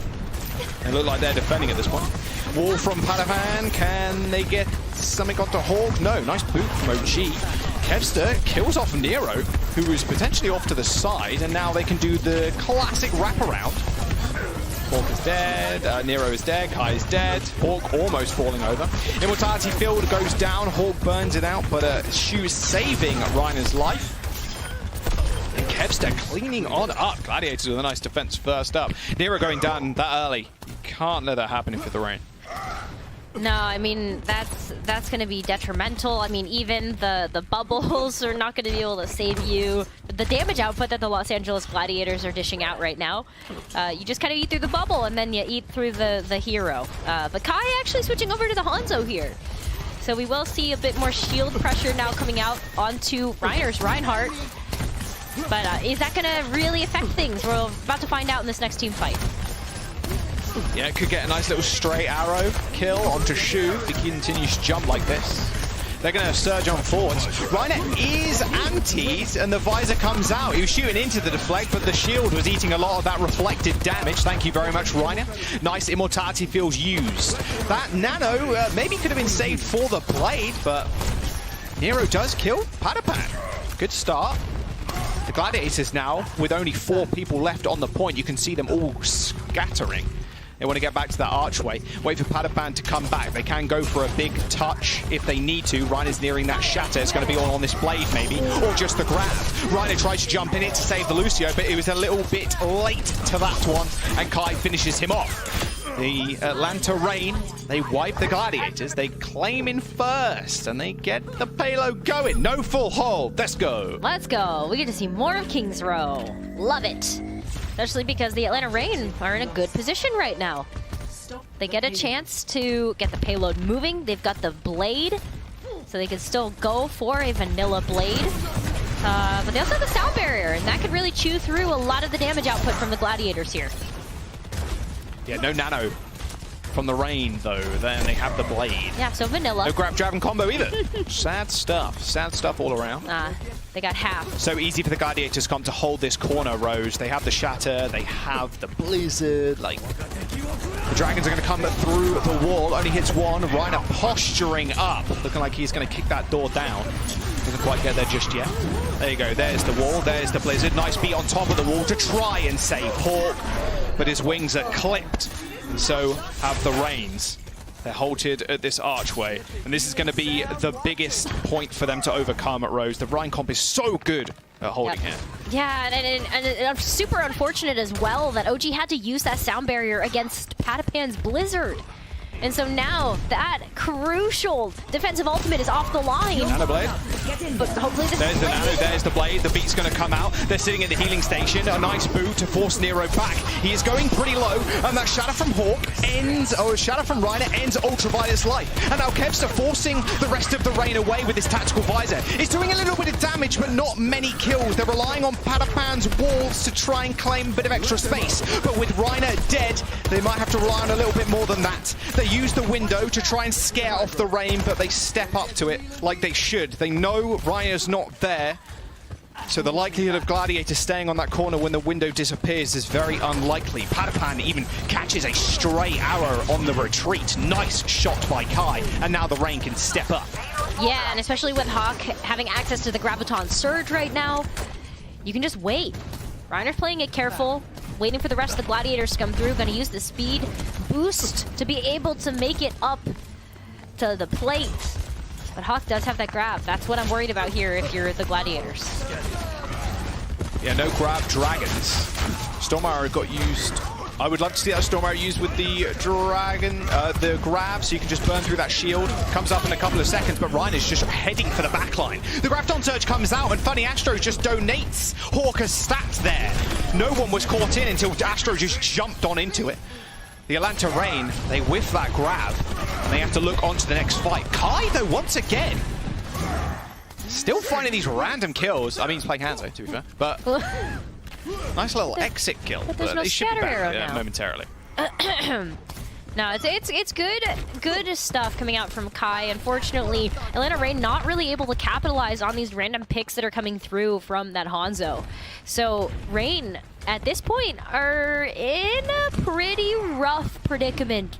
They whiffed the grab. Now they've got the Dragon Strike, but there's no grab to pair that with. So you're really hoping that this Nano Blade can do something as Nero and Ultraviolet work up to both of those ultimates. They've got to throw everything here. 45 seconds left. Yeah, they can't stall out forever. They can use the Dragons to create a little bit of space, Rose, and then maybe go in with that Nano Blade. There it is. It finds a little bit, but Padapan and Reiner are okay, just stepping sideways. There's the Blizzard on top of Hawk. Beat luckily manages to grab the Zarya, and now they're just looking at this Nano Blade. But the Nano's actually used on Hawk to try and save it. Shu used the window and just guns down OG. This is a bad situation for the Reign to be in. They've not already comboed their ultimates, and the Shad is just going to end Hawk's life. The Atlanta Reign, they stepped up over the payload, but had to use their ults more defensively. There's 8 seconds to go. That Nano would have been perfect on Nero's blade, but they had to save Hawk somehow. Wow, and you can't even get close because Kevster was blocking the path with the tactical visor. You could see OG trying to wait it out, but by then it was too late, and that is where the payload stops here for the Atlanta Reign. Gladiators, all they've got to do now is get that payload there, and they have secured themselves the top 4. It's not a C. Okay, they're spamming C9, but it wasn't a C9. Maybe a little Yeah, bit. Astro's chuckling to himself. Okay. Maybe a little bit, but not actually, because Kevster. You guys are playing really well. I like that. I like that a lot from Nero. Man up and mirror. Man up and mirror it. Do it. Come on, Hawk. Show us the Reinhardt. I'm sure they'd love Gator in at this opportunity to maybe go for that mirror, but... Maybe. Oh, man. Maybe. And I absolutely love a little bit of smack talk here and there. It's fun. It's all in The good text fun chat. here. All in good fun. It is. It's perfect. But Wow, the Atlanta Reign, like I mentioned before, Rose, at the very end of that fight, defensive ultimates. Yes. Ultraviolet had to save Hawk because Hawk was trapped in the blizzard behind a wall. yeah. He did get beat, but still a lot of headshots from May, and then Reiner swinging at him with the Rhine. But They had to use that, and no nano blades. So yeah, I mean that's like really characteristic of how the Gladiators like to play this game, which is it's up to us. You know, we put the pace into these fights, and that's something that the Gladiators have been doing really well for these past few weeks, and are continuing to give it here against the Atlanta Reign. So you'll see Kevster just try to take this high ground and really force the Atlanta Reign to move backwards. Gladiators, all they need to do is really rotate, speed boost across the gap. Yep. Just force the people off the high ground. That's where they're most vulnerable, is people shooting them down from the height. Nice little wall. Kai's going to be able to run away, so it's not too much of an issue. You have to be a little bit more careful of your OG, but he is Lucio after all. Oh. The Atlanta Reign take that as a go sign, and Kevster and Shu were left a little alone in the back. And yeah, Padapan, you may be dead here. There you go. Nice reactionary play from the Reign, seeing the slow rotation from the Gladiators. Kind of slow, it's got Lucio, but you know what I mean. But yeah, no, exactly. It could have been better for the Gladiators, but it worked out best for the Reign. What is happening here? Lucio 1v1? Oh, Lucio 1v1? Oh, they're in the gulag. Oh, OG is getting put in the gulag right now by Astro. He even got the health pack and he's so scared. Hang on a second. Oh. Reiner now in the back. Astro going pretty low. Yeah, he's getting focused out. But Shu, Immortality Field, perfectly timed. Hawk's look on his face there. Yeah, he was a bit annoyed. They do end up killing Shu. Kai from afar uses those Helix Rockets to get the kill. Ultraviolet attempting to 1v2 on the DPS. He manages to find one. Can he kill Kevster? Kevster a little bit too scared. I would be too. Ultraviolet this season's been popping. Yep. And he could have 1v2'd the DPS line of the Glads, which would have been slightly embarrassing. Pretty He's funny. not going to let that happen. But just a little fun. Gladiators do back up though. They're gonna try to go again. They've got 2 minutes and they do have a third of the point. Oh no. Waller feeling a little bit sleepy. There you go, there's the blade in a small room. Do you even need it? I don't think so. Bam, bam, bam. Atlanta Reign. Invest the nano blade in that very small room. They still have 3 ults to spare, however. Good defense thus far. Nero running back to spawn. Okay, just to get a little bit of healing. Not going to change off the comp, though. Nah. I mean, that works out great because you are able to at least donate a little bit of charge over to Ultraviolet to be able to get that nano up just a touch faster. But you also backed off, so high ground approach here from the Reign defense. Yeah, another engage. Wow, shoot, yet another kill on a support. Ultraviolet goes down this time instead. The beat was used by both teams. Shu does pay for it eventually. A lot less healing for the Gladiators to bear with. The Blizzard on the point forces the Reign away. Shatter available from Reiner.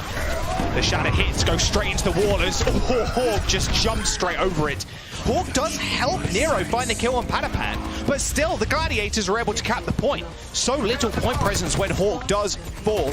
And Kevster using the tactical visor, you're not going to be able to claim a whole lot of space on the point. The Glads get the payload rolling, but after quite a bit of a struggle, 3 minutes for the Gladiators here. Yeah, that was a great defense coming in from the Reign. It also forced out so many things from the Gladiators that they will be able to build them back up in this 3-minute time period. But at least when you're looking at this next fight, it's going to be a all-out brawl. But what's this? Kevster on Cassidy? Woo! Oh my word! Ultraviolet, you got to be happy with that one.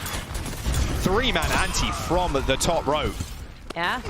The Gladiators running back to spawn. But yeah, wow, Kevster actually on the Cassidy. Yeah. Pick you don't normally see. That's not a pick that's been common in the last few weeks for the beginning of the Overwatch 2 meta. So excited to see what Kevster is able to do with this pick. If anything, let's find I mean, out. magnetic grenade still does a lot of damage. That's true. Homes in if you get it close to somebody. A headshot and a magnetic grenade will result in a one-shot on a 200 HP target. There's the nano. Oh, the magnetic grenade going a little bit wide. Nano boost on to Nero. He's earned himself a blade almost. He dies with it available.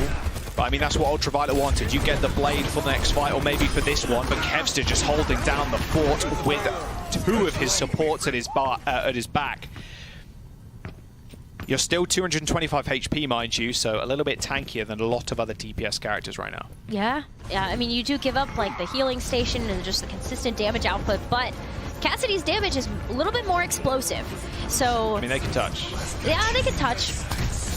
There's the visor. Easy S moment here. Hold S, just back off. No way you fight that visor. And now you just open up on the corner with a window. All trying to go in though. There's the meteor strike.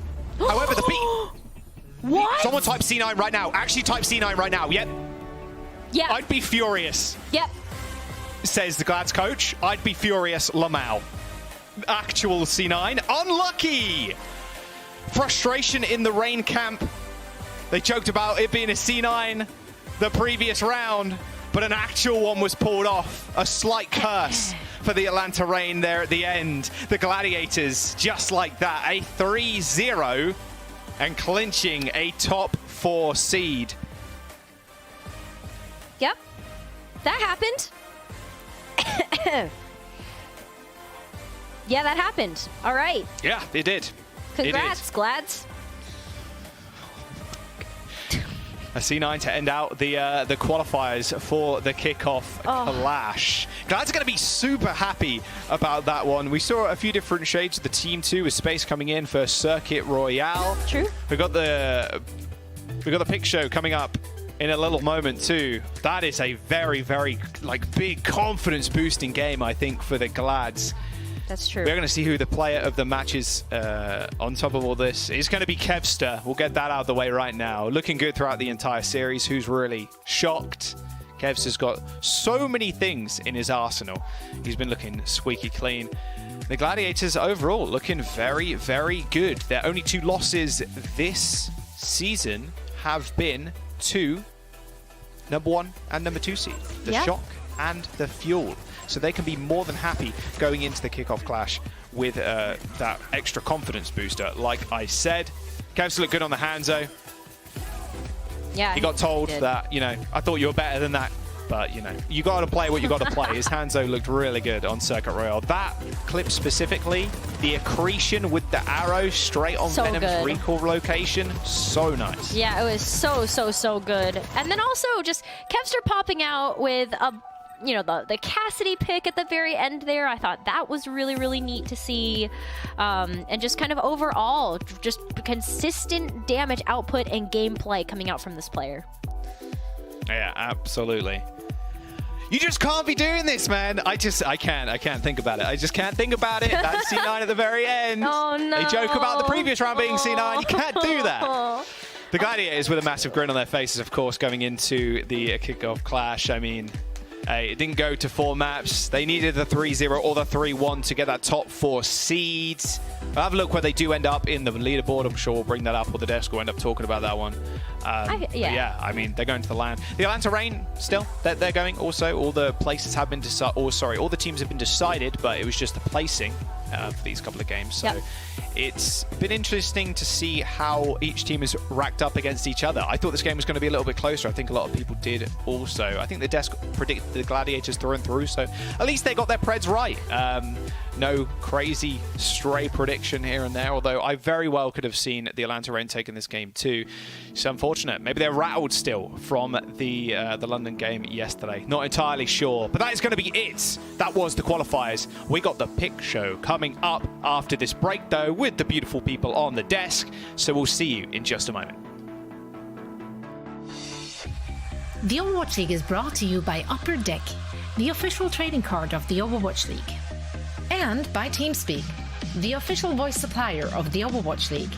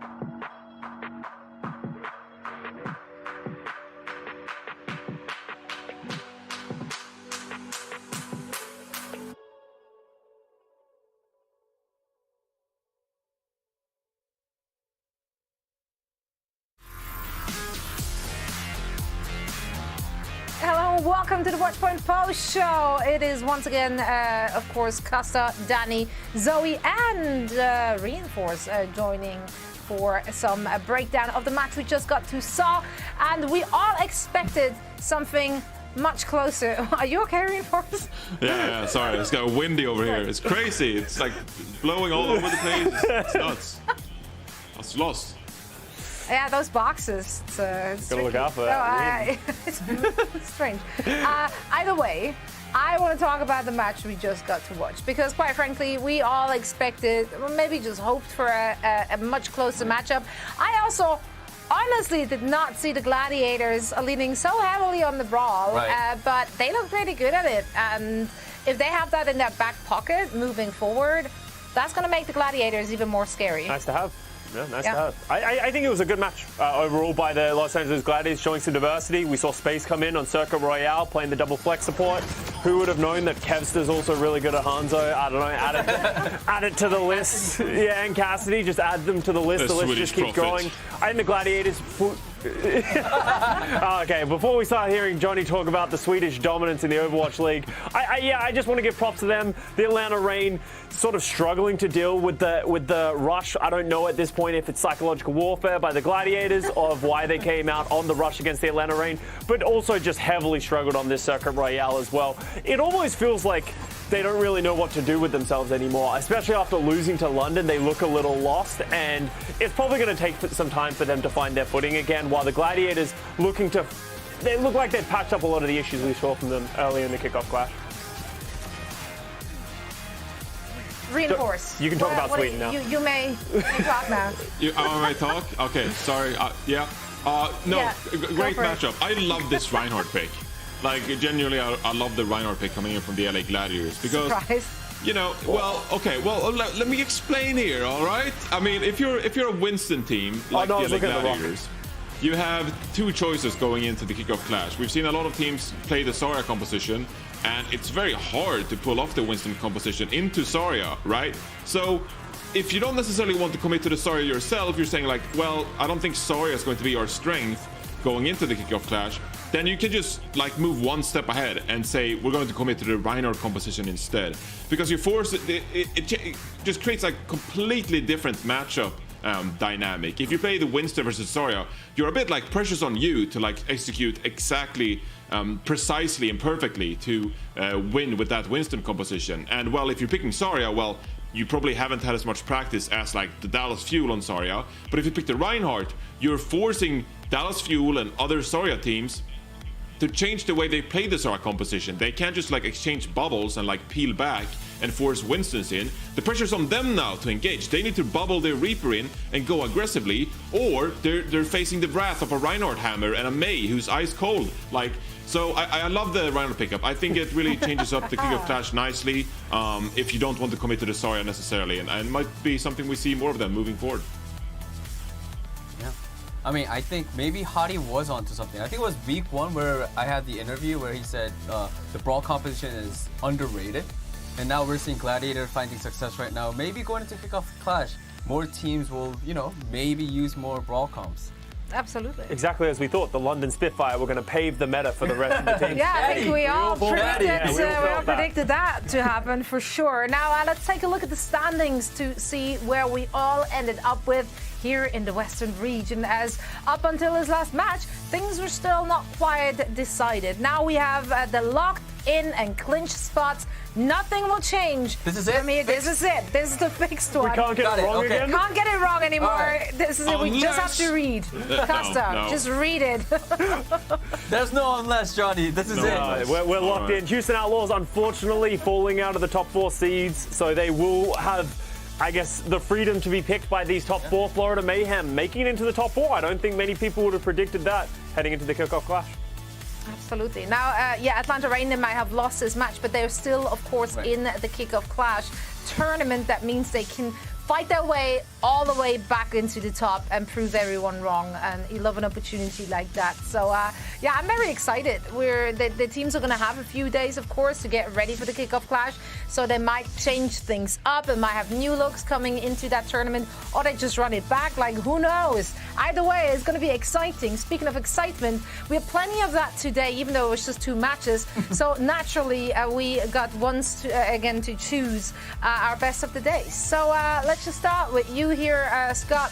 What made you happy today? What made me happy? I think it's seeing the success of someone who has been around for so long, and I'm going to bring it up. I brought it up in the post-show.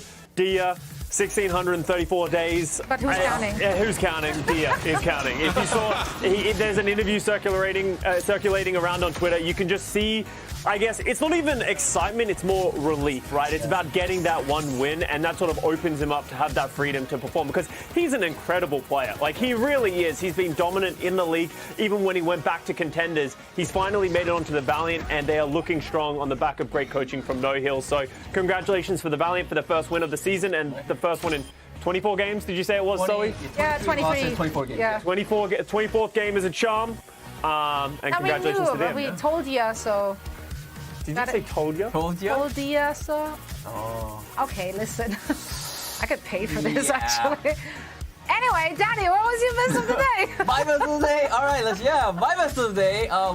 We really talked a lot right before his Scott's best of the day, but yes, it was LA Gladiators utilizing that brawl competition. As a Ryan player, I'm just really happy every time I see Ryan. Not only that, I think take much to to make you happy. I'm a simple guy. I see Hammer and a big dude, I'm happy. And I'm happy for Reiner as well, because Reiner said that his favorite hero is Ryan.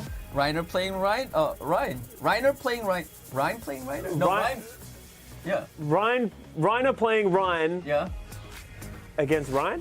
Against, what are you trying? I don't get. Okay, anyways. And they had huge success. Yes, and I'm really excited to see more of this, actually, from a lot more different teams. Do you think it was psychological warfare against the Atlanta Reign? I honestly do. Yeah.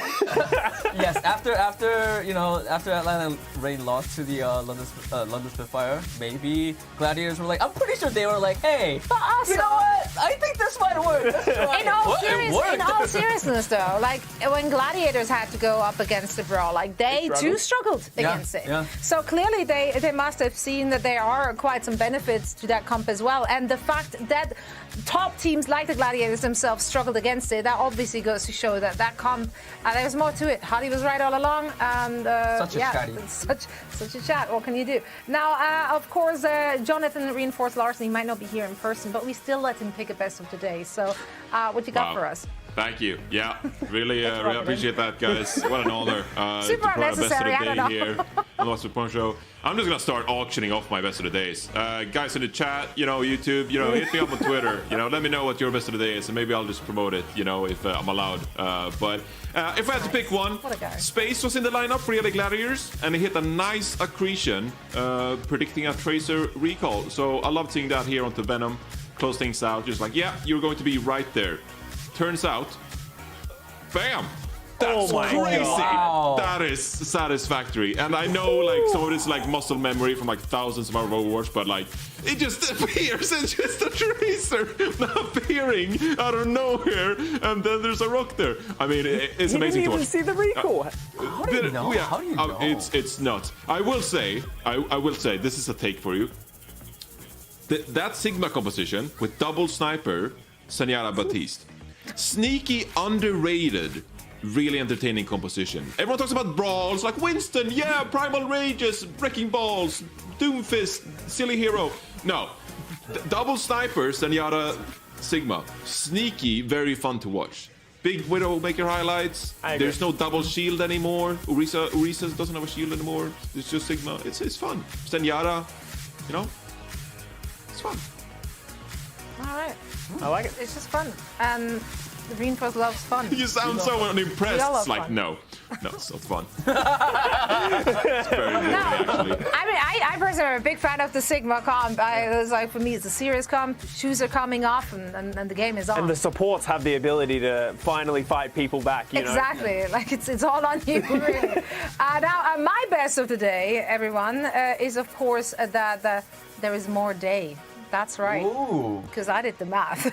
After the post show, we are going to have our selection show, and that just gets me excited because any opportunity to talk more to our players, to coaches, to you guys, of course, and to throw some spice around, hopefully, for the upcoming Kickoff Clash tournament.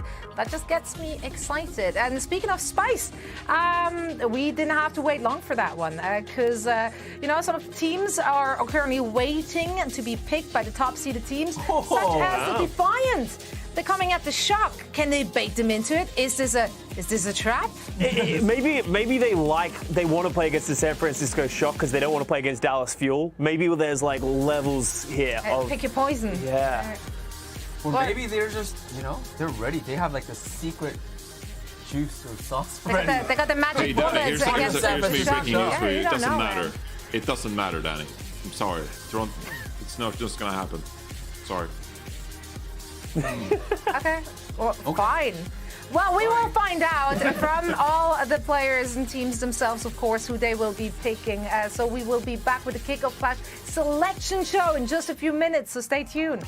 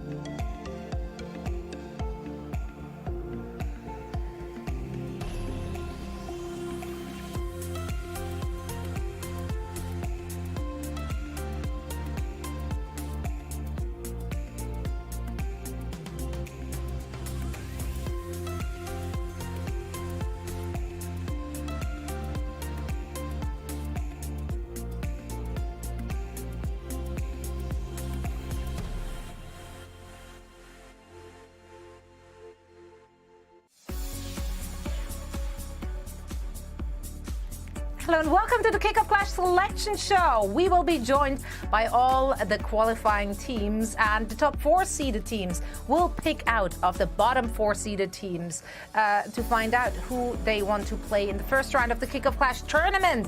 All of that will be determined live. Of course, the teams don't know yet whether or not they're picked, so we're going to get reactions. It can be genuine human emotions. Reactions. We love that. We love that. We're a React stream now. We really are. Apparently, those have been popping off. So yeah, we wanted in on it. Let's first take a look at the bracket, though, to see where we could be going with it. I wanna speculate a little bit before we get into it. So of course, Shock, the number 1 seed, they get to pick first. Casta, who do you think will be a smart pick for them, and what will be the pick that your heart wants them to go for? San Francisco Shock is like, I think, a very fundamentally sound team in the way that they play the game. I think for the San Francisco Shock, like Washington Justice, they played it very similarly to the Washington Justice, and if they're confident in their own play, they could choose the Washington Justice. We could also see, we just saw the Atlanta Reign heavily struggle. They're a team that's in the bottom 4. They haven't had good performances lately. That could feel like an easy win for the San Francisco Shock. It's really hard to know what these teams are prioritizing, comfort of the compositions or comfort in their own play. I mean, that's always a big question, right, Danny? Also, we discussed this already this week. Do you want to get the easy ones out of the way or the tough ones out of the way? Knowing, because who was it? The last interview that I did with San Francisco Shock, they said that they want to go with harder teams, but then they were like, oh, Dallas Fuel, but then they can't do it, right? So I'm guessing San Francisco Shock. I don't know which team it's going to be, but it's going to be a team that I think they're going to pick someone that's a little bit difficult to deal with first. Get that out of the way and then make it easier for the rest of their kickoff clash. I mean, it's a good momentum to ride for the rest of it too. If you know you got the heavy hitters out of the way, like that sets you up. But also, it's of course a good idea also to leave them in, have other teams deal with them, and then you can just deal with the leftovers. I just had like this flashback of like Washington Justice with Decay coming in out of nowhere as like the bottom seed to then run through. Like I just had that flashback. I'm like, is that going to happen again? There's no way, right? It's a decay factor, and you always have to factor that in, I guess. Yeah. So I'm with Happy and Decay on that team. But then again, that's why we're so mad at the Justice, right? Because they should be good, like that. They have the pieces. Now, of course, all the other teams, the other 3 teams we just saw in that bracket, they're lucky. They can't be picked, of course, by the San Francisco Shock. They can make, or at least 2 of them can make their own picks, and the last 2 teams just have to deal. I know. I saw the script. I know who Dallas is going to pick. Oh, really? Who Dallas is going to share with pick. the class? Houston Outlaws? Yeah. Oh, how'd you know? Do you see the script too? No, I saw a tweet, actually. No, I mean, they have to, right? Dallas, you have to. Their first land, they lost. They lost to Houston Outlaws, and they are seeking that revenge. Have that happen right now. Yeah, but then imagine if your first match in front of a home crowd and you lose again. Yeah, I don't know if that's that's not good for your mental. No, I can't see it. Well, now they have more matches, and Dallas is looking really, really good, and I think I just want them to pick Houston. Yeah, I just want them to pick. Houston already tries to bait it out. Oh, they did? I didn't see the tweet yet. Tweeted, I was like, are you thinking the same we're thinking? I was like, Houston's just like, please, we need this. It's interesting for me because there's so much variance with all of these teams so far. What we've seen, like we have Toronto Defiant in the pool, a team that has looked good, but they've had some weak performances, especially with all the drama going on behind the scenes. Do you want to take a risk on a team like that? Because if Muse and Finale are in the lineup and they're playing well, they've shown to be a problem for some of these higher end teams as well. It's just so much. I don't know. I'm just excited to hear what the teams have to do. I'm glad I don't have to choose because I've seen Johnny have to choose in these moments of ours back in 2017, and it didn't work out for him. And I'll hold it above him forever. So I'm sure he will always remember without us even bringing it up, which we do very often. Yeah. Sorry, Jonathan. It's just so easy. Such a low-hanging fruit. But yeah, I mean, the teams will be making their own beds and sleeping in it. So that's what you have to deal with in a selection show. I would just always wonder how it all works out. Like, who makes the decision? Is it a unanimous decision? Just the coaches? Like, I mean, you as a pro player, like how is that being made usually? It was generally like a big discussion of like everyone has collaboration. You got the coaches, you got the players coming together. It's not usually like one person is overruling other people. It probably falls onto the head coach at the end of the day to make that final decision. But there's a lot of different factors that go into it, and there's no right answer, right? You can never really.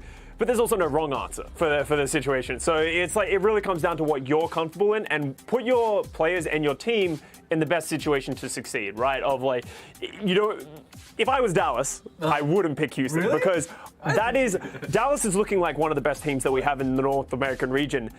They're going to go into a match where they sit down on a live stage again directly after the last time they did that was against the Houston Outlaws. You're doing it again in Texas. There's a lot of things that could go wrong there. As much as you could use that confidence of like, we have our home crowd, we are the one who picks them, it could backfire very easily and it could snowball out of control, and it could also ruin their mental to lose in the lower bracket as well. True, but now they are on top of their game now, right? And it's double in. Yeah, exactly. So, I mean, they can roll it back. They now are warmed up. It was the first match of the season, so who knows? However, a lot of teams have reasons to be confident in their picks, and one of them, of course, is our number one seed, and that is the San Francisco Shock. So we're now going to welcome in the representative for the Shock, and that is Sam. Sam, thank you so much for joining us. Hello. Right on. So let's get straight to the business. Okay. Yes, it is on. Great. You're looking great. You sound fantastic, and we can't wait to hear you spill the tea. Who will the San Francisco Shock play in the first round? We're going to pick Washington. All right. Why is that? What was the reasoning behind this pick? I just got woke up and sent here. I don't really know. Honestly, that's good enough for me. Are you confident with that pick for your team? Do you think that's going to be an easy first round, if you will?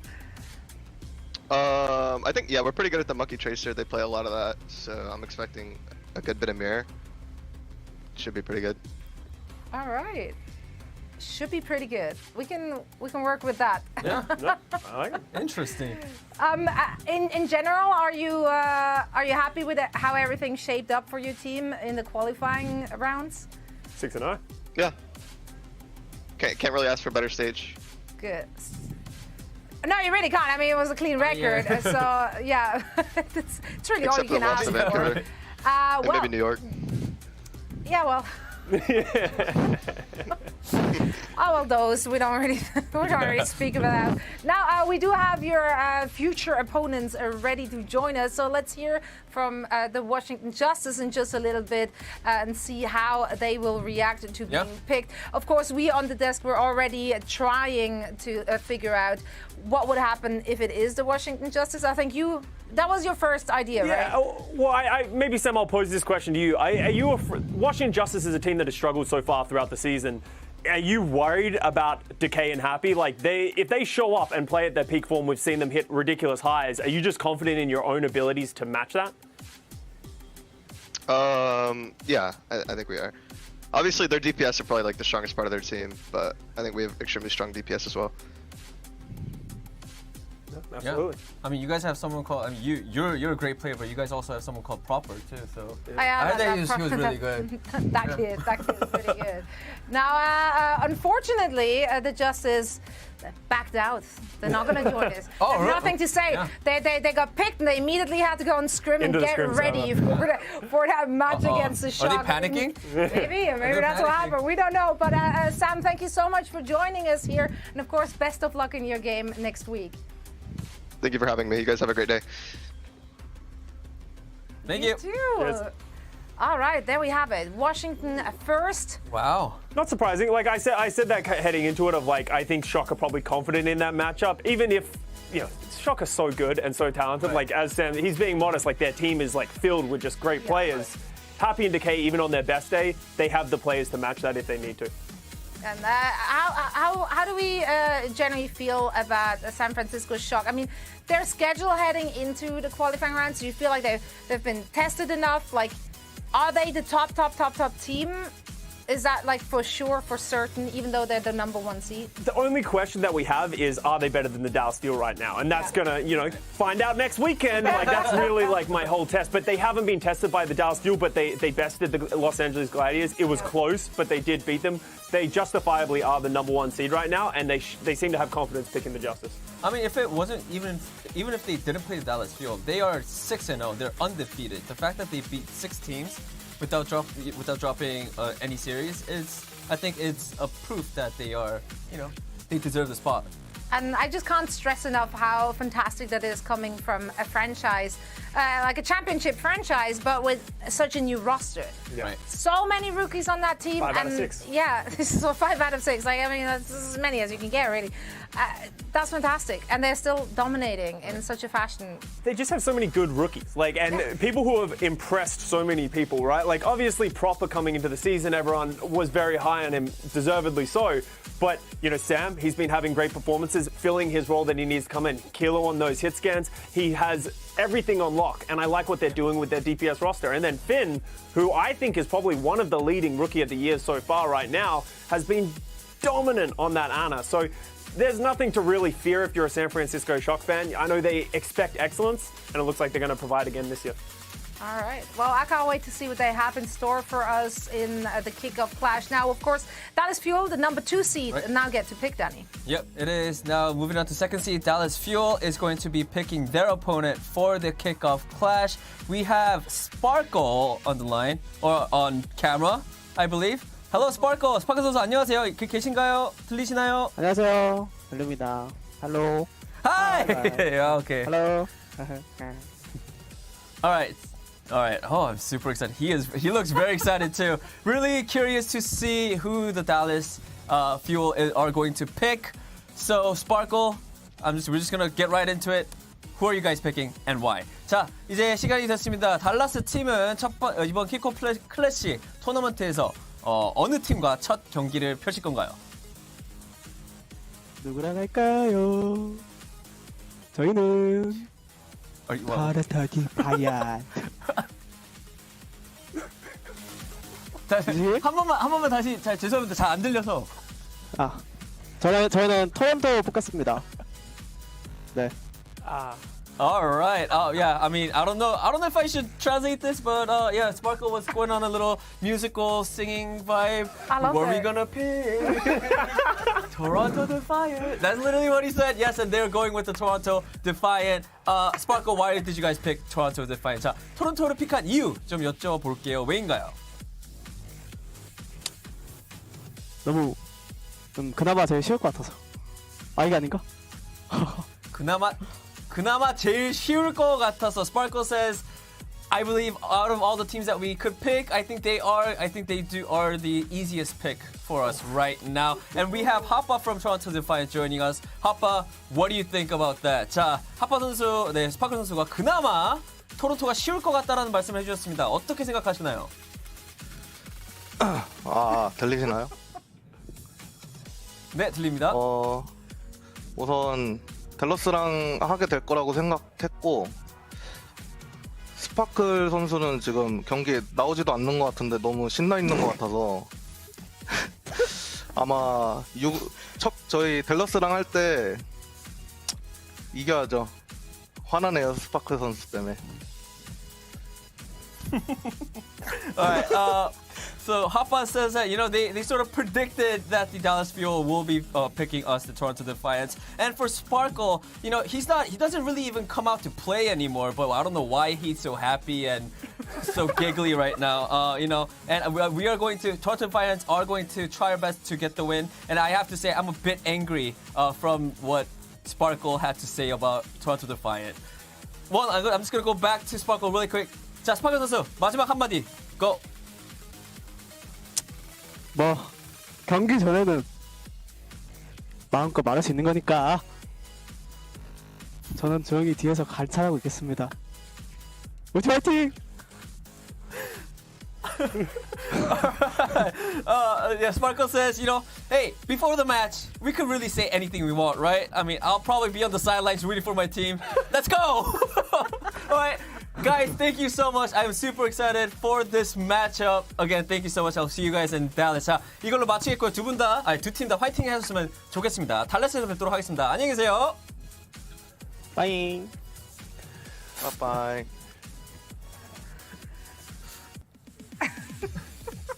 I just love Sparkle. How can it be so endearing and entertaining and rude at the same time? We should make everyone musically announce their pick. Yeah, Make it rhyme. That really worked for me. You didn't For expect it. for like 10 what? seconds, I was in my mind. I was translating at the same time. I was like, God, do I have to sing like Sparkle, or can I just say it? But I was like, you know what? Screw it. He's saying I'm just gonna channel my inner Sparkle. I was like. I think it was beautiful. It was absolutely beautiful. Now, let's take a look at the updated bracket so we can visualize the battle that is yet to come between the Dallas Fuel and the Toronto Defiant. Any surprises for you here? I am surprised that the Dallas Fuel are going for the Toronto Defiant over the Atlanta Reign from what we've seen of the Atlanta Reign so far. So Dallas obviously have some respect there for the Atlanta Reign team. It seems like they're just confident in the matchup. I would not almost be surprised if it's the same thing as the San Francisco Shock versus the Washington Justice, where they're confident in their head-to-head matchup. They believe that they can beat Defiant at no matter what they bring out, because Defiant have also been playing a lot of the Xayah competition and adopting what the Dallas Fuel have been playing. And if you're adopting what someone else is playing and then you have to play that team, it's an uphill battle. So I think Dallas is confident in their play, and that's why Sparkle seems very confident from the sidelines. But I mean, I do want to say that Toronto, especially Hoppa, I've been a Hoppa fan like these days. On his Zarya looked really, really good. Getting better. So that Zarya v Zarya is going to be, I think, interesting. Yeah, absolutely. Absolutely. This is going to be a fun match for sure to look out for. And we have, of course, two more teams which get to pick their opponents. So we only have 4 left. Where do you see those going? I think the Gladiators will be the next team to pick. And who can they pick? Atlanta or Houston? Oh, you just have to pick Atlanta. Like, you kind of have to, right? It doesn't feel like rocket science at this point. The Gladiators just kind of bopped their Atlanta Reign. Atlanta doesn't seem to have an answer. They're probably just going to show up, play the exact same thing next week. So I would assume that's the pick they're going to go for, right? Okay, but if they don't, if they end up actually picking the Houston Outlaws, that means that Atlanta Reign will be left for the Florida Mayhem. Yeah. That is not a bad matchup for the Atlanta Reign. I think that's probably the thing that they're hoping for, because as much as Florida Mayhem is a great team, when you put the Gladiators, the San Francisco Shock, and the Dallas Fuel, I'm sure everyone in the Law 4 is like, please let us make it to the end. Because as you said, Atlanta Reign is a great team who have great players. They can match up quite well to the Florida Mayhem, absolutely. So I'm sure Atlanta wish they put up more of a fight today, maybe because this might have swayed the Gladiators' decision. Yeah, but it all comes down to what the Gladiators are going to pick. I can see them having fun with it though too. Yeah. So I don't know. Hunter's also picking it for the Los Angeles Gladiators as well. Sorry, spoilers. Is he going to be just a speaker, or is he the one who actually picked it? That's No, how much space do I have an announcer pick? It's Hunter. I'm sure he walked into the room and he's like, okay, that's it. I don't care what anybody else thinks. I'm choosing my old team, okay? Everyone else out. I don't care about what you're saying. I can see it happening. That sounds like an Hunter thing to do. I mean, yeah, the accent was right too. So it all works out for me. It checks out. Why not? Where do you see the Gladiators ending up in general? I mean, now today was obviously a very dominant performing. They showed us a different look as well. How far can they make it? It is a double elim bracket, of course. So the world's their oyster. They lost to both the San Francisco Shock and the Dallas Fuel, but they were both reverse sweeps. Like, Gladiators were in the driving seat for both of those teams. If Gladiators show up to LAN and they play at the level that they did today, or that we expect from them with the sheer amount of power that they have in their roster, I could absolutely see them winning the entire kickoff clash. They actually have that kind of potential. Honestly, I think this top 3, you can make a case for all of those. So, and then you have some dark horses out there. You know, Washington on a good day, Florida Mayhem. You know, they've been looking better than anyone could have expected them. So there's honestly a lot of talent here. I'm just excited for this entire event because we get a massive LAN event. All the teams are going to be showing up. We're going to have the crowd. We're going to have the fans. This is Overwatch that everyone knows and loves. Like, this is why I was a player. This is why people are such big fans of the league, and it's awesome to have live events coming back. And Donnie, you get to be there in person. I do. It's gonna be a little lonely. Take me because with I don't you. have anyone with me. It's just gonna be me. So yeah, if you guys see me, There's gonna be And everyone else at the casters, and event. literally everyone else, and you have. no, I was talking about my friends. Oh, okay. Friends. I don't, not about Johnny. Johnny. I think we ought to leave this behind. I think we're I will insulting never Johnny. drop this. I am never going to. He was sweet enough when he came in, so I feel like he can be a friend. Yeah, let's promote him to friend. Just kidding. And on this high note, we also are finally ready to hear it from the Gladiators. Hunter is now going to join us as their representative, and we're dying to know who they are going to pick. Hunter, how are you doing? Very, very good. Super happy after a really, really ridiculously easy win from Rain, really. But yeah, the Gladiators will be picking the Outlaws, for sure. All right. Can you give us some reasoning? Well, I mean, if you watch the matches this week and you see Outlaws going to map 5, like neck and neck, a really tough match versus the Paris Eternal, which everyone knows is maybe not the strongest team, maybe like a top 12 competitor, then yeah, I'd say that Houston was looking like the team to beat going into the first round, for sure. I would be absolutely embarrassed if I went to map 5 with Paris personally, but yeah. Right on. Well, and of course we have Jake from the Outlaws joining us now to, reply to everything Hunter just threw at them. Jake, what do you have to say to this? Hey, it's fair criticism. We're just trying to keep it interesting for the fans. Get those maps. I got to get a practice reverse sweep. So we can build up to winning any situation.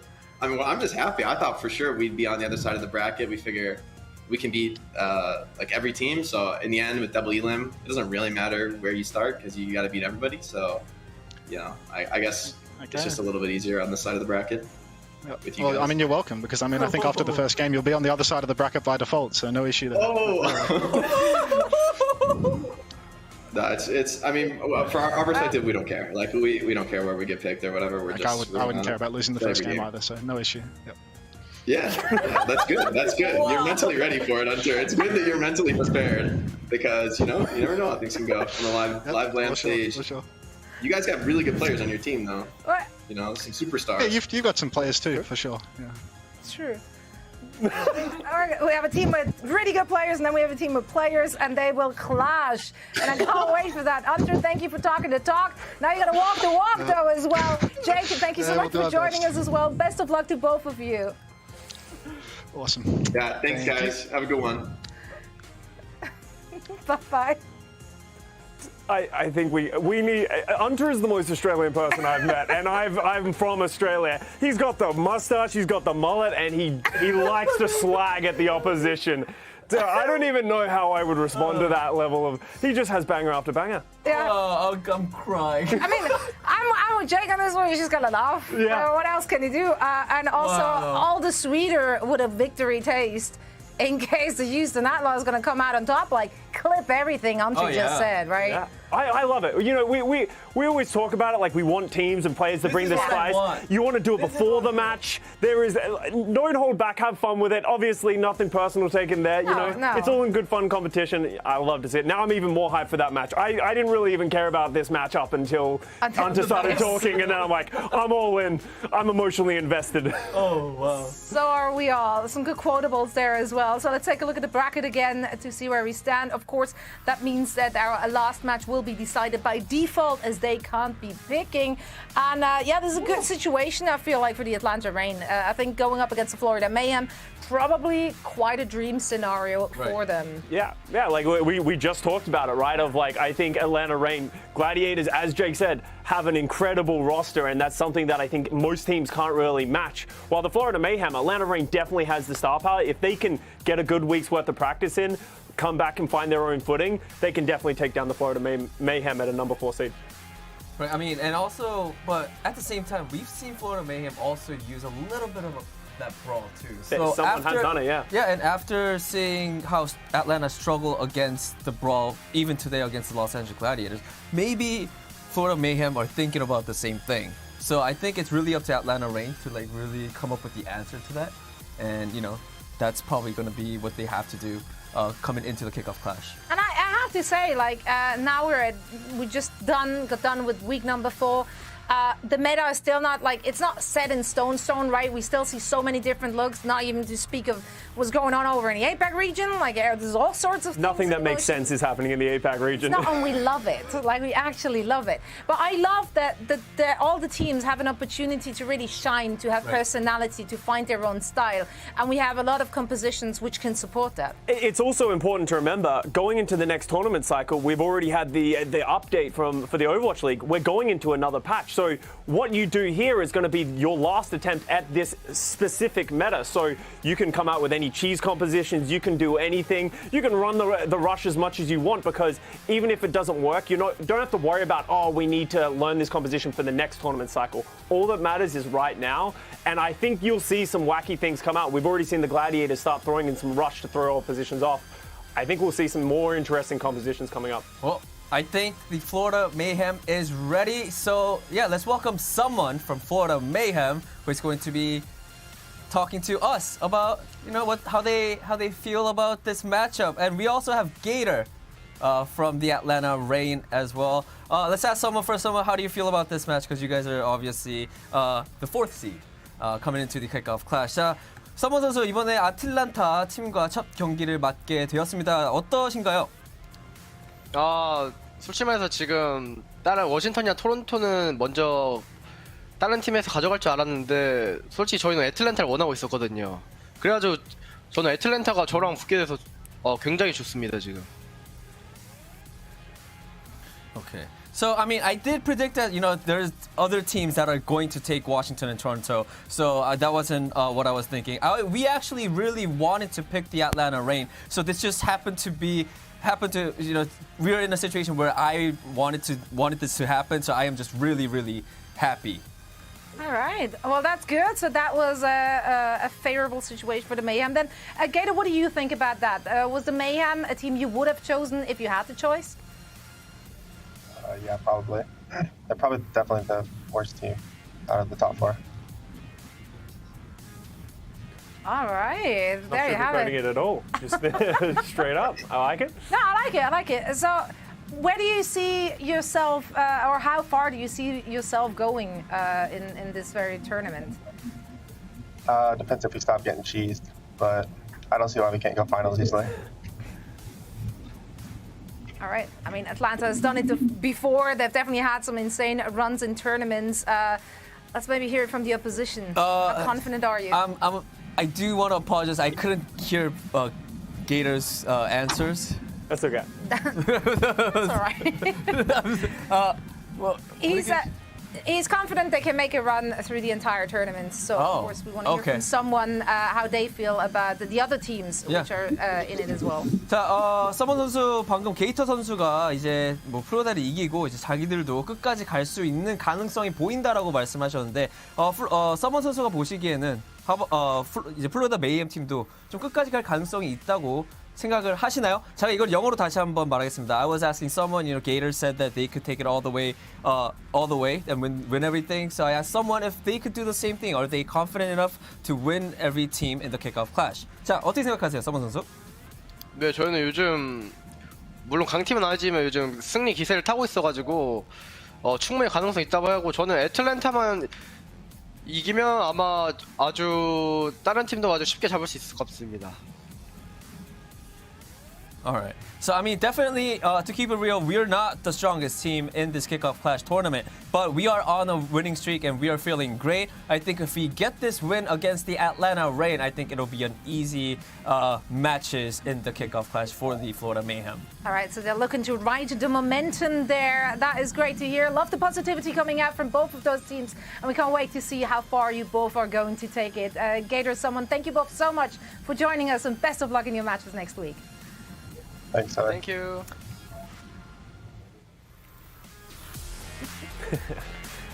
Off they go, and that sets the stage for our kickoff clash. Now, it sounds like both of those teams are very, very happy with who they ended up with. Some with more spice than others. Who do you think is more favorable? Favorited? Is that a word? Favored? Favorite? My favorite matchup? Yeah, sure. Let's go with that. Favorite matchup? It has to be the Toronto Defiant and who was it? I'm blanking. Dallas Fuel? Dallas Fuel. I'm sorry, guys. Yes, been a but long yeah, day. on that, yeah, right there. As we're seeing right now, That's your favorite? Defiant, Dallas Fuel, that's gonna be fun. I mean, from the interview, they were pretty spicy answers. Hoppa said he is angry, so let's see if he could lash out that anger on Dallas Fuel. Man, Angie Hotba, I don't want to see that. It's also like we've been playing online. It's like everyone's been like, you wouldn't say that to me at LAN, but now they are going to say that to each other at LAN. Can I have to? That's it. You know, honestly, for me, I wouldn't have said this going to selection show. Houston Outlaws versus the Los Angeles Gladiators. I think it's just going to be great bants. So that's the main thing. And they're just, honestly, they're two great teams. The Gladiators have had some mixed success throughout this tournament. It looked a little poor at times, while the Houston Outlaws, they've had great moments, but they're also playing completely differently to everyone else in the league right now. I think pretty much every single matchup here has the potential to be a banger. Yeah. Because you never know how the teams show up. I think a lot of those teams, like except for maybe the San Francisco Shock, had mixed performances. Yeah. They had their ups and downs already the last 4 weeks. And then honestly, like whatever team shows up that very day is what you're going to get. So Washington Justice, like they can make it really close to the San Francisco Shock. I can see the Mayhem and the Rain really going to bats there. I think that can be a very, very interesting matchup. So yeah, I'm just very, very excited. It's going to be a good time. I'm so excited for next week! I know, but we have to wait a few days.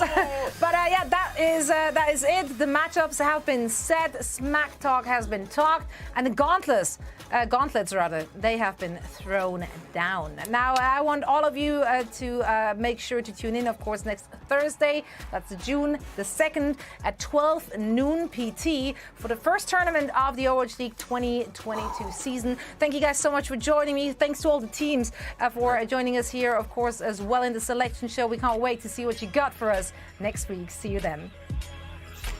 See you guys in Dallas! Thanks.